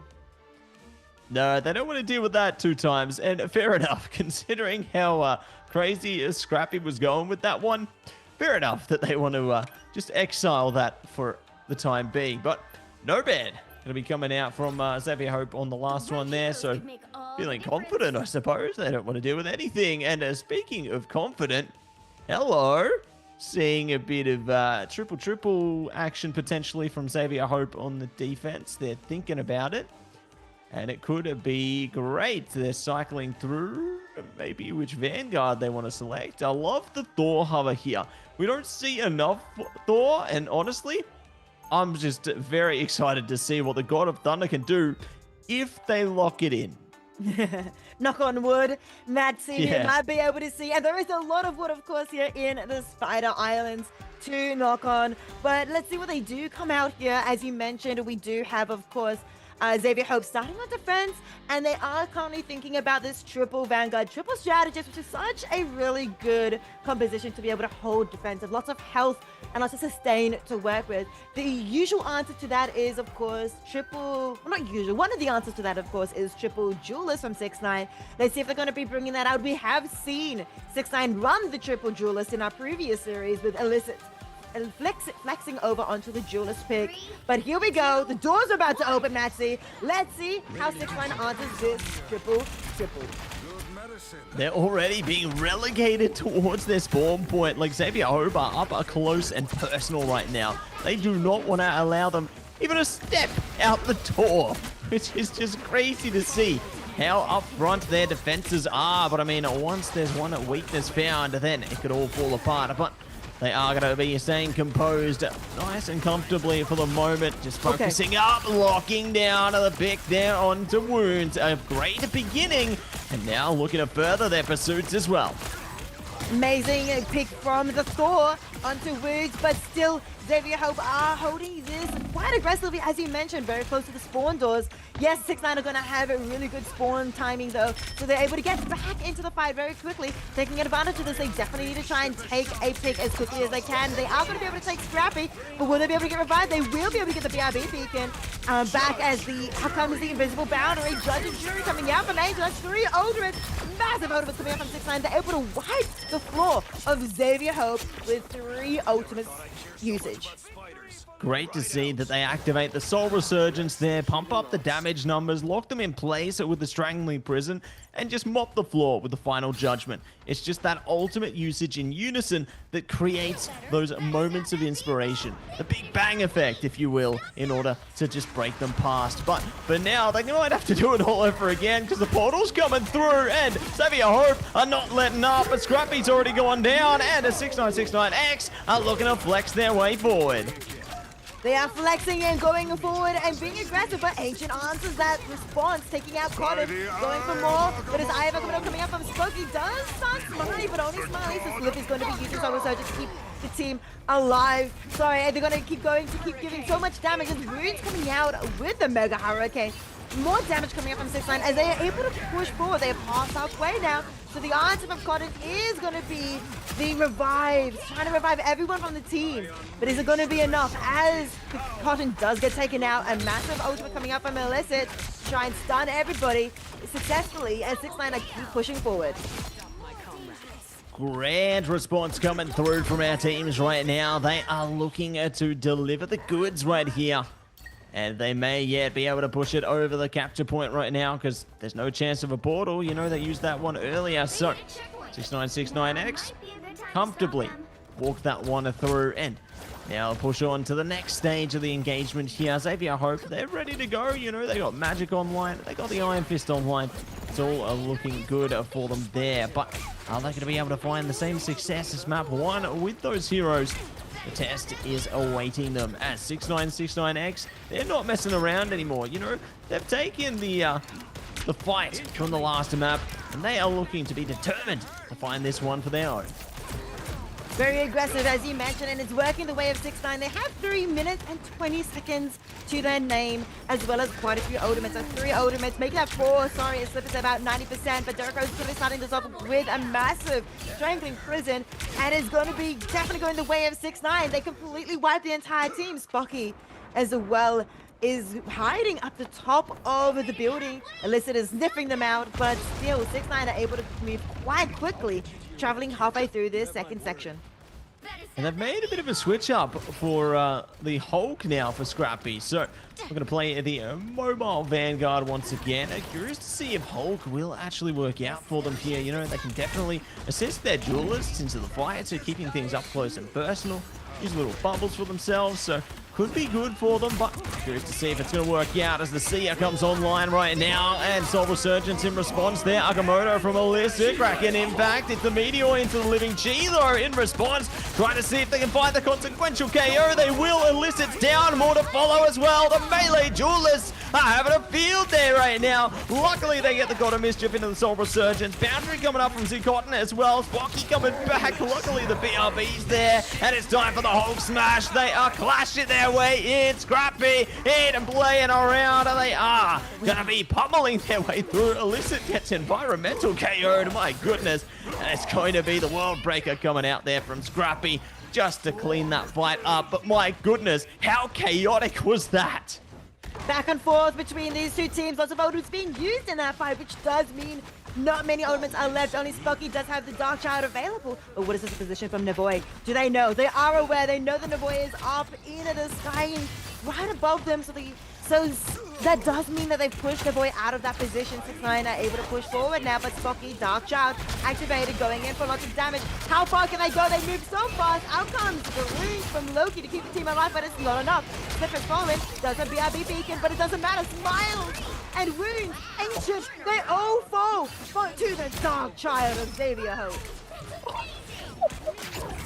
And a last moment KO right on the edge of their spawn point there. They think they can escape.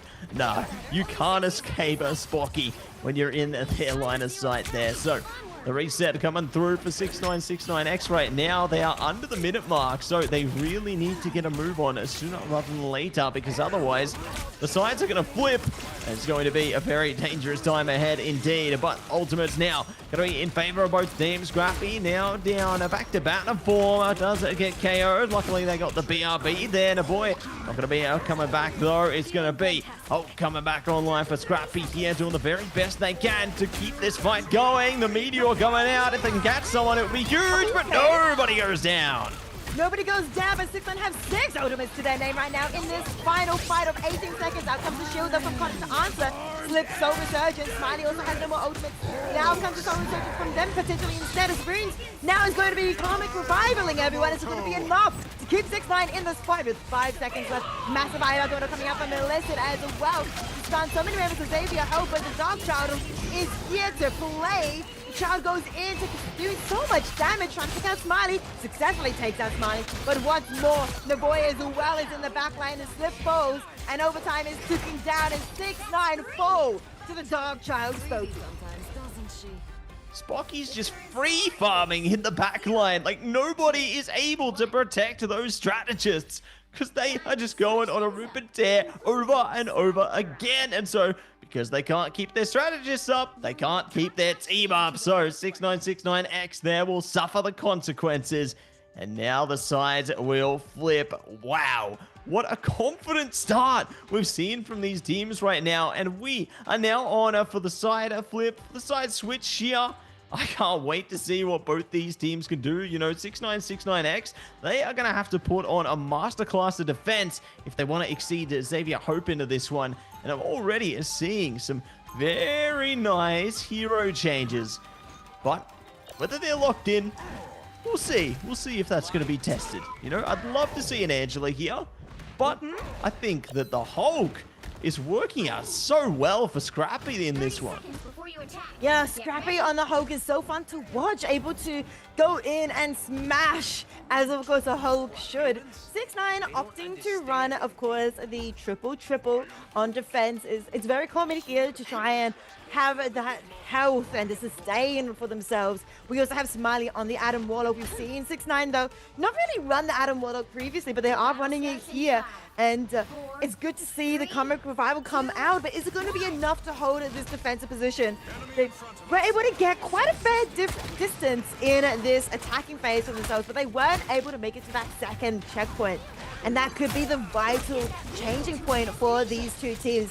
If Xavier Hope are able to make it to that second checkpoint, and they're doing it quite a big, good fight here initially. Looking at 2 members, of course, Spocky going in for more. They want more, and they are getting more. 6ix9ine are falling here with their defensive lineup. Getting more and more. They will be able to tumble their way through the opening line of defense. Now, 6ix9ine already forced to retreat, to reset here. It's going to be a tough challenge ahead of them because Xavier Hope, they are keeping their hopes and dreams online, and they are pushing that mission vehicle at a great haste here. Oh, Illicit going to be locked in place as well. That's cheeky from Scrappy there. Just dishing out a bit of offensive attacks there from afar. That's nasty, but another fight is willing to ensue. Get ready to go, I see. The fight begins. The fight begins with such chaotic energy as the Void dives into the background trying to look for any strategist. Doesn't find anyone, gets out safely, of course. Out comes another ultimate, though. It's going to be the CYA from Tamer trying to keep the team of Xavier Hope alive and deal so much damage. And that's all they need. The Greed and Strangling Prison was used as well. And with that, Xavier Hope get this first checkpoint. And with 5 minutes to their name, it's going to be such a massive time bait for them to push forward 2/3 of the way. The distance that 6ix9ine made it in their attacking phase. They get there so quickly, and it just really applies the pressure to 6969X right now. Like, they have to manage their ultimate so effectively, but desperate times call for desperate measures, and they may have to commit basically everything just to keep the game online right now, because here we go again. Spocky is ripping up the backline. You can't afford that. They do have the BRB at least and respond with a KO of their own, but the whole smash online right now from Strappy.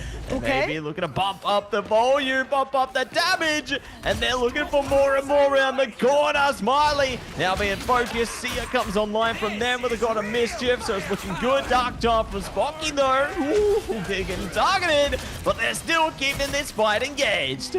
Very engaged indeed. Oh, a lot of ultimates have been used, but 6ix9ine do have more at hand. They have Slip with the Soul Resurgence, so going to be using it yet. Wounds is doing so much damage, but not quite yet able to claim anybody's life, but they are now, as Cotton does fall with the Soul Resurgence backing up Wounds, and now with the Soul Resurgence down, 6ix9ine have calmed the situation. The defensive situation is still in their hands. 3.5 minutes to the clock for Xavier Hope, though. They have so much time still, and they have 3 ultimates for this next fight. Maybe they want more, though, to win, to keep pushing, this mission vehicle as best as they can. But 6ix9ine still have ultimates in their hands still, too.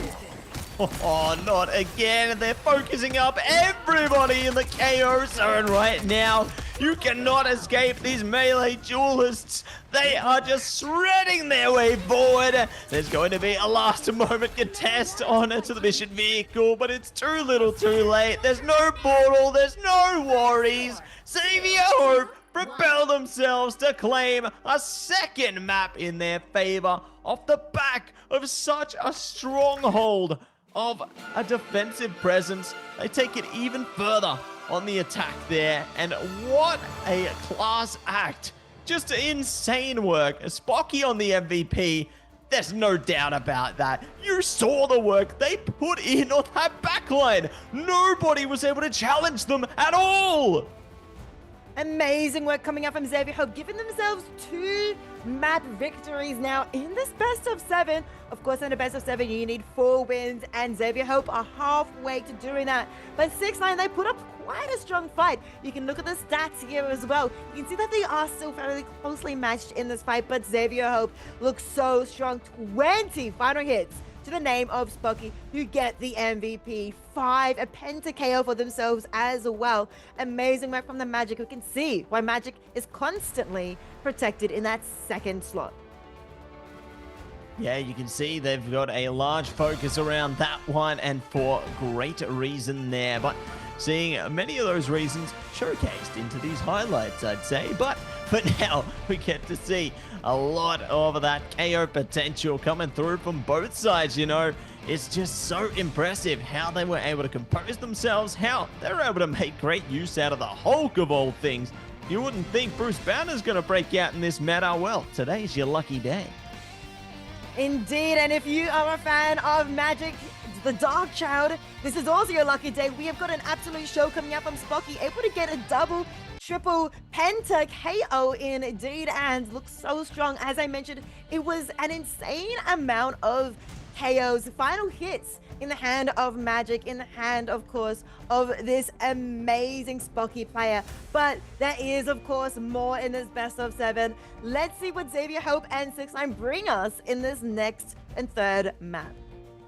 Yeah, really excited to see what we are going to have showcased here, folks. You know, I think that there's going to be a lot of fun ahead of us when we ignite the time stream, because these teams, they're locked in right now. You know, they are looking to deliver the goods at a greater pace here, clearing the space and doing whatever they can. So very, very excited for what will be on the other side of this one, because Xavier Hope, you know, they've already had a grand start. They've started with so much strength in their camp here.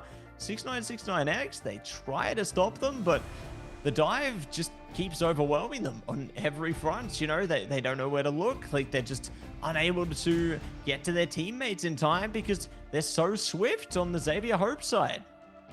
So swift on the Xavier Hope side indeed. And when you think of these dive jewelers and the dive vanguards, you can see how swift and how aggressive they are and how confident. Like Xavier Hope, they've played these games before. They've had this series before against 6ix9ine, and they won in a 3-0 fashion. And just looking at these two maps alone, I'm starting to get a little bit worried that we might be having a repeat of that with Xavier Hope looking so strong. Will they be able to win this third map? It looks like they're very strong and confident to do so, but of course we've seen 6ix9ine bring out some amazing gameplays. We saw them win so many fights as well. They were able to get quite far in the attacking phase. So let's see what they can do here as they go to Yggdrasil Path. Ooh, here we go. Time for a bit of convoy action. Love to see it, and very excited to see what these teams are going to be able to achieve out of this one. You know, I think that there's going to be good presence for both of them. I'm feeling a triple on the defensive side. No matter who's going to be on it, I'm feeling that triple because, you know, it's just so strong, and I feel like depending on where these teams are going to be placed, it's going to benefit either of them playing into that triple on the defense there. But you don't know till you know, don't you? And I'm super duper keen to see what both teams are going to be able to achieve. Yeah, I feel like a triple is so common on defense, but I'd love to see who will be starting defense first, who will be attacking first, because I think that will give quite a bit of interesting insight to what they might be banning or what they might be wanting to play first up, of course, because it's all about momentum when you play these esports tournaments. If you win, well, not really win, but if you do well on your first half, you can really use that momentum to maybe snowball more confidence in your team and instill some carefulness into the enemy team. But here we are, round 3, Yggdrasil Path Convoy. Xavier Hope is starting on defense and 6ix9ine on attack. That they will be jumping into it. It's an immediate magic ban. How the tables have turned. Well done to 6ix9ine on that one. But, you know, Psylocke going to be banned away as well. So they know each other's game here. They know the playbook. Iron Fist is still going to be enabled, however, for Xavier Hope. So 6ix9ine, they're going to play to their strengths in this one time and time again. They have to ban away everything that can possibly be used against them, because if they don't, we've seen the results. We've seen what can happen. Yeah, Xavier Hope have quite a few different dive duelists, dive vanguards to their hand. So 6ix9ine are going to be banning out, of course, the Captain America, another pesky dive hero that Xavier Hope loved to play. But still, Xavier Hope able to save that Iron Fist. They're going to be banning out the Bucky, though, as 6ix9ine do love saving that Bucky for themselves. But this does give Xavier Hope the opportunity to protect the Venom. That it does. So, going to be able to pump the protector through on that one, and you're going to see what else they can deliver. As with the Hella Protect there, it doesn't mean it will force the more ban from Xavier Hope's side. So 6ix9ine going to have a bit more flexibility in that regard as to what they want to ban here. But they're going to take it easy for the moment, and they take away the mag. So that's great to see. They can steal that one away, but with Xavier Hope having access to Venom, it's just a scary thought. And wow, no more ban. So the Deep Wrath team up is available if they want it. It looks like they are considering it. We did see a hover of the Namor, and Ancient is going to play the Hela, and Wounds is going to play the Namor. We are having this team up, Nancy. It's going to be an exciting day for 6ix9ine. Let's see what Xavier Hope is going to be responding. Of course, we are seeing quite a few options, like the Jeff has been left open, which used to be 6ix9ine's first initial ban.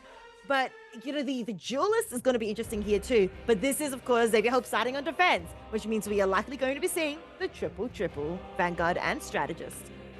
There you go. They're playing in to their strengths there. They are looking to create a fortress over this first choke point there, and very eager to see if they will be able to hold down the Citadel or whether it will be broken straight down, as we take a look at through these beautiful landscapes once again, but now it's time to get into the map. It's time to get down to business for these teams here. Xavier Hope, you know, they've got the Angela, they've got Strange and Emma.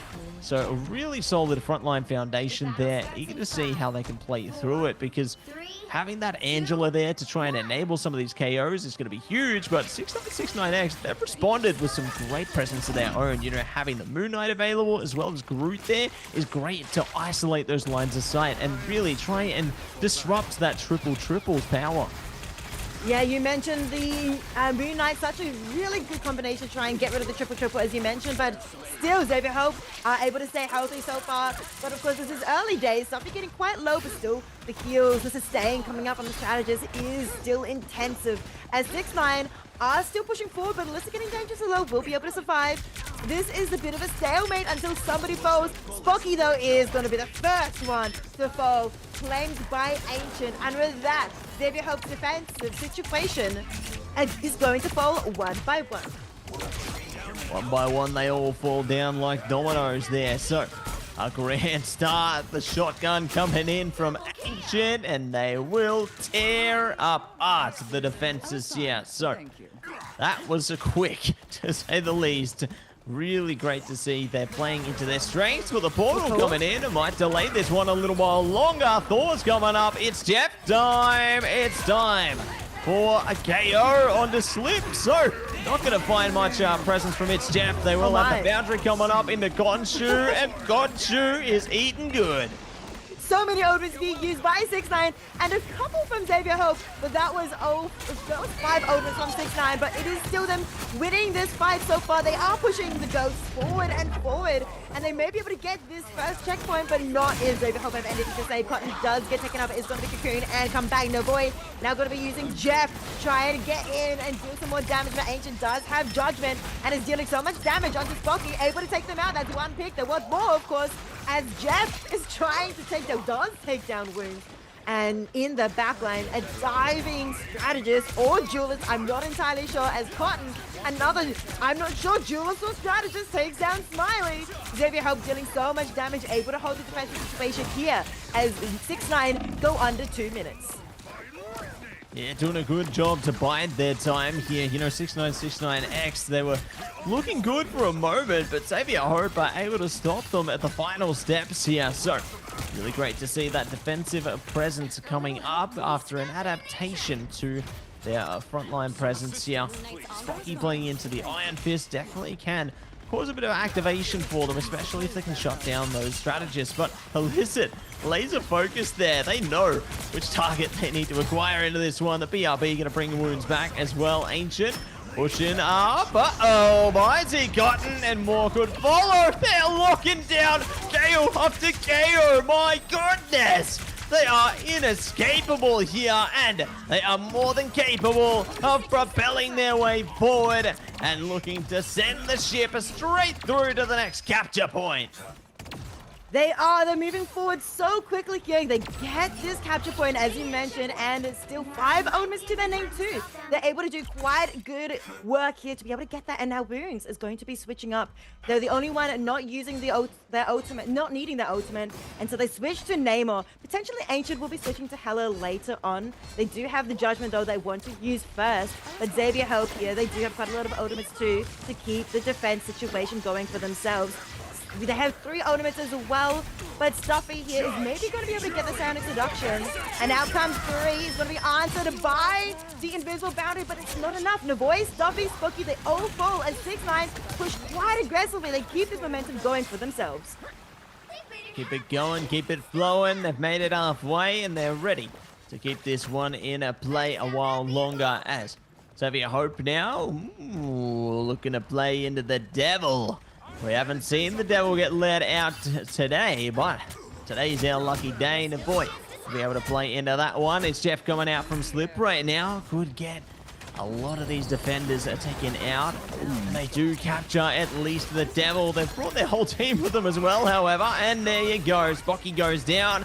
Got a Thunder coming out from Scrappy here, and they are looking to surrender to the KO zone as they will be able to push them over and out here. But 6969X they're not letting up. They are going to be able to find every KO they need. They try and hold on to the mission vehicle. It just ain't enough. 6969X, get it over the line, and we go to the final hurdle. The final hurdle, the final stretch between this attacking phase for 6969. They don't have any ultimates just yet, but Xavier Hope, they do have a couple for themselves. And still, so much time, 3 minutes. This is quite good for 6ix9ine, who haven't won a map yet in this series, in this best of 7. Xavier Hope currently 2 up, and they are looking, of course, to taking this map too, but 6ix9ine are doing so good now with Neymar being used too. But out comes the ultimate from Spocky and Stuffy. They're going in quite aggressively, trying to look for Ancient. They take Ancient down. They're looking for more. Wounds getting stunned out and going to get quite damaged. But will they get taken out? They will. Scrappy claiming their life. And they will get revived by Smiley's BRB. But is it going to be enough? As Xavier Hope are still taking out more and more members.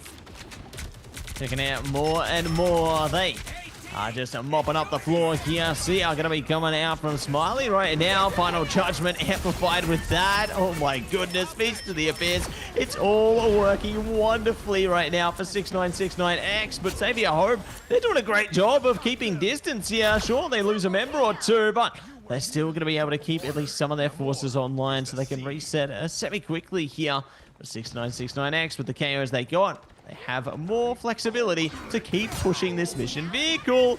And this is troublesome for Xavier Hope. Trouble indeed as 6ix9ine are going past halfway here. 1 minute 40 on the clock. Cotton though will be able to take down Illicit. Out comes CYA from Xavier Hope. The Amplify will be able to do quite a lot of damage, so 6ix9ine is respecting that. They are biding their time. They have a lot of ultimates, a lot of time to work with, so that time is starting to dwindle, getting closer and closer to the 1 minute mark. Somehow Navoy gets taken out by Ancient, may have overstayed their welcome, as now 6ix9ine take control of the goats of Asgard. They're walking forward. Out comes the Whale doing a bit of damage, taking out Cotton as well. Out comes, of course, Jeff on Slip as well. Stuffy falls. 6ix9ine are pushing forward. 1 minute left. Can Xavier Hope regroup and hold the line? Doing the best to do just that. Scrappy going to be taking down a puny banner form now, though, and it will be KO'd in kind. As Xavier Hope trying to hold on as long as they possibly can. Here, not much time left. They need to get back on the mission vehicle. Living G going up from Spocky. Sia could deal with it quickly. Navoy going down, brought back by the BRB. Spocky in big trouble, needs to hold on to this one. They are going to be able to effectively into the Abyss, though, ripping it up in the back line, priming it up and looking to lock down even more. Ancient with the final judgment could be the final call onto this side, onto this half of the game. But the game still plays on, at least for now. Final members doing whatever they can to stall this mission vehicle, and they will be pushing it forward, but they hold on! Not anymore! There it is. 6ix9ine complete Yggdrasil path. They make it to the end. And on top of that, they make it with a little bit of time too. 13 seconds. No overtime for Xavier Hope. But that was a hard-fought battle for 6ix9ine. They were able to make it to the end, but Xavier Hope held up such a strong defense the entire way, able to dwindle that time down to 13 seconds. Now switching sides, it's time for 6ix9ine to be on the defensive. They are not actually considering triple Vanguard. They are looking potentially to do 2, 2, and 2. Let's see if they will be sticking into it, though, when the game gets underway. Xavier Hope, though, sticking to a 2, 2, 2 as well for themselves, but still 40 seconds to change their mind. Yeah, they've got time to change their mind. They're not going into this one blind, but is that...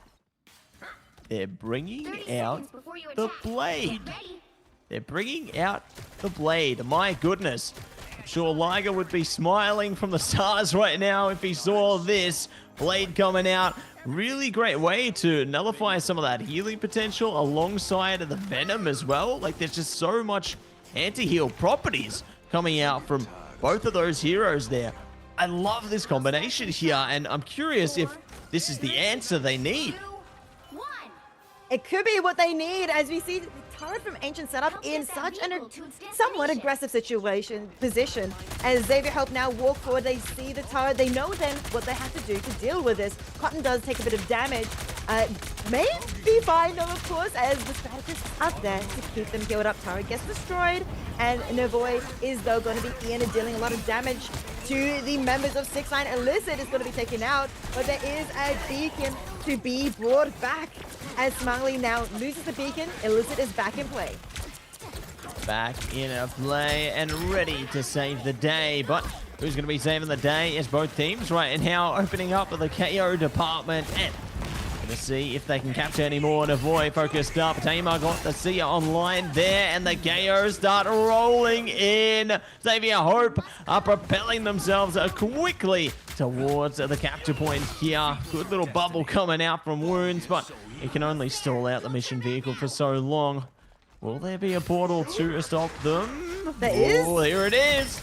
The portal comes down, and it's going to be Ancient from the spawn, dealing so much damage, getting double, looking for a triple, not quite able to get the triple, but looking for more, of course. So much damage does mean that 6ix9ine are back in control, defensive control of the goats of Asgard, as Xavier Hope have to regroup and reconsider. The portal was clutch by coming out from Derek Rose there to be able to keep the control to stop that first checkpoint from going off, as Xavier Hope, who are currently an undefeated team coming from the upper bracket, are now scratching their heads. What do they want to do? They have a few ultimates here to play with. How can they get the goats across this first checkpoint?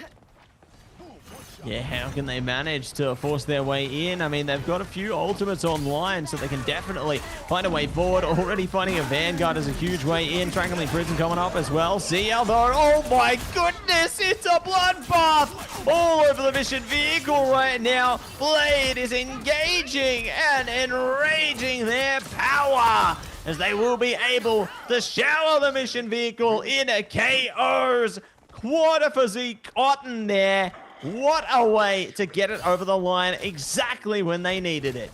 It's lovely to see Xavier Hope show the flexibility, put Z Cotton onto Blade and Spunky onto the Mantis. I mean, Spunky is a fantastic, you know, we've seen the magic coming out from Spunky, but still doing damage on Mantis and giving Z Cotton the Blade and showing us the mastery that they have as 6ix9ine are now here on the defensive situation. In the second point, a massive Eye of Agamotto coming up from Derek, being able to stun so many members, and as well, of course, the psionic seduction from Illicit. They are able to turn things around, and they're now chasing down a Scrappy, but they may be able to survive. Of course, it is a Venom who can move quite quickly.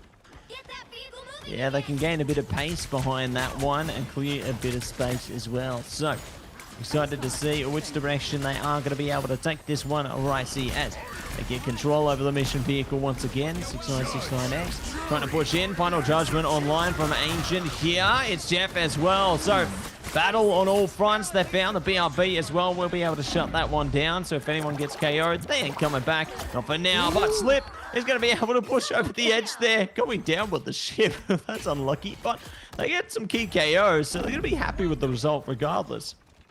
Very key to be able to take Spucky and Stuffy out. 1 for 2, of course, is always an advantage, as 6ix9ine do still have control of the goats. They also have runes coming up with their ultimates soon. Xavier Hope have 5 ultimates with Spucky, sitting at 71%, and Stuffy is 69%. They have 4.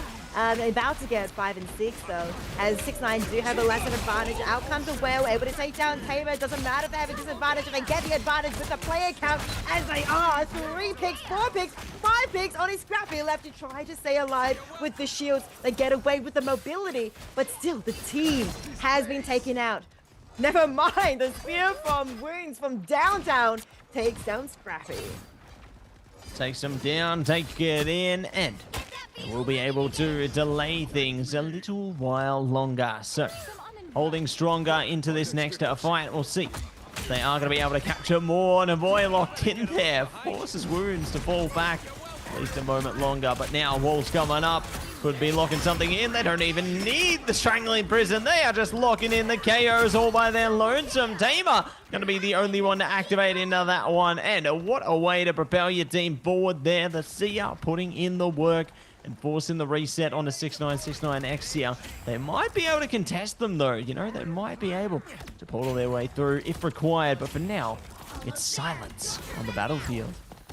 Silence's Derricos has switched over to the Doctor Strange. Maybe they're looking for a portal, but still not quite yet. The Agamotto does get used instead. Stuns 3, including 2 strategists. Bucky's going to fall. Smart as Tamer though still stays alive and still be faded out by Smiley. But what damage coming out from Xavier Hope? Cotton able to do so much with the 1,000 slashes and dealing so much damage still as they keep pushing forward. Slip tries to stay alive with the Jeff time, but still, this checkpoint has been achieved by Xavier Hope.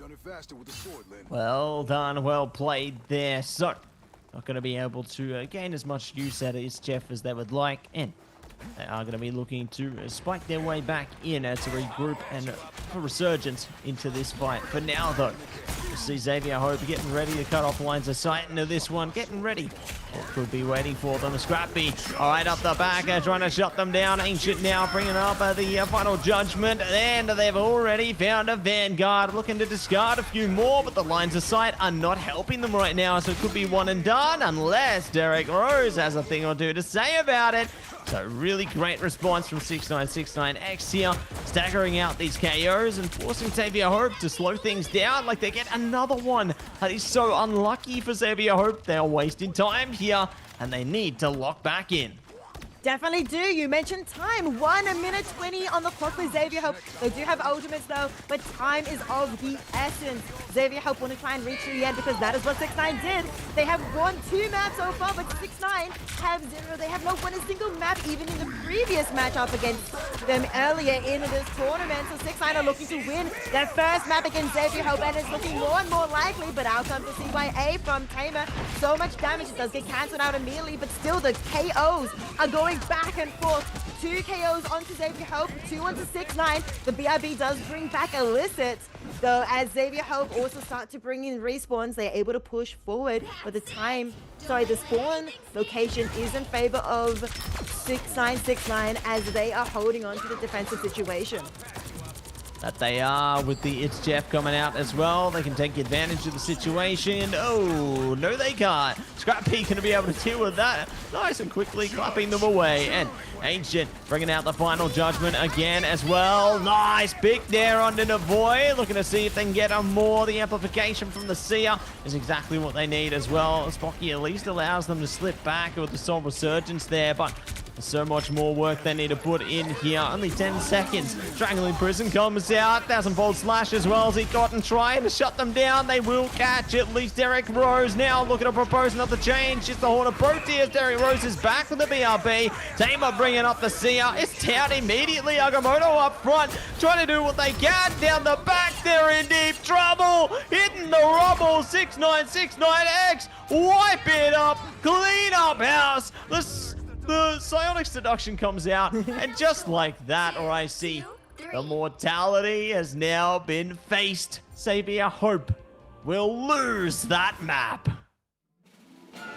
Giants can bleed. Xavier Hope looking so strong, winning previously against 6ix9ine in a 3-0 fashion, sitting currently 2-0, finally fold. Ancient MVP for 6ix9ine. We saw the damage coming out. We see how strong they are on Hela, but Hela is not all they can play. They can play Punisher and punish Xavier Hope, get them where it hurts, and take this map victory. Well done, well played there. They put on a confident display, and they will be able to take control of that map. Incredible efforts coming through. You know, Wounds and Ancient combined so well there into their duelist roles, like Ancient in particular, using that final judgment to a T. They're able to rip up the backline of Xavier Hope no matter what they did, because that ultimate is just too powerful, especially combining that in with the Cosmic Yarn amplifier there. It's just insane how much damage they were able to pump up front and enable their team to just unleash absolute mayhem. We can see why Rocket has been quite often protected or banned. So much damage, especially with that CYA. We also can see why Jeff is quite often banned as well, but both Jeff and Rocket do make it way through. And the damage coming out from these duelists, Ancient ruling the battlefield with their guns, with that shotgun, with so much damage with the turrets as well. Wounds also playing Namor, able to get so much damage as well. But Derek on the the Doctor Strange, so many amazing Eye of Agamotto, some game-changing ultimates coming out from these players. Absolutely amazing work from 6ix9ine, able to take down the Giants, able to win that one map victory, which they haven't been able to do yet in both this series and last series until now. That's it. Hard work pays off there. They found a way to adapt around their opponents. They managed to really enable their strengths into the draft phase there, and they managed to play in to their own strengths into the game itself. So very well played by the 6ix9ine squad into that map. They will be able to get themselves onto the board, you know, and that's the beauty of playing in to a best of 7 endeavor. Even if you might lose a map or two, there's a chance to bring yourselves back, you know. And now that third map going in their favor is going to be the first step of potentially many coming in before us. But map number 4, open the door. What's it going to be? I don't know. It's going to be something interesting, though, and very eager to see if Xavier Hope are going to be frustrated, angry after that last map and looking to bring that same kind of pace we saw in the first couple of maps, or whether 6ix9ine can ride the momentum there and take this another step further. Momentum is always the key word I always say when it comes to tournaments like these. Momentum, or even just mentality, being able to keep your head in the game, able to lock in, of course, as us gamers say. And so, of course, let's see whether or not, after that loss, if Xavier Hope are able to lock back in to be able to get their heads on straight and get themselves back in, or whether or not the momentum coming out from 6ix9ine is able to propel them to bringing this to a 2-2. Now, the next map is, of course, going to be underway very shortly, and we're about to watch it is going the way of Hell's Heaven domination. Ooh, bit of Hell's Heaven coming at you right now. You know, we've seen, I guess, a bit of a mixed bag on the map department thus far, and excited to see how things will fare, how things will progress when we do dive into Hell's Heaven here. You know, a classic domination map coming out, and I think we're going to see a pretty confident approach, a pretty confident result, I'd say, from both of these teams here. You know, I think that this is a map where they can really test each other's limits, and I'm just so keen to see what they are going to be able to do with it. I am so keen as well, Matty, as we are well underway here now with our selection section of the ban phase. Of course, we have Psylocke being banned first up from Xavier Hope. Not too surprised about that, as 6ix9ine is quite known for their Psylocke. But 6ix9ine are going to answer that with their magic, which, no surprises there, Xavier Hope is known for their magic. Yeah, not going to be able to enable the magic this time around, but same too.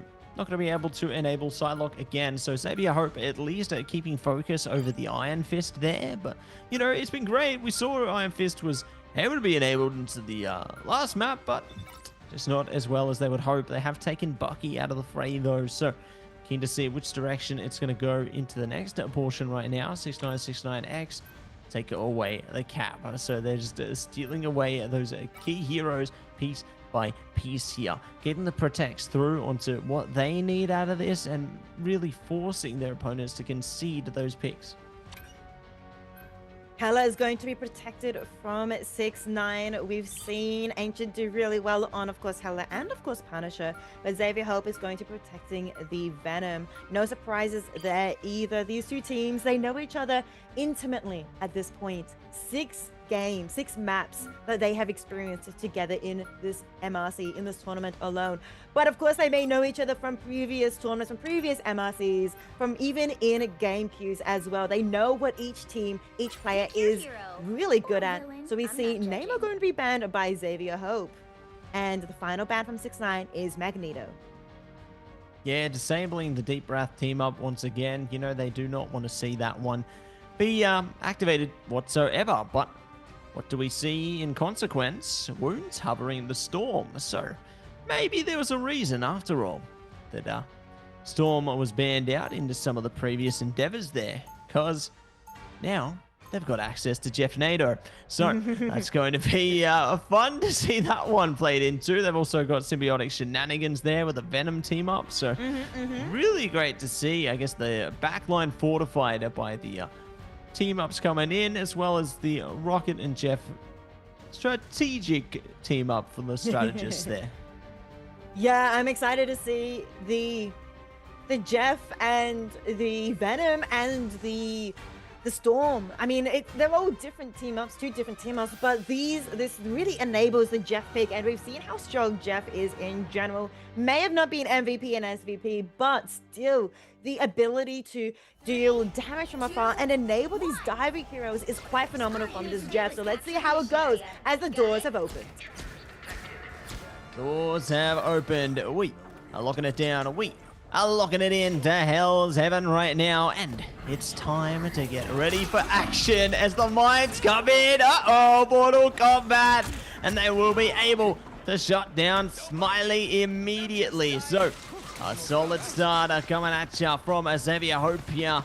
The mission area now looking to unlock as well. And they're already getting on top of things. This focused damage is a pinpoint precision. And 6969X are not able to stop them just yet. But there's a cheeky contest around the back. Hello, Derek Rose. We see you. Yeah, Venom able to get that touch, able to stop Xavier Hope from completely taking this point very quickly as Reese takes down Navoy as well. First pick going in the favor of 6ix9ine, make that 2 now as Stuffy falls. 6ix9ine looking for more, of course. They may be able to take this point immediately from Xavier Hope. Is Xavier Hope beatable? Can anyone take down these, so far, undefeated series players of Xavier Hope?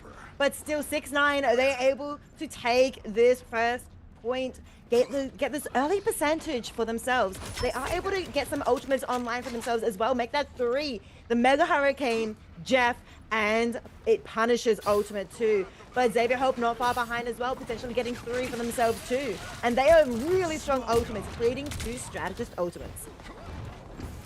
Really big strength can be put on full display here. Omega Hurricane coming at just Lip. Ooh, not going to be able to activate its Jeff in time. So not going to see the Jeff NATO coming this time around. 6969X in a bit of trouble. Got a Thunder coming at you from Scrappy as well here, but the damage just continues to bump up from Stuffy right now. Final Judgment. We saw what Ancient can do with that before. It's coming at you again. It's Jeff around the top though. As he gotten would catch them off guard, but this time they're just going to use it to escape the fight. Strategically escaping the fight, staying alive, as of course Jeff can be quite vulnerable if they get taken out. But Stuffy going to be using the Sonic Seduction to try and disrupt the team of 6ix9ine, who are already at 60%. Scrappy does get kidnapped by the Jeff. He's going to get quite a lot of damage onto Slip. He does try and slip away successfully. Spocky, though, in the meantime, takes down Alyssa, takes that Smiley. Wounds foes too. 6ix9ine are falling surely and slowly as now Xavier Hope take control of the mission area. That they will. At long last, they will be able to flip the switch on this one. 6969X are going to be able to have a lot of flexibility with 71% to their name, but they have to try and flip it straight back. No ults right now, so they can at least bide their time with it. Xavier Hope are looking to build up to letting the devil out, though. Looking to see if they can take a bit more control of this one. Boy, not going to be able to capture any KOs as yet. Spocky actually going to be the first one to suffer. The boy one in the same. BRB will bring them back at the least, but 6969X, they are angry. They want to take this mission area back as soon as possible.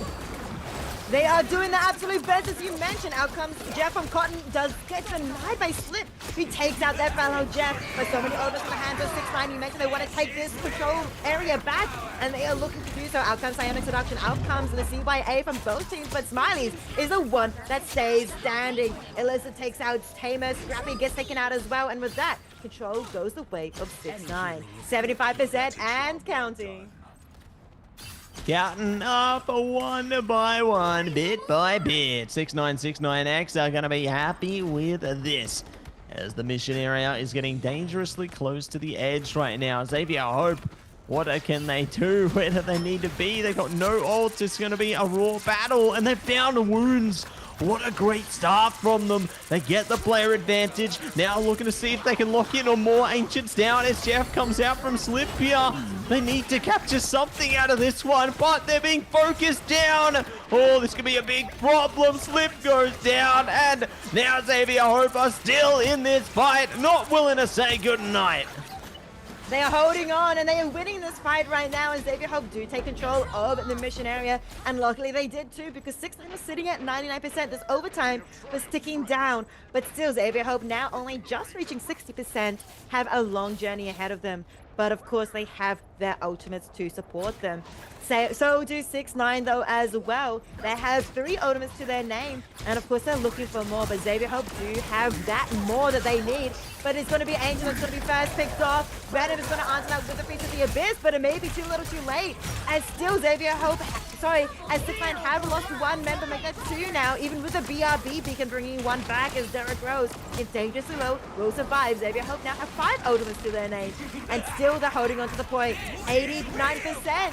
Looking at 90% now. This is last 5 territory between these 2 teams. Out comes the CYA amplifiers. Yeah, see ya online, and keeping things divine. Ancient not going to be able to find anyone else. Living Chi coming up. It's Jeff as well. They have combined points they have to worry about right now. And they will be able to capture the opposing Jeff there, slip past their enemies, and take them for a dive. Oh my goodness. It is just chaotic work coming through from Xavier Hope there. Just when you think 6ix9ine are able to get on top of this one, no. Xavier Hope coming knocking in and capture the frozen airfield. We are moving on to the Eldritch Monument.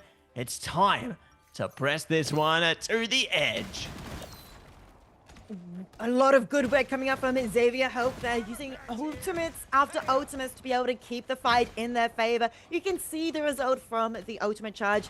Lots of ultimates are quite low in the hands of Xavier Hope because of how they were able to use 6 ultimates essentially to win that fight for themselves. 6ix9ine though does mean that they will be able to have the Feast of the Abyss, potentially Jeff as well, for this next upcoming fight, as Jeff sitting at 70% is quite achievable, especially with all the heals and damage coming out from Slip. But 9 seconds until the door opens, and our questions will be answered. Everything will be revealed. Everything will be put on full display as the gates now open. It's time to fight on once again, and our teams are getting ready to do just that. Derek Rose are going to be one to watch right now with the Feast of the Abyss around the corner here. But who will be able to earn the first KO in this scuffle? Definitely can decide the pace of this upcoming fight as the mission area is about to unlock here. Both teams need to lock in and get ready to go for the KO of the day. And we'll see if it is going to be the choke slam. Illicit already finding the void there. Now looking to toy with their opponents. The boy comes back from the BRB, but they still got to put more work into this one if they want to keep control. And it's going to be Xavier Hope controlling the space, fighting 3, looking for more. Derek Rose tries the Feast of the Abyss. It don't even matter. They get nobody, and they are falling down one by one here. And Xavier Hope flip control back in their favor, nice and early. Early indeed. 6ix9ine only be able to get 15%, even with that early capture, and so Xavier Hope are going to be very quickly overtaking that. They also have ultimates. Both teams, of course, have ultimates available. I'm excited to see how this fight goes. As Stuffy, with the good positioning, able to dive in onto the duelist, able to take down Ancient, but it's going to be trading out Scrappy. Maybe getting a BRB, though, as Slip and Deathcrow's fall as well. Xavier Hope being able to win this fight quite aggressively, even with the 2 ultimates, maybe 3 ultimates invested from 6ix9ine quite early. Xavier Hope are still in control, 30% and counting. Counting on, counting in. And we'll see if they're going to be able to hold on to it, because the final judgment being online with the Cosmic Yarn Amplifier is a recipe for redemption here. 6ix9ine, if they can find the right angle, can definitely get a stranglehold on the mission area right now. But here we go. Everything's activated all at once. Living Chi, one in the same. Spocky is trying their best to hold on to this one, see if they can capture anything. See Cotton with the It's Jeff as well. Looking for somebody taking their time with it. Ooh, they get absolutely nothing. Nothing except, I guess, a respawn timer as Cotton and Spocky, they both get sent back to spawn by 6ix9ine. And 6ix9ine, of course, aren't finished there. They take down Tamer too, looking for more Stuffy falls. And the control goes the way of 6ix9ine. But Xavier Hope did get 71%. They also have that previous round that they won as well, which does mean that they are looking to potentially taking this map, giving themselves 3 maps in this best of 7. But 6ix9ine, of course, they are still here. They have control of their point, and they are looking to stay in control with this next fight. Stay in control, try to stroll ahead here, and see if they can do it. Big shotgun power, but it's time to let the devil out and avoid. Their teammates are going down. They need to find the KO back. It ain't gonna happen. Ancient and Wounds are gonna be taking them down piece by piece here. And Xavier Hope are forced to retreat nice and early into the piece, which allows 6969X a bit more flexibility to meet them at 71% there. But the ultimate starting to build up on both sides. Could see another collision in the works here. But the decision is going to be up to the teams as to who will be able to activate first. The slip already goes down, brought back by the BRB. Feast of the Abyss coming up. Xavier Hope now looking to elevate themselves. This is exactly what they needed, and it's working out a treat. Absolutely indeed. Tamer on the rocket dealing so much damage as well, but they haven't even used their amplifier. That amplifier is available for this next upcoming fight. Illicit also gets staggered out, unfortunately, for 6-9. And they, as you can hear Galactus say, they've almost got it, past 85%. Out comes the portal from Derek Rose. They're able to contest quite early. They're looking to try and take this as quickly as they can, but Smiley gets taken out immediately. Out comes the amplifier as well from Tamer to deal more damage to Ancient. Responds with a punishing ode. Runes and Ancient, Illicit, they are doing absolute work for 69, and they're able to take the control back. Xavier Hope sitting at 98% though. All they need is one fight victory, but so do 69. Yeah, great decision there from Scrappy as well. Looking to just get the KO through there, take a casualty to reset, get back to the team, and play into the Venom here. So it's going to be a last moment portal, a last moment fight, ready to jump into this one. It's going to be the Sonic Seduction into the Seer right now. Only all they've got is Living Cheese. Bucky activates, ready to stop them, but they're now KO'd themselves, brought back by the BRB. Too little too late. Are they still going to be able to slate their way through this one as the fight continues and Ancient is down? Ancient is down, and no one from Xavier Hope is down. As you mentioned, the BRB bringing them back. Is this going to be enough for Xavier Hope to keep going? Out comes the devil from the void, going in for Wounds. Illicit also falls. So many KOs going the way of Xavier Hope. Control has been lost. 69 have lost control of Xavier Hope. Gain it, and they remember already only need one round. If they win this next fight, if nobody can touch, they have taken the third map victory. Oh my days, they've taken not just third map victory, but grand final point has now been earned by Xavier Hope. My goodness, Hell's Heaven is claimed by Xavier Hope into this one. And what a change up. The MVP gonna be a boy this time. Wow, just such a decisive collision of blows here. A really great change up to bring the devil out there, and they will be able to earn themselves series point, grand final point into this one. It is just incredible to see what they can do. But now there's going to be another chance ahead of both of these squads, but now more than ever, 6969X, they can't afford any more losses. That is so true. Xavier Hope currently on tournament point right now. One map away, one victory away from taking this entire Marvel Rivals Championship Pacific winning position, the championship for themselves. But of course, we look at these highlights. We see Stuffer here on the amazing pick, as well as the boy as on the Daredevils. Fantastic to see the work coming out from Xavier Hope to be able to take this map victory, one map away from potentially claiming this entire tournament.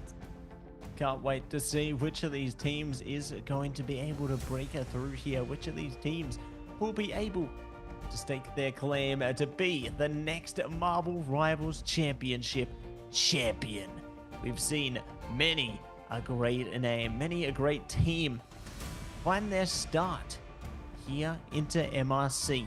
I mean, you look forward, you look back even, players from Yoyang Won breaking their way out after winning that championship into Crazy Raccoons, into Reject, into amazing teams from that point forward. And I mean, one and the same. Crazy Raccoon winning the last Marvel Rivals Championship, going on to play in the grand finals in Atlanta.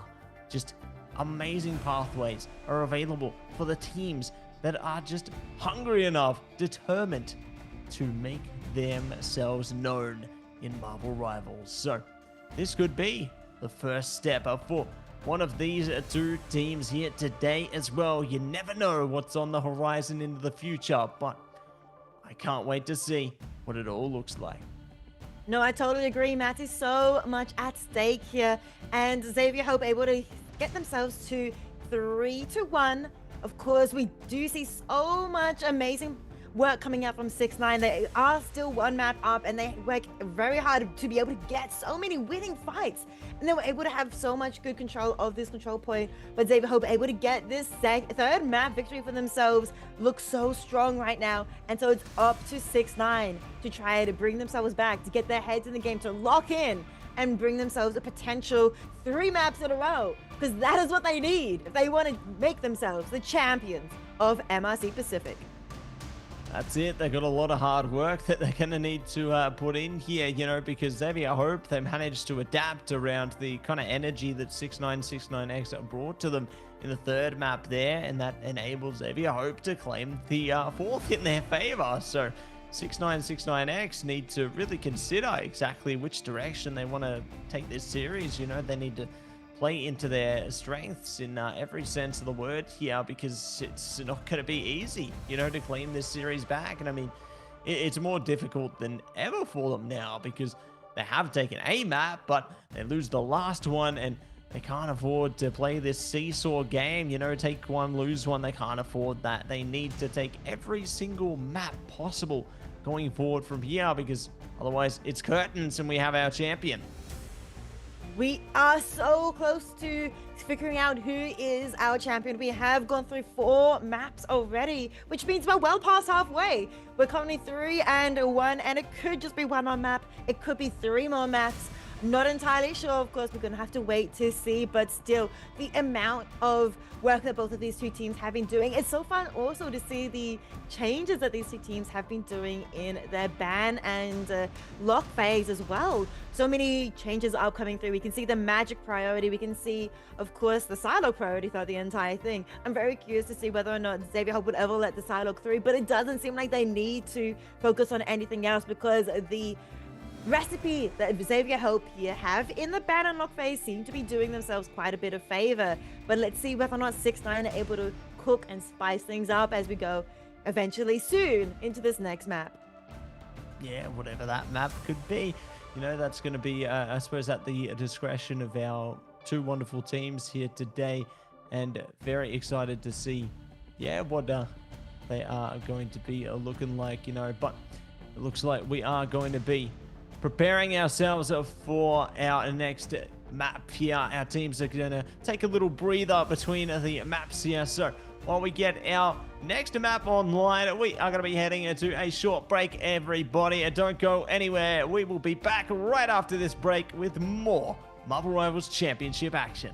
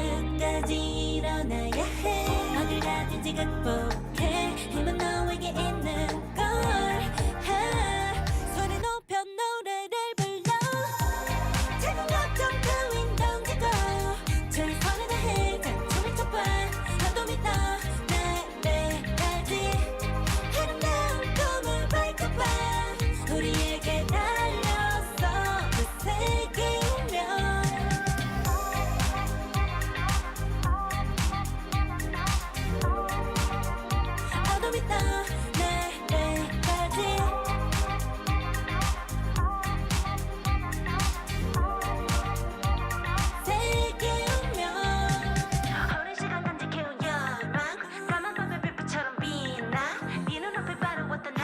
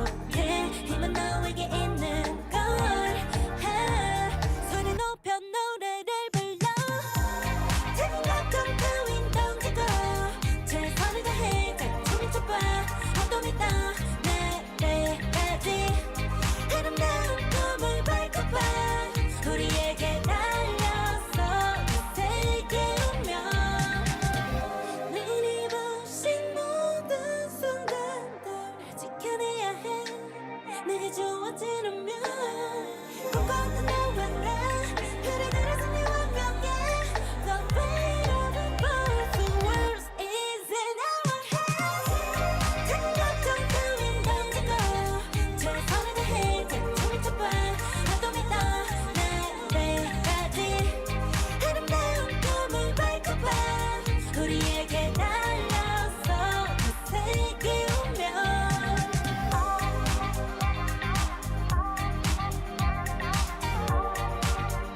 나도 믿어 나래까지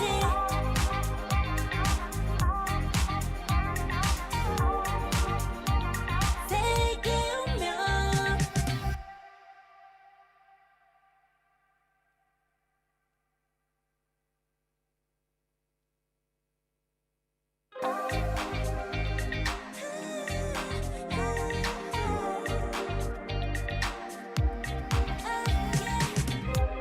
한껏 더 높이 날아올라 내 누워진 밤하늘을 가로질러 Oh yeah, oh yeah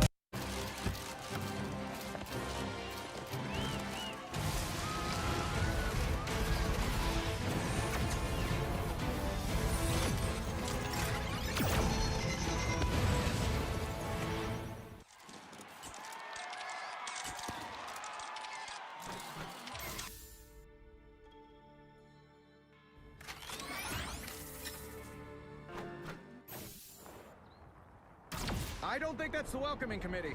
Bombs away!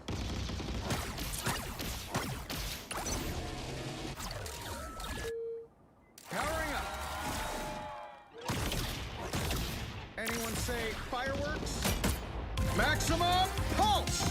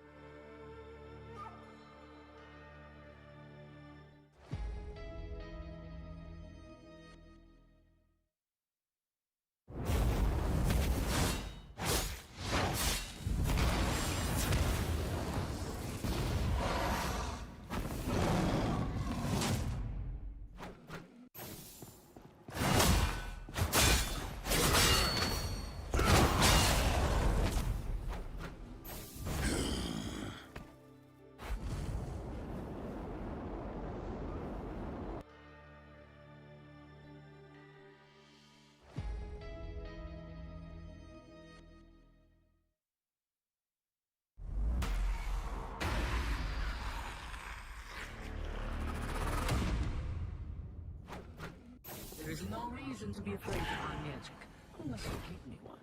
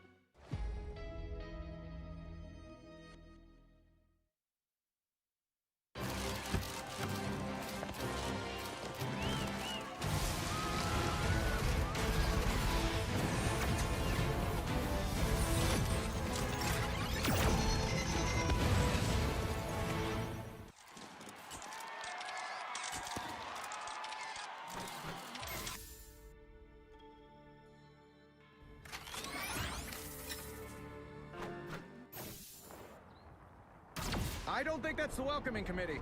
Bombs away!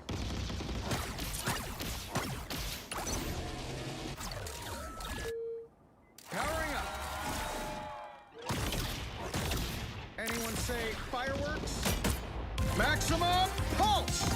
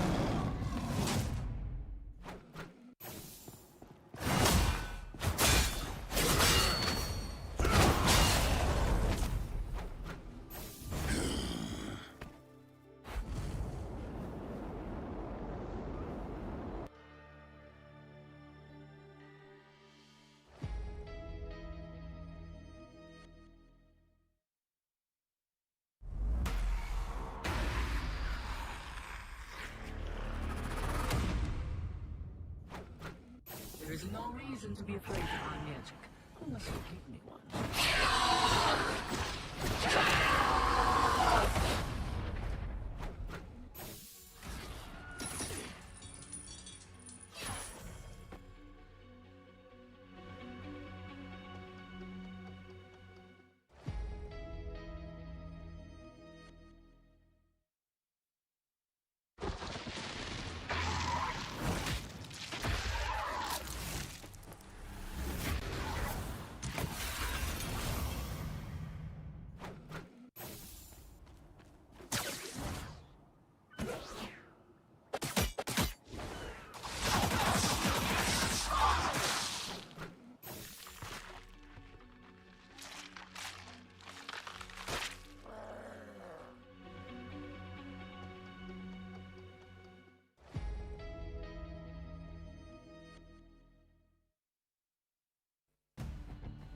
Welcome back, everybody, for the Marvel Rival Championship Season 4. Matzy and Profound Rice coming at you with the grand final to crown our champion. Will it be Xavier Hope? Will it be 6969X? It's all gonna unfold into this next map here, because Xavier Hope, they're on the edge of glory. They only need one more 6969X. They need to win 3 maps consecutively.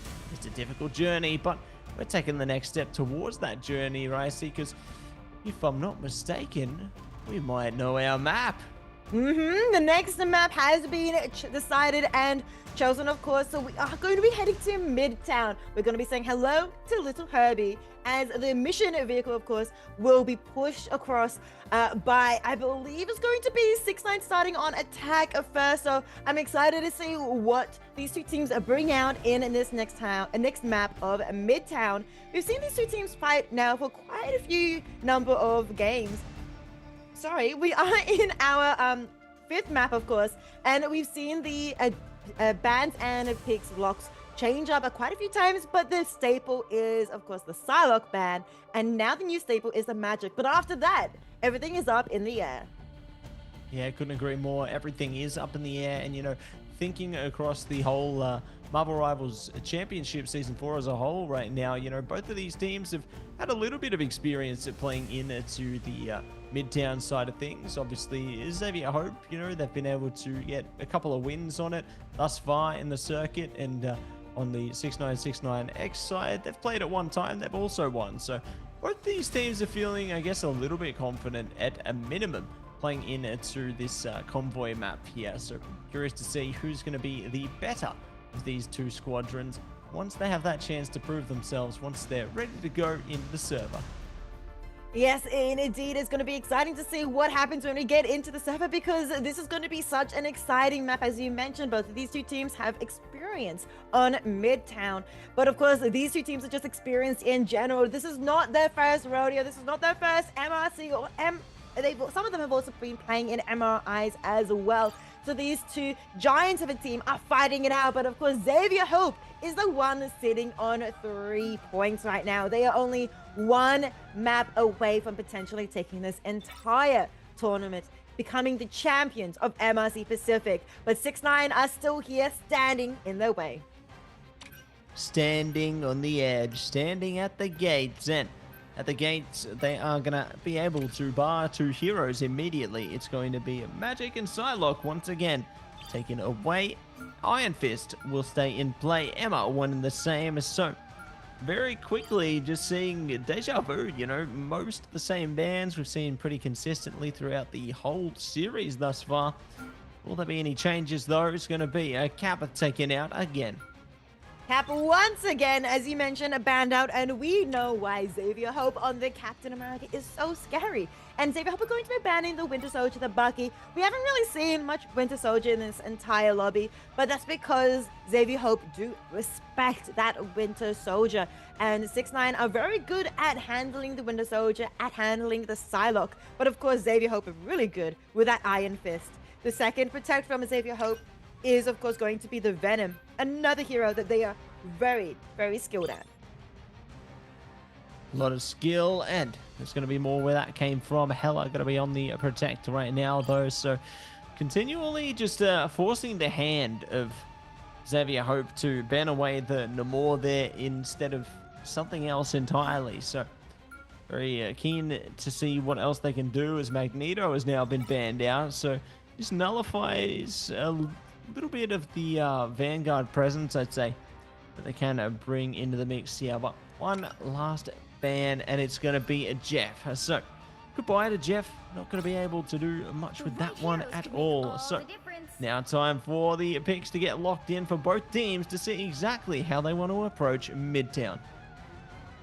Midtown does have that first section of the map where it's quite narrow, a lot of turns, a lot of corridors, a lot of different passageways they can go. They've also got that high ground as well. So Ancient on that high ground we saw in a previous series was able to rain so much damage as the Hela from such a fantastic position. But 6ix9ine, they are starting on attack first, of course. So I'm very curious to see how they will be using their attack. And I'm more curious to see how Xavier will be setting up their defensive.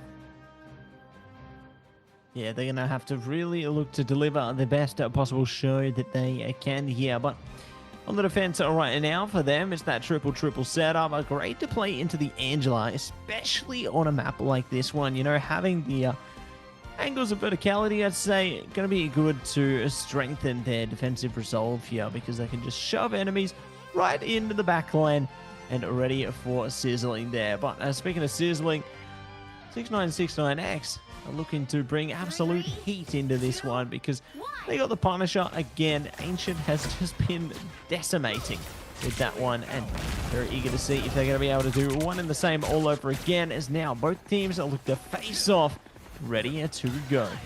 Yeah, I'm very excited to see this Punisher. As you mentioned, they were hovering Hela at first, but I think the Punisher in this situation where Xavier Hope are running a triple Vanguard, triple strategist situation is better. Levoy has used the BRB, Spocky being brought back with that beacon. So Xavier Hope have lost that Birai back, but let's see whether or not 6ix9ine are able to capitalize now and deal more damage onto these Vanguards as they hold the line, they hold the defensive situation, and 6ix9ine try and break down these health bars. Try and break it down, try and break it in here, see if they can spin their way through. Derek Rose taking a lot of punishment, but will be able to prevail, stand up. It's going to be the Cosmic Yarn Amplifier enabled now, finding the opening KOs onto those Vanguards, and more can be discarded as a result as well. But Xavier Hope do a good job to keep themselves online here, so we'll be able to retreat, but with the KOs now becoming quite staggered, it does mean that 6969X are already halfway through to the capture point here and looking to further advance their pursuit, but the portal will stop them in their place. The portal will, as of course Xavier Hope try their best to keep going, but still Spocky is the one that falls. Out comes the amplifier from Nevoy to try and deal more damage, and we've seen the damage that these amplifiers can do, but not when they get destroyed so quickly. Out comes the revive from Cotton. Is it going to be enough as they bring back Spocky? Ancient falls though. Scrappy does fall in return, but they will get revived once more. But Cotton finally falls. The cocoon is available. The 6ix9ine are still pushing forward. Xavier Hope's defensive line is starting to crack a little bit, and 69 is still going forward. Now comes Heaven Retribution, as though Ancient answers that with, of course, more bullets, and they keep pushing forward. Still got a bit of time though, with 1 minute 50 on the clock, but still 69 looks trying to be able to take this first checkpoint. Ready to take it straight over the line there. Xavier Hope are not able to stop them in their tracks. A little too late on that one. So 6969X just have a ton of time. You know, they can just lock them out and look to give it their absolute best here. Pressed up. They are not looking to stop. So Xavier Hope, they've got the Iron Fist now for Spocky, and maybe looking to potentially isolate some picks with that one, but they're taking it slow for the moment. Yeah, taking it slow, but still a lot of time for 6ix9ine. They've gone halfway through this second section now. 3 minutes 40 on the clock. Xavier Hope, though, are pushing forward. And while there's so many orders available for 6ix9ine, it's going to be the Punisher starting it off first with a final judgment. It's going to be answered by the boundary, but it doesn't matter as Stuffy still gets taken out even with the boundary, trying to keep them up. And now the boundary falls. The vision has been revealed as Slip, who used the amplifier, now has disappeared. So the amplifier has disappeared as Ancient keeps pushing forward with so much damage. A double KO in the hands of Ancient. Yeah, that Punisher has just been unmatched for the 6969X side there. You know, they're losing out on other critical picks in the draft. Well, that one has just been making waves. Strangling Prison coming out as well here with spell troubles in Cotton. Uh-oh, does manage to stay up somehow, some way. The same for their team. Omega Hurricane coming out right now from wounds, though. There you go. Trade out up front and are looking to see if they can find more. Living Chi from Spocky around the back there. Looking to smack their way past them and get some KOs right on the edge here. And they will deliver for 6969X. Smiley just won't stop. Smiley, of course, Cloak and Dagger is dealing so much damage and taking out a triple KO for themselves. Bring 6ix9ine over the line. Amazing work being able to use the Eternal Bond to keep themselves up and their team up and still deal lots of damage. And now 6ix9ine being able to get that mission vehicle over this next checkpoint. Have 3 minutes 40 to their name. And Xavier Hope, they do have one ultimate. Navoy's, of course, Daredevil ultimate for themselves. Is this going to be enough to hold the line? Or will 6ix9ine make quite a bit of progress? They may be getting closer to halfway already. Yeah, they've had such a confident pursuit thus far. You know, they've been really keeping themselves in check, really keeping themselves locked in here. But Xavier Hope, one of the same, making adaptations. Final Judgment coming at ya with the Seer. They are going to be able to evacuate, but Tamar not so lucky. Oh, the scaffolding comes up at the right moment there, so it does nullify the ultimate a bit, but it don't matter. They got a shotgun, and they are taking names and taking KOs. Yeah, triple KO for the Punisher, Ancient of 6ix9ine, doing so much damage as you mentioned. And even with that CYA, the Amplifier being able to keep him both healed and dealing damage. But Xavier Hope to have an answer to this. They have 2 ultimates. It's going to be a massive Feast of the Abyss and Devil going in. Navoy going crazy as well. And with that, 6ix9ine have lost 4 members. And Xavier Hope are back in the defensive situation. Back online right at the edge of this one. You know, it's definitely a tough place to be, and you know they've got to hold on to basically everything at this point. One a slip and that could be curtains. You know, you flip sides and have to try and do it all over again by yourself, by your lonesome here. But ooh, Ancient big damage there. Psionic Seduction going to be the first thing popped by Xavier Hope. Omega Hurricane one of the same. They found Illicit into this one. Decent beginning, and now looking to take it through to the end there, trying to shut down that Omega Hurricane. Uh-oh, they do drain it out, so the damage just ain't enough here. Fate of Both Worlds will be keeping them online as long as they possibly can. So great to see the commitment coming through from Xavier Hope here. You know, they're not over-committing because they've still got the invisible boundary up if it's needed. They've still got Ensong Inferno, but 6969X, they're on the edge of having 5 ults. I am terrified for Xavier Hope right now. No, I was about to mention that too. Yes, Xavier Hope were able to use only 2 to be able to stay alive, but 6ix9ine have 5. Out comes the Executioner, as well as the Eternal Bond. They do lose the rocket in the meantime, but they don't need the Amplifier. They don't need the rocket. They're able to take this fight and take this mission vehicle with only using 3 ultimates. Xavier Hope, though, they only used the Amplifier for themselves. They do have 2 ultimates left, but so do 6ix9ine. Might be able to take that Spocky, though. Immediately, Navoy falls too. Yes, comes out the BRB, though, for Spocky, but still, the round has been completed. 6ix9ine make it to the end with over a minute into the time bank. Including which side you're Oh my days, they will be able to glaze ahead of this one. What an incredible result coming through into the Midtown side of things here. Really impressed with how these teams have been able to face off against one another, you know, and we've managed to pace our way all the way up to the next half with a full scale push from 6969X here. Xavier Hope are going to have to match them, if not exceed them, if they want to deliver something grander, something greater into this one right now. But it's time. The teams are getting ready, prepare for battle, ready to saddle up, saddle in, and see if they can take this round for a spin. Take the round for the spin. Take Herbie for a spin. This is a Midtown where 6ix9ine have made it to the end with a 1 minute. Xavier Hope are about to attempt the same, of course. But let's see how they do it, potentially with a Hope. Stuffy on the Groot. While 6ix9ine are not going to be rocking the stereotypical triple for this. They are instead doing 2-2-2. Derek Rose here on the Groot, Illicit on the Emma Frost. But we still have the Storm and we still have Ancient here on the Punisher. That we do. We got it all locked down, locked into this one where I see, and very eager to see what else they are going to be able to spin through here. Who will be able to claim a victory? Will it be Xavier Hope pumping their way back up, pumping their way back in? Will it be 6969X flexing their way forward here? It all comes down to this, and they're already looking to keep those walls up, keep them online as long as they possibly can here, as they will slow their rodeo. Looking to take it easy. Choke slam, a fine Spocky. What a great way to start here, brought back by the BRB, but the games are just beginning. Game is just beginning, but 6ix9ine are able to hold the defense and taking down Stuffy once more, but the ultimates are coming online. Strangling prisons for both teams are available. Let's see who can capture the most players for their team. I'm so excited to see how these ultimates do work, but instead we're going to see a Venom diving into the back line and Scrappy able to get away safely though. And now here comes both Strangling Prison. It's big as out comes both CYAs, but it's going to be Tana and Stuffy, the attackers that fall in return.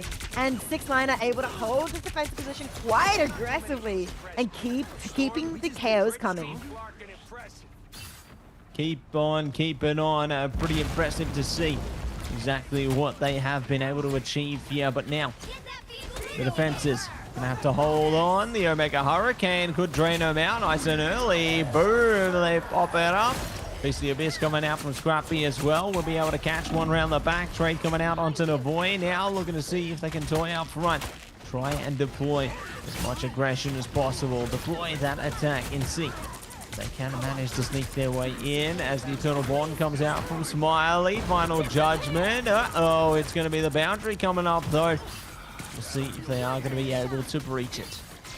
The boundary does stop 6ix9ine from touching the spawn doors as Cotton keeps the team safe, but now Spocky coming out with the Iron Fist ultimate trying to get into the background, but I think it's spotted out by Illicit's Xanax Seduction. Somehow manages to survive, but does not find any of the backline of 6ix9ine. Unfortunately, not being able to utilize the ultimate to the full potential as now Navoy goes in, tries to do the same, and this time it is successful. Scrappy getting 2, Spocky getting 1, Scrappy getting 3, a triple KO for the Venom of Xavier Hope, and now Herbie is finally moving with 1 minute 20 seconds on the clock.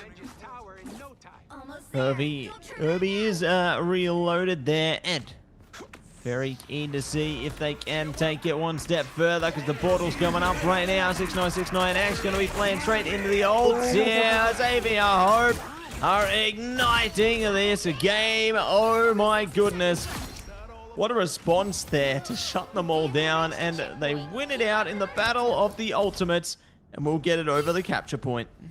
Xavier Hope were ready and waiting for that portal. They knew what was going to be happening. And even though 6ix9ine used the Strangling Prism and the Amplifier to try and make that victory theirs, Xavier Hope had more in the bank. They had an Amplifier of their own and a Strangling Prism of their own. But more than that, they had, of course, the Feast of the Abyss. And with that, the extra damage and, of course, the preparation, Xavier Hope were able to get that point over the line. But they want more, of course. Spucky does get taken out. It's going to be brought back by the Amplifier.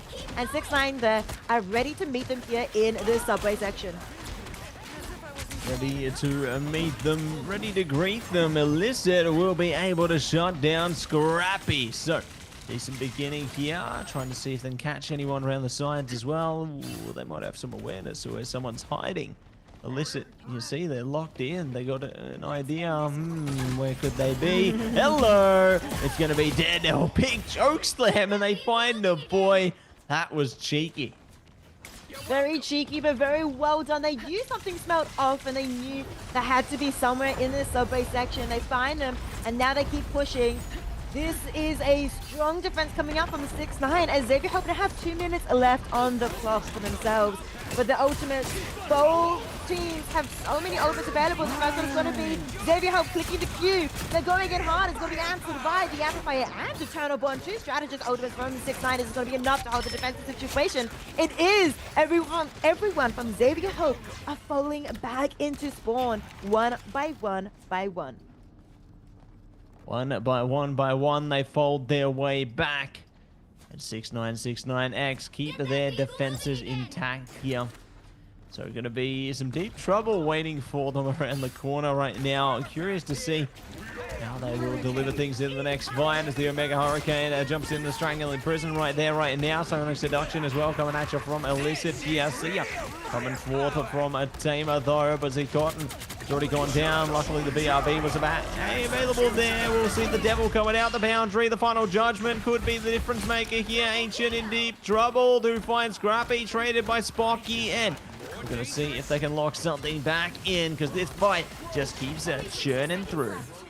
It does keep churning through, and Xavier Hope utilizing every single one of the ultimates, but so did 6ix9ine. And Xavier Hope able to get Illicit here in this fight. Looking for more. They take down Wounds too. And now 50 seconds left. They may be able to get this next checkpoint, but Derek Rose, they've switched over to the Doctor Strange. But Xavier Hope, I'm sure they're well aware of the timing. Is this portal still available? Is it live? Is it in the hands of Derek Rose? It is, and they do touch, of course, to be able to do so much damage with the turret from Ancient as well through the portal. And with that, Derek Rose able to get one, Illicit getting another as well. And out comes the amplifier from Slip to keep things pushing in their favor. Keep things pushing up, keep things pushing in, and we'll see if they are going to be able to spin something else forward, as they are holding on tightly to the mission vehicle right now. Time is of the essence for them. Lock something in, and they will be able to push her through the portal. Eternal Bond coming online in response. Stuffy goes down. Boy, close, but not close enough. The damage is just $2,000. Yeah, they're overwhelming. Living Chi coming out from Spocky, trying to do whatever they can to just keep this fight going here, but it's too little too late. The strategists are immediately evacuated. They will not be able to contest the mission vehicle. Oh no, I see. It's over and out. 6969X flex their way in and take a second map. They do. They take a second map, bringing us to a 3-2. This series is neck and neck. What we potentially thought was going to be a Xavier Hope favorites in this tournament, considering Xavier Hope have not dropped a single series this entire tournament. And on top of that, in this previous matchup between these two teams in the round 11 upper bracket, when these two teams versed off, Xavier Hope won in a 3-0 fashion. But in best of sevens, later on in these tournaments, in grand finals, things are different. And now 6ix9ine have won 2 maps. Xavier Hope, though, they still are at this 3-point situation. They are on, of course, tournament point. They are 1 map away from winning this entire series, entire tournament still. So 6ix9ine, they still need to win this next one. And of course, the one after that. They cannot make any mistakes from here on out.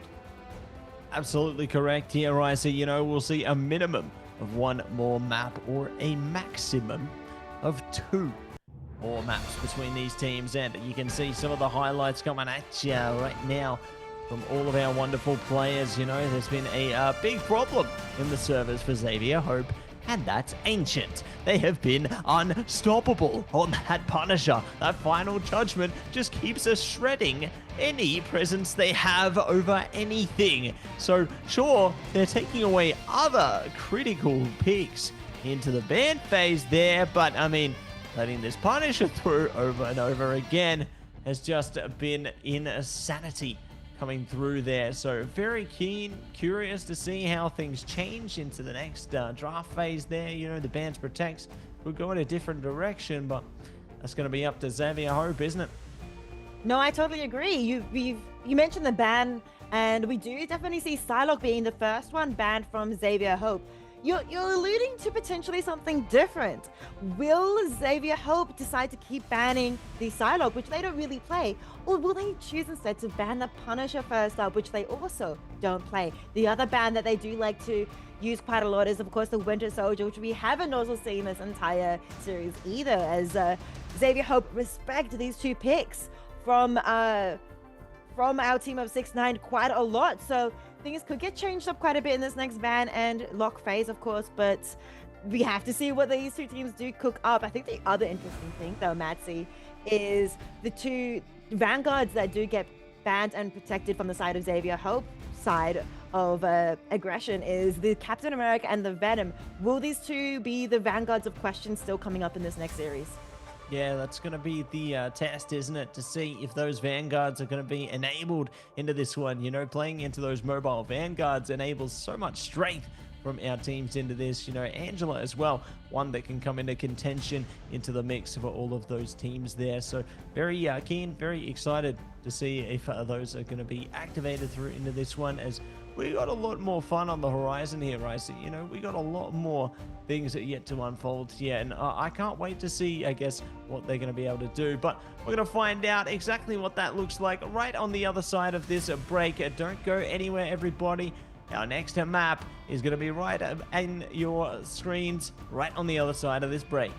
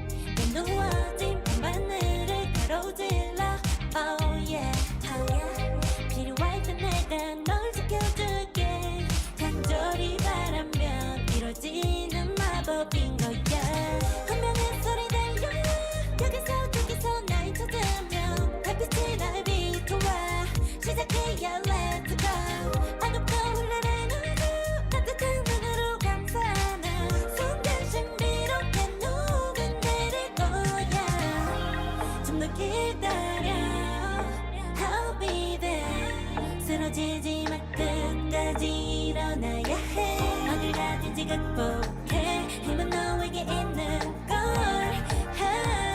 소리 높여 노래를 불러 작은 걱정 따윈 던지고 최선을 다해 작품을 쳐봐 너도 믿어 내일까지 아름다운 꿈을 밝혀봐 우리에게 달려서 그 세계면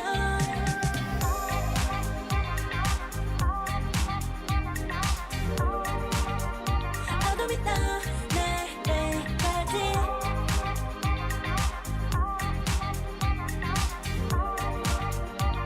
세계면 오랜 시간 간직해온 열망 까만 밤의 별빛처럼 빛나 네 눈앞에 바로 어떤 하나 제발 딱 봐도 superstar 딱 보면 모든 날널 지킬 나란 걸더 지켜볼수록 점점 빠져들어 카리스마 넘쳐 흘러 oh yeah 분명한 소리 들려 여기서 저기서 날 찾으면 달빛이 날 비춰와 시작이야 let's go 아득도 흘러난 우주 따뜻한 눈으로 감싸는 순간 신비롭게 녹아내릴 거야 좀 더 기다려 I'll be there 쓰러지지 마 끝까지 일어나야 해 하늘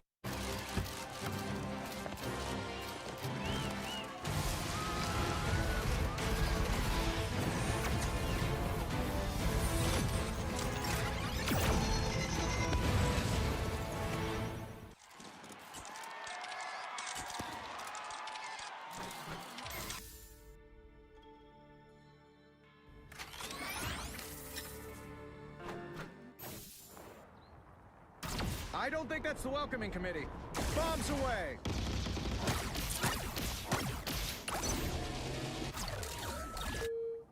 Powering up. Anyone say fireworks? Maximum pulse!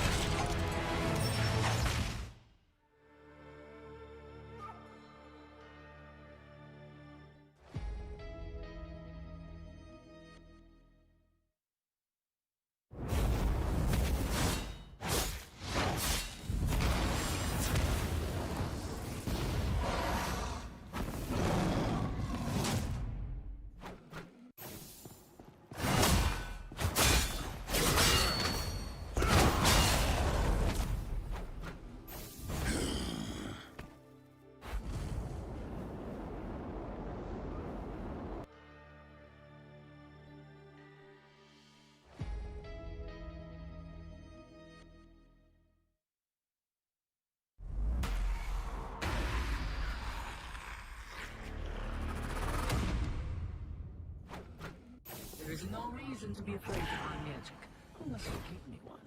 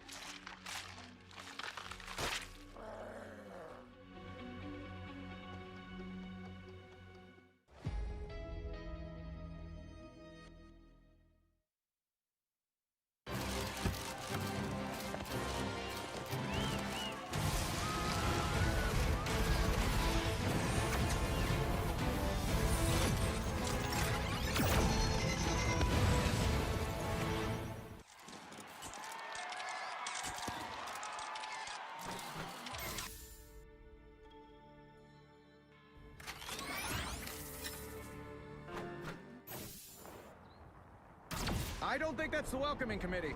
Bombs away!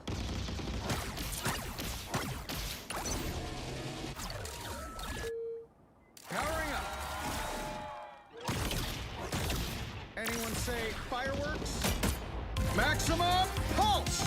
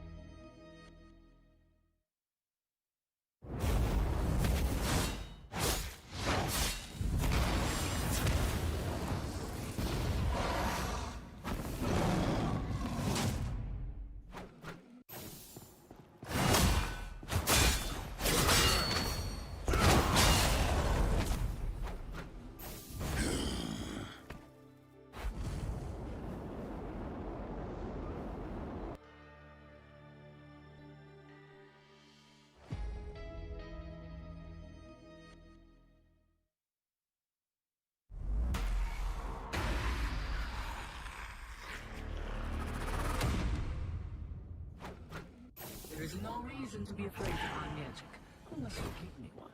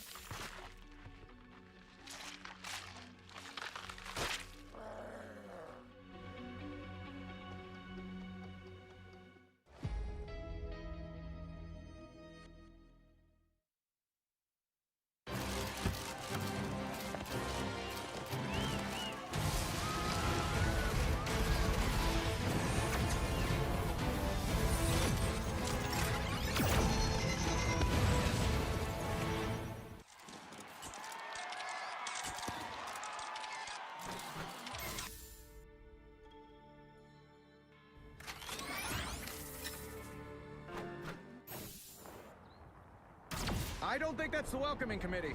Bombs away!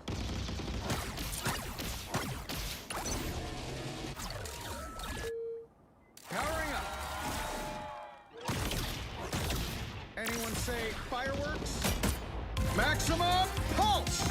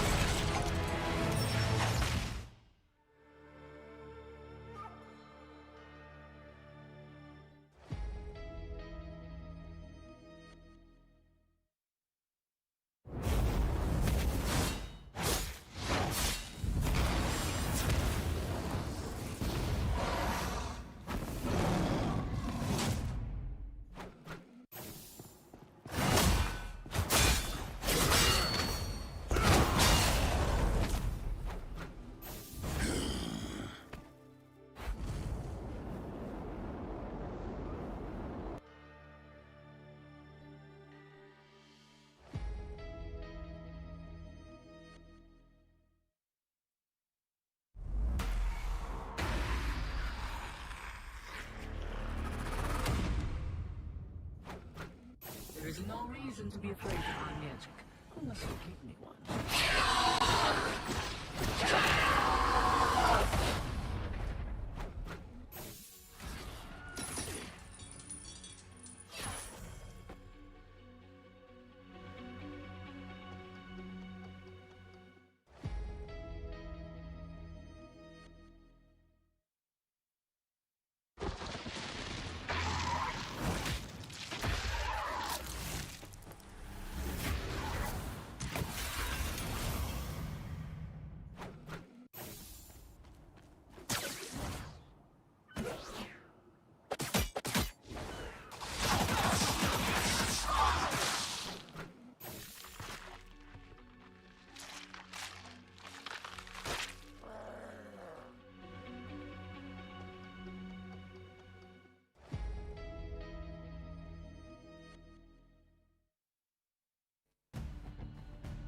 Good evening, welcome back everybody to Marble Rivals Championship as Season 4 with Matsy and Profound Rice coming at you with the grand final. Right here, right now, we have seen many a map go both ways, but it all comes down to the next map or two ahead of us right here. Will we see Xavier Hope take it away here and now? Will we see 6969X flex their way in to take it to one final map? It's all going to be proven, all going to be tested into this one, and I don't know who's going to be able to take it because 6969X, they've been looking impressive here.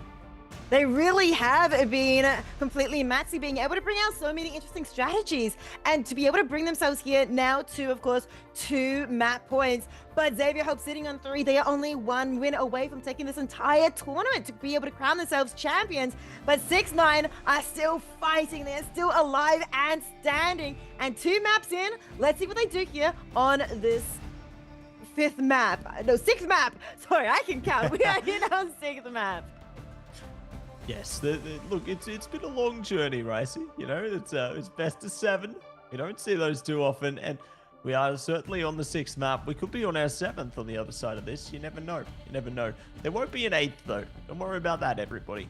There's at least a maximum of 2 more maps and a minimum of 1. So, you got some pretty good odds there, I'd say, but we are going to be jumping in to our next map here. It's going to be the Celestial Husk here on Domination. Domination Celestial Husk between these 2 teams. I'm excited to see what they end up cooking. Of course, we get the stereotypical Magic ban and the Psylocke ban, but let's see if 6ix9ine spice it up. Maybe they want to protect, they're protecting the Emma Frost. I wasn't sure if they were going to be protecting a duelist perhaps. So Xavier Hope, let's see what they protect. I think, yep, it's going to be the Captain America that has been consistently banned out. They will have to choose between, of course, as I mentioned previously, the Captain America or the Venom. Which one does Xavier Hope want to prioritize? Xavier Hope is still going to be banning out the Bucky. They may be respecting the Punisher, but not enough to respect the Bucky more, of course, as Bucky and Psylocke are well-known, really strong heroes in the hands of 6ix9ine. And it's going to be the Iron Fist actually taken away for 6969X right now, so looking to minimize the duelist impact as soon as possible here. Only going to have access to Daredevil, really, for Xavier Hope right now, or maybe playing in a whole other direction. There you go, Daredevil. Going to be hitting the protect on that one, and 1 more ban for Xavier Hope here. Punisher. Oh, this is big. This is really big. They finally managed to they've realized that, yeah, you can't let that just wreak havoc over your team because it's been a big problem for them in these last few maps. Xavier Hope do also, of course, as I mentioned earlier, get the protect the lock-in on Captain America, but 6ix9ine in return will be banning out the Venom. They also protect the Hela too. You have to pick either between the Hela and, as you mentioned, the Punisher. Xavier Hope is the one going to be banning out that, so Ancient is going to be on the Hela for this map instead of the Punisher. And looking at the other picks that are open, of course, Rocket and Jeff are available, 2 very strong strategists, so those are the strategists that Xavier Hope will be rocking, but 6ix9ine are going to be opting for the Cloak and Dagger potentially first. Of course, we don't know what they're going to be locking in until the gates open. We don't know till we know, but we're certainly going to know soon as we're taking a look at some of the beautiful landscapes before we do dive in to this here game. And both these teams are taking aim, taking point in to this incredible map. Map number 6 out of a potential 7. And now it's time to lock it down on the Celestial Husk. Both teams are ready to go, ready to flow their way in. Here we are. They're playing into the Deep Breath team up, and there's going to be more where that came from. More where that came from, indeed. A whole game, of course, coming up. as we both see, of course, the Jeffs rolling it out. I'm excited to see this matchup between these two teams. Woon's going to be playing the Namor, Ancient on the Hela, going to have the team up coming through, and Derek is going to be running out with the Doctor Strange. The Strange has been very strong in the hands of 6ix9ine so far, but of course I'm excited to see the Daredevil and Xavier Hope. But Spunky's going to be opting for the Phoenix, already claiming the life of Ancient. They know Ancient's going to be playing the Hela. They have to answer the Hela, and they're answering it with the Phoenix. Oh yeah, they are. The Phoenix is burning bright and ready to fight. Let's see who's going to be able to ignite the time stream into this one as they take it slow, take it easy, and Scrappy in big trouble already. Not going to be meeting the rubble just yet, though. They are looking to lock it down onto this one. Take it slow. Look to see if Navoy can capture them around the back, but no. They're not going to be able to unleash. It's going to be Sia on both sides looking to unleash the power, the energy here, but it is not going to get a KO yet. No KO just yet. A Slip is going to Jeff. It's in. Doesn't find anyone as Cotton takes out Slip in return. Xavier Hope starting to turn this battle aside their way, but still Ancient is still in this map, still pushing forward. Derek Rose gets taken out. Now it's Jeff from Cotton, who does not really find many exciting picks for themselves, but still Xavier Hope able to take this control point finally. Stuffy able to take down Ancient, and 6ix9ine have to regroup and rethink their new strategies. Really restructure their approach to this one, as you said, and see what else they are going to be able to deliver here, as going to be taking it slow, taking it easy for the moment, but it ain't meant to be easy. It's time to breeze your way in, and let's see if they can lock it down. Stuffy good up front there, has the support of their team as well. Freedom Charge barging in, now enabled with letting the Devil out. Goddess of Death coming out from Ancient here. Meteor one and the same, trying to see if they can zone out the pick. They will. Slip goes down, good from Z Cotton there. Illicit now followed up, and they are going to be swallowing up a KO after KO. It don't matter if the Seer is online from Smiley there, because if your whole team's getting KO'd, the amplification is going nowhere. And just like that, the staggered KOs as well is just going to enable Xavier Hope time and time again. Xavier Hope are definitely enabled right now. They have, of course, the Amplifier just around the corner, and Ensong Inferno. This could be a fiery battle from Xavier Hope, as 6ix9ine are trying to get back onto point, trying to get into this game. They have 0% to their name right now, but Xavier Hope sitting at 60-70% now, and lots of ultimates to their name too. This could be an explosive battle, but who's going to be starting it off first? Who's going to go in for the first pick? Who's going to start pressing Q? Yeah, they will. Going to be pressing a few more Qs as well. There's Jeff coming out on both sides here. Meteor up top. Trying to get the bop down, bop through. Nobody going to be popped though. So it is going to be a big rise up, a big fall. Train coming out from Wounds, but it's one and done there. Xavier Hope are elevating themselves to greater heights and will be pressing it over the line just like that. No contest onto the mission area. It's going to be the vault unlocked. We're moving on to the hand, and my word, what a way to take things back into their favor. Take pace back onto that space. 6969X, they need to find a response, and quick smart. No, totally agree here, Matty. They have to do it quickly because Xavier Hope, they're only one round away from taking this entire tournament. Just one round from them, separating them from first place, from that 6,000 prize pool for first, of course. So they definitely want to work hard to be able to get that, and 6ix9ine have to work hard to stop that. They have to try and get through this entire round, and then one more round, and then, of course, one more map. This is an uphill battle for 6ix9ine, and the game is in Xavier Hope's hands. 4, 3. This could be the time. It could be the answer, but now answers are going to be revealed into the next mission area, getting unlocked here as 6969X take it nice and slow, prepare themselves for the battle ahead of them as they take to the high ground. Scrappy and Co scouting ahead, ready to exchange blow for blow here. The damage already getting prepared, but they do not open the fight yet. They're ready for the flank, ready to get KOs in the bank, and here we go. We're going in fast. Xavier Hope going in first, getting a bit of percentage on it to the point. Not able to capture it just yet, but still they've made their mark and position quite aggressively, taking out Derek Rose, looking for more. But still, the revive coming up from Derek Rose keeps the game in a contention. 6-9 still lose the Storm, and down goes the Jeff from Xavier Hope. But a bit of a stalemate here as Xavier Hope pushed back a little bit. Out comes the Amplify from Xavier Hope. It's going to be answered by Slip from 6-9, but 6-9's Amplify gets destroyed faster and quicker. Xavier Hope have got the capture point as well. They've been able to flip it into their favor during the middle of the fight. So out comes the wounds of Mega Hurricane, but is it too little, too late? Not able to find a pick as the Void takes down Slip. That's one more strategist gone. No strategist for 69. And so Xavier Hope are still in control.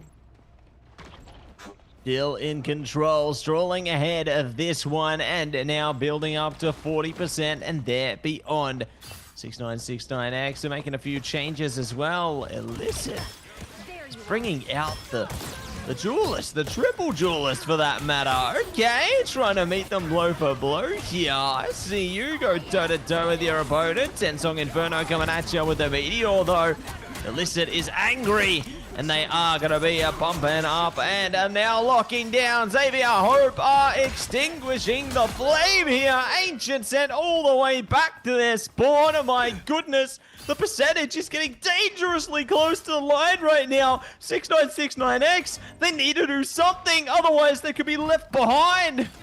25% separates Xavier Hope from claiming victory into this MRC. Now 20%, 6-9 as you mentioned have to do something. Otherwise Xavier Hope are going to be claiming victory 100%. 85% now, 50% is getting down to the final way, the final fight territory. There's so many Odins, both strategies Odins available for Xavier Hope. So Jeff and Amplifier both will be used by Xavier Hope. They're going aggressively. Sip gets taken out. Ancient Smiley. Victory is just moments away for Xavier Hope. Overtime has been triggered. Derek Rose is dancing on point, trying to stall for their life. We see Smiley now switch over to the Doctor Strange. Can the portal come in time? Derek Rose has fallen. The portal, where is it? Where is it? Where is it? It's right there! Oh my goodness! They've made it to the mission area! The Tensong Inferno comes in clutch! Listen and go! Win the KOs just when they were needed! Xavier Hope are getting wiped out here! Just when you think the game's over! They're back on track! 6969X are online! They're online. They're able to get the first percentage. Of course, these 2 rounds now sitting at 9%, but this is going to be a tough fight coming up as Xavier Hope have portaled back in. They want to claim victory right now, but they have no ultimates to do so. Derek Rose does, and that is, of course, with a freedom charge. They're charging in. The boy does take Slip, but it's going to be traded out by Spocky. Cotton Foes 2 is still back and forth as out comes the beacon, but Stuffy, Tamer, Scrappy, they all fall in 6-9. Are still in control, but Spocky is still alive. 1 pick, looking for more, getting 2. Going for a triple KO, of course, but Derek Rose shuts Spocky down. Shut them down, and that is going to be one big way to revitalize their approach into this matchup. Xavier Hope were on the edge of glory, but 6969X are now back on track already in the halfway mark here. That spark has been lit, and it is burning oh so bright here. Xavier Hope, they got to build up ult and quick smart, because otherwise they're in big trouble. Smiley, Agamotto up front, locking him in place, clearing the space. Crappy's down and out. They're now looking to see if they can lock in a few more KOs. Luckily the BRB's online, but now Navoika is down in consequence. It's Jeff coming at you from It's Gordon there. It's gonna be the meteor, and the trade will come through, but it ain't working out for Xavier Hope right now, because 6969X are just locking in everything they need to here. This is dangerous, Ricey. They need a portal, they need something, otherwise we could see a mission area locked down here. Matty, also look at the lineup. Slip is the only strategist right now, rocking the Raccoon. still, as Smiley has still been not folding yet since switching over to the Doctor Strange, but somehow it is still working. Overtime triggered in favor of 6ix9ine for now, as the ultimates are starting to use. Out comes the Amplifier from Tamer, out comes Slip turning the Amplifier as well. The solo strategist doing a lot of work as Slip, now Smiley going in. This strategist is now playing Vanguard and dealing insane amounts of damage as well. Derek now going in for taking down Stuffy, Alyssa getting Cotton. Ancient does get revived in favor of 69, and Ancient now takes down Sparky. This fight is going the way of 69. What could have been a clean 2-0 for Xavier Hope is now currently a 1-0. Oh my goodness. The Celestial Hand has now been captured by 6969X there. Just when you think Xavier Hope were going to be claiming their place as champions, no! 6969X do not want it to go down like that. They want to take out one apiece right now, and my goodness, they are eager. They are hungry to push this one over the line. It's one last mission area to get unlocked here. The Codex is ready to be decoded, and Xavier Hope, they need to find a solution and quick smart, because I mean, this lineup from the side of 6969X has worked out so well. You know, you think they've only got one strategist. Well, it looks like it's working a treat right now. Yeah, it looks like they might actually be rolling out with this one strategist still. Smiley using the portal, gonna try and catch Xavier Hope unawares. They might not realize that still Smiley is on this Doctor Strange, and out comes the portal. A big positioning coming up from 6ix9ine. They're trying to catch someone off guard. Will they be able to get the pick that they want? No, Xavier Hope still stay alive. They stay collected, they stay together, and they make their way to the mission area. Make their way into the Agamotto zone, and Zong Inferno into the Freedom Charge as well. Barging past, no boys down. Great start. Illicit in a dangerous place as well. They will be punished. Good trade coming up top here now. Looking to see if they can slip their way around the back. There is a lot of exchange of blows here. Ancient gonna be able to slip back. See ya online from Slip there now. Looking to see if they can capture any more KO. Scrappy in a bit of trouble, but Derek Rose is the one that proposes the KO zone.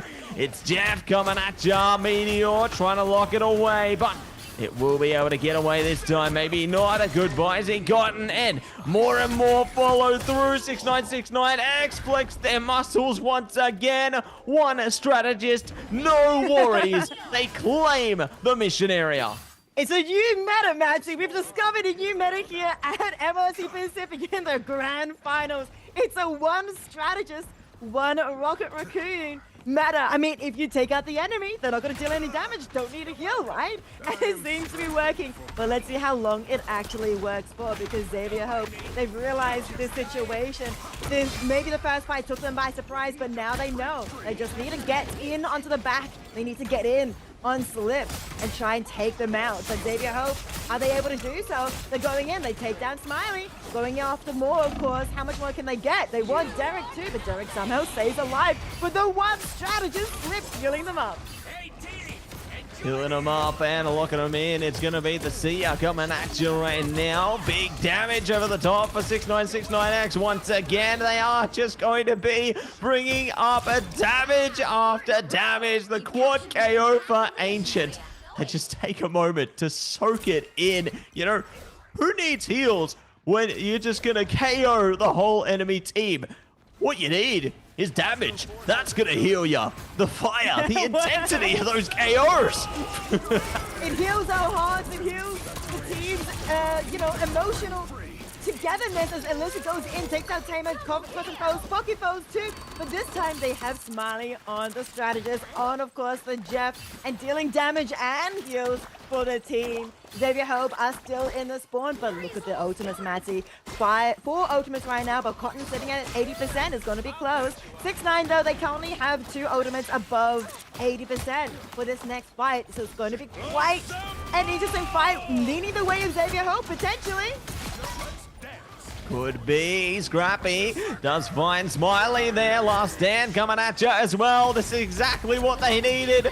push it over in OT. They're now reclaiming the mission area, wiping up the opposing side here and colliding with the quad KO. The boy is ready to put on a show. They didn't even need to let the devil out there. They got time for that later. But for now, they slate themselves in recovery position.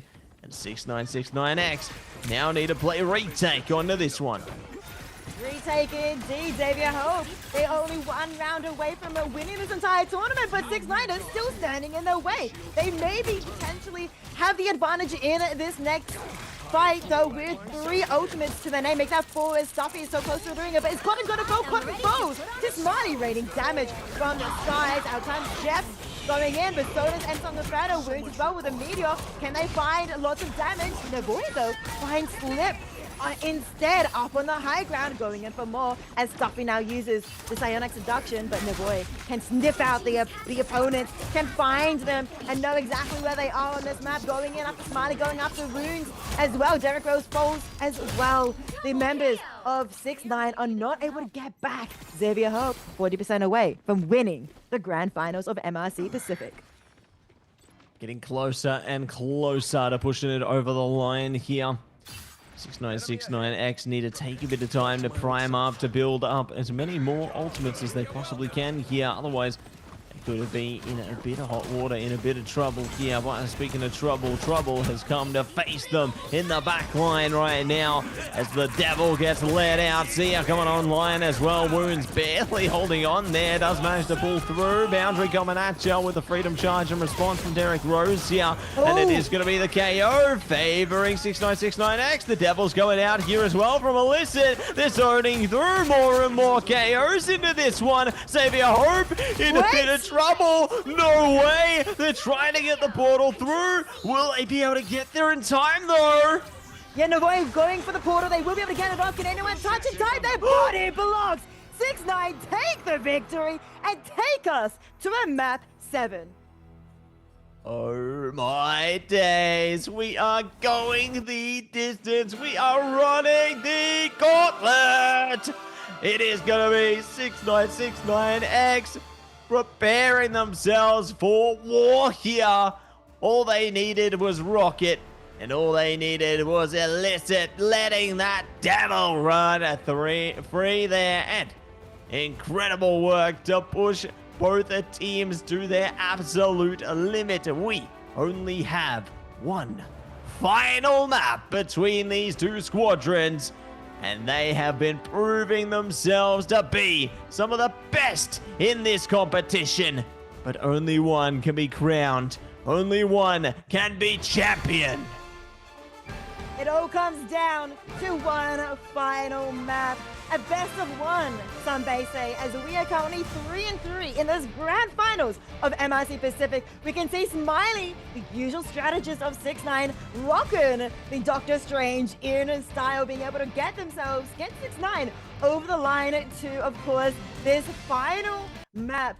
The massive plays coming out from Smiley and the whole team for being able to rock the one strategist, the one Rocket Raccoon for such a long time, and bringing out the Ultron for more damage later on, of course. Amazing gameplay from both of these two teams. We saw Xavier Hope going 0 to 100% in the first round, but the fight, the passion coming out from 6ix9ine is intense. And that intensity is burning oh so bright right now. Xavier Hope, try as they might, they weren't able to meet them. They were exceeded through and through into that map there. But, we've got one final map in this series. And that final map, what map is that going to be? Looks like it's going to be locked down, locked in. Looks like we got a bit of Burning T'Challa around the corner. So another map of domination into this one. And I can't wait to see which way it's going to go. It's going to be very exciting. Domination is such a fun way to take this next and final game, of course, between 6ix9ine and Xavier Hope. Round 7 is already started. Let's see how this ban and lock phase goes. That's it, a ban protect phase coming at you right now, and It's going to be Psylocke locked away over and over again. They're shutting down the magic. They just keep those priority heroes off our tables, off the screen, over and over again. But Emma Frost is going to be protected here for Illicit at least. So if they want to play in that direction, they've at least got that flexibility. And now it's going to be the protect onto the Iron Fist. So continuing to play into those key heroes over and over. Indeed, we do have the Bucky band coming up from Xavier Hope, as is usual. And of course, the Captain America band from the 6ix9ine. These two teams have known each other quite intimately. 9 games across both of this series and, of course, the original series in the upper bracket in round 11. 9 maps for them to know each other. They know exactly what they're going to be banning. They know exactly what they're going to be picking. So this ban and lock phase is going through very quickly. Going through over and over again is going to be the Punisher taken away once again here. Xavier Hope do not want to deal with that. You know, they've seen the devastation that one was able to achieve previously into this endeavor. But as a result, you know, it does leave that more open for business once again here. And one last ban will be Magneto. So catch you later, Magneto. Namor still going to be on the table here. We'll see if they can enable it the best they possibly can, or well, there could be something else entirely, as both teams now primed up to get their heroes picked on the board here. Curious how things might change compared to what we see here, compared to what we'll see when we get straight into the game.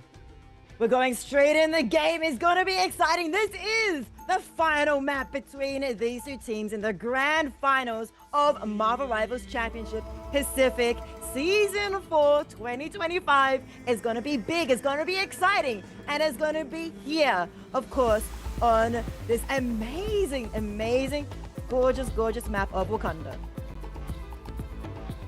A beautiful landscape to be true. And we get to break into this one once again. You know, the classic map of domination, I'd say, coming at you.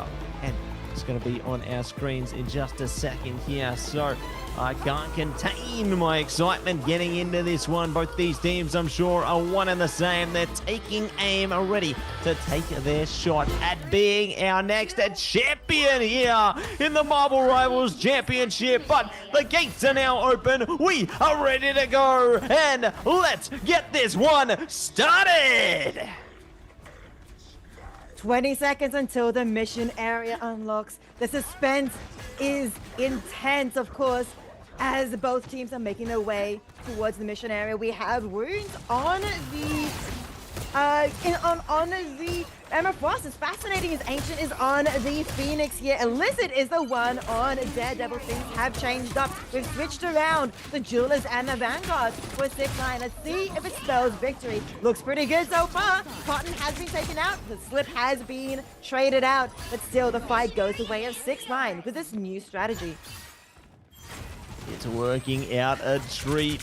When in doubt, bring the power out. And that's exactly what they are going to be doing right here, right now. And we're going to see if they can propel their way forward, power their way ahead of this one, as it will be. It's looking to take it easy for a moment here. Xavier Hoba trying to contest them onto the mission area right now. Stuffy taking a bit of punishment, but they're ready to dive back into the fight in a moment's notice here. And ready to give it so much more as they open the doors to this. They got ults on lines. Bocky in a bit of trouble, but it's Slip that will be the first to fall there. Feast of the Abyss coming out as well, nullifying some of that heal potential. God of Thunder shut down immediately. Poor Scrappy. Eternal Bond as well coming out for Smiley here. Ensong Inferno even more to just disable Xavier Hope over and over again.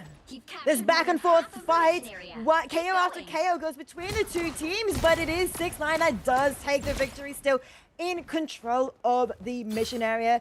Now sitting at 60% and looking for more, of course. Xavier Hope do have quite a few ultimates available for themselves in this next fight coming up. 3, in fact, if we want to count them out. Maybe 4, as the boy is so close to getting theirs. But 6ix9ine, they have a bit less. Maybe 2, maybe 3. Out comes Silent Selection, though, to start this next fight off from Wounds.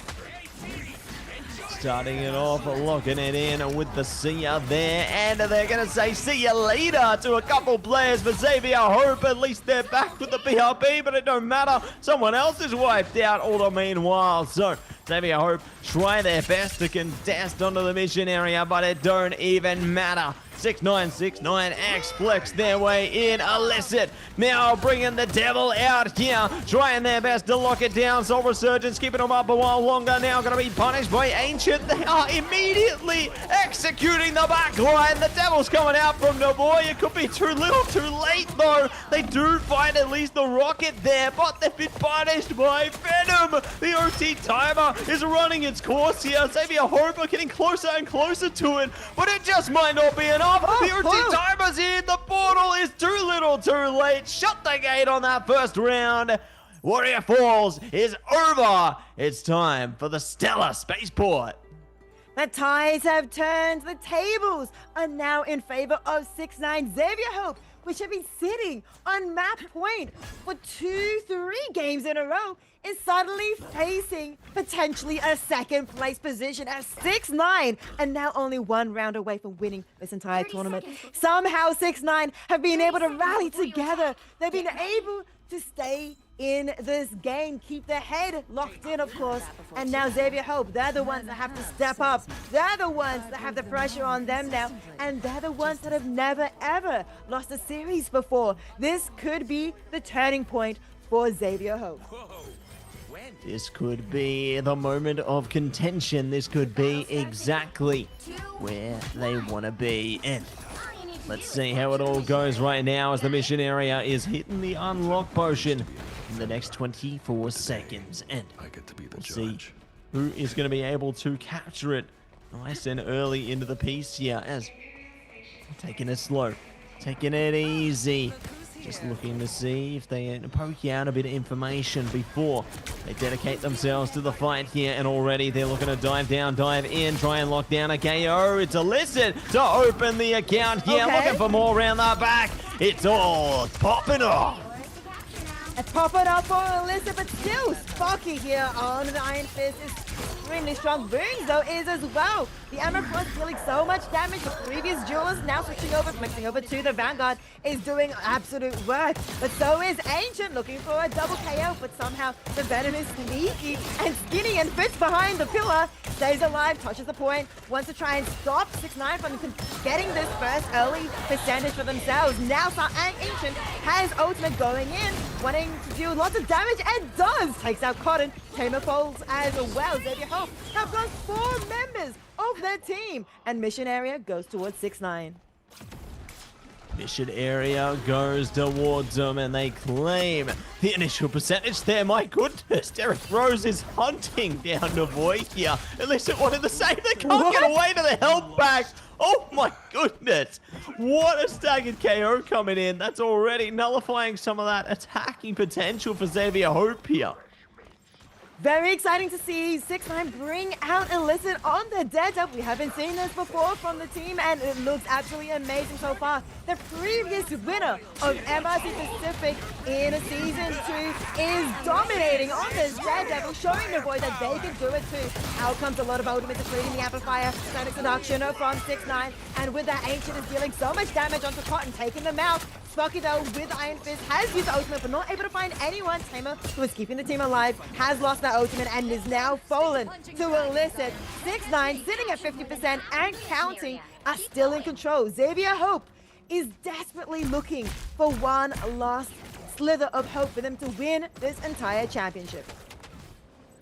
Looking to see if they can find something through here, find an answer, because 6969X, they're riding the momentum. It's like a tsunami right now. It's unstoppable. Xavier Hope needs to find an answer, and quick smart, and the ultimates could be exactly that. It is going to be the KOs now flowing in their favor. Good double down here, but they're going to need more where that came from, and they are going to be able to hunt it down. Boy, good for it. Does a cap to the rocket there, and looking to sock it in. A few more KOs to their favor as well. And just like that, right on the edge, they will be able to flip the point, and the percentage now starts to build. 89% is what 6ix9ine were able to achieve in this round so far. But Xavier Hope, they are in control right now.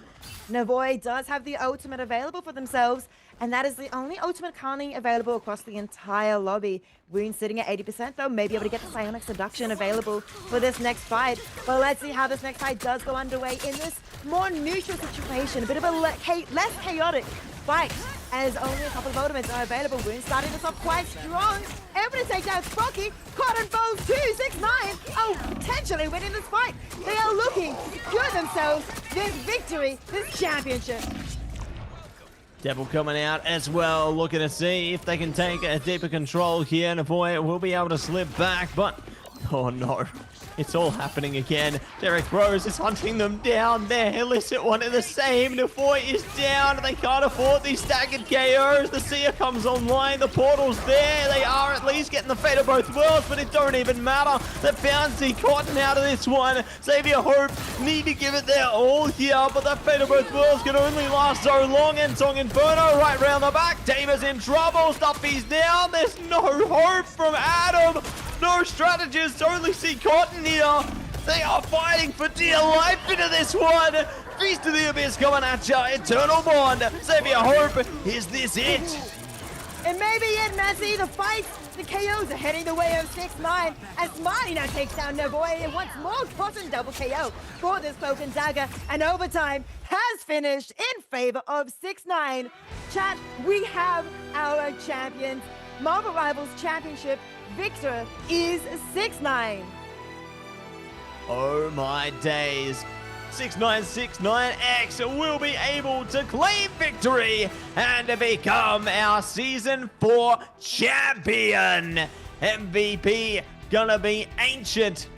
What a way to play into this one. You know, just absolute cinema, absolute class coming through there. Amazing work. And I gotta say, in particular, a huge congratulations to Illicit there. A two-time MRC champion now. That's an impressive achievement if I've ever seen it. Absolute impressive indeed. Two-time Marvel Rivals Championship champion in Pacific. I don't really know if there's anyone else who has gotten this two-time champion before. Illicit, I believe, is our first. I will need to double check this later on, so don't quote me on this. But absolute amazing work. Let's have a look at the replays of this 7th and final game of our championship. Just look at the work they put in on Bernard T'Challa here. Like Ancient, there's a reason that they managed to secure that MVP there. They were putting in the hard yards on that Phoenix.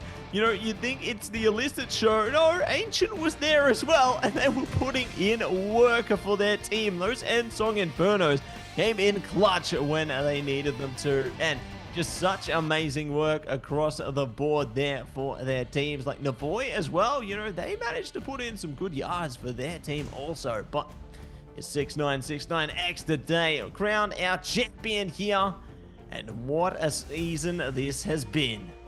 A massive story coming out from 6ix9ine. They were the underdogs coming into this matchup. They previously versed Xavier Hope, who defeated them in round 11, 3-0, forcing 6ix9ine down into the lower bracket. They had this lower bracket run where they were dominating the lower bracket. They did drop a few games here and there, but they were able to make their way back into this grand finals for this epic rematch against Xavier Hope. And in the early games, in the early stages, they were on the back foot. They got to a 3-1 in favor of Xavier Hope, but still 6ix9ine kept the hope alive in favor for themselves and made it all the way to the 7th game, and of course now being the champions. Yeah, can you believe it? Like such a competitive story, such a competitive series, and it all works out. You know, they managed to sweep it back into their favor and manage to claim their victory. Just such an amazing effort, such an amazing approach coming through from 6ix9ine there. I just can't believe what we've witnessed. You know, Xavier Hope, they looked so strong all through the MRC circuit here until they didn't. So hard work clearly pays off. And once again, congratulations to 6ix9ine. I definitely do want to highlight the role switch in this final game as well. I'm wondering where it came from. Was this something they always had in their back pocket? Was it something they were always talking about? Should we play it? Should we not? And then they were like, heck it, it's the last game. Let's bring it out. Let's bring the devil out in Illicit and see what it brings us. And it brought them success. Illicit switching over, as we mentioned multiple times, this two-time champion of MRC Pacific, putting on an absolute show. And of course, Wounds being able to flex over onto the Emma Frost is fantastic. And of course, Smiley, the flexibility on that as well, playing a fantastic Vanguard. The team of 6ix9ine able to show the strength in teamwork and you know, companionship and everything, being able to work together in the flexibility, but also being on the pressure the entire time. They were able to still thrive. Yeah, you know, they didn't succumb to the pressure there. They managed to hold strong, hold firm into that battle of endurance. I feel like both teams were really tested throughout that whole pursuit. You know, they got to play pretty much majority of the maps in the map pool there, and they were really taken to areas of comfort, discomfort even, and they managed to make the most of their circumstances there. So it really does go to show, you know, this game is going to be competitive in every sense of the word. Even when you think you got a confident position into a series, it could be swept away from you in the blink of an eye if you slip up even slightly. So you always got to remain ever steadfast, ever focused to give it your best. And the best of both of these two teams gave. But of course, it was 6ix9ine that definitely fought that extra bit harder, being able to come back from that 1-3 deficit and bring themselves to a 4-3 victory. That's 3 wins in a row. Knowing that they have lost 3-0 to this team before, absolutely amazing work. And I personally don't have an MVP for this entire team because I think every single one of these members showed their flexibility, showed their prestige, showed how strong they are at every single hero that they played. But of course, the meta that they have shown mastery of as well, and being able to prevent the extremely strong dive composition that Xavier Hope did present to us. It was formidable. I thought there was no way that anyone could actually beat it, but still 69 proved that they could beat this dive meta. Yeah, and it was great to see from them the fact that they were able to put the focus around banning that magic. I feel like that was a key part of the recipe there, right? Ban the magic out, take away the Iron Fist away from them at times there, just take away their comfort jewelers, take away the impact makers for their team there, and then they have to play into something maybe a little bit lesser for them. You know, they have to play into a different position there. I did like early in the piece the adaptability from 6ix9ine where they took on the Punisher there, managed to just go absolutely wild into it with that one. But, you know, one and the same. Xavier Hope adapted around that, but it just didn't matter because the adaptability was just so quick from both sides.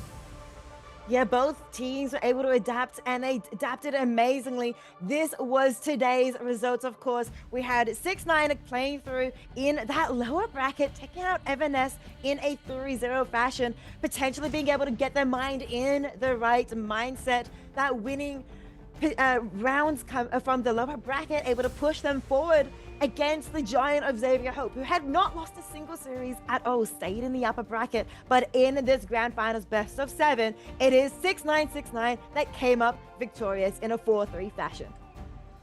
That they did. They managed to secure the grand finals here into the Marvel Rivals Championship Season 4, the Pacific region. So, as you can see, our champion has now been crowned after a hot pursuit over the last few weeks of the Marvel Rivals Championship. They are going to be able to stake their claim and cement their place in history as the champion here of Season 4. And very eager to see what's going to be in store in the futures of these players here. You know, we've seen Marvel Rivals Championship champions move on to do many great things, and I think that they have bright futures on the horizon for themselves here. You know, I'm very eager to see exactly what they do in their esports careers.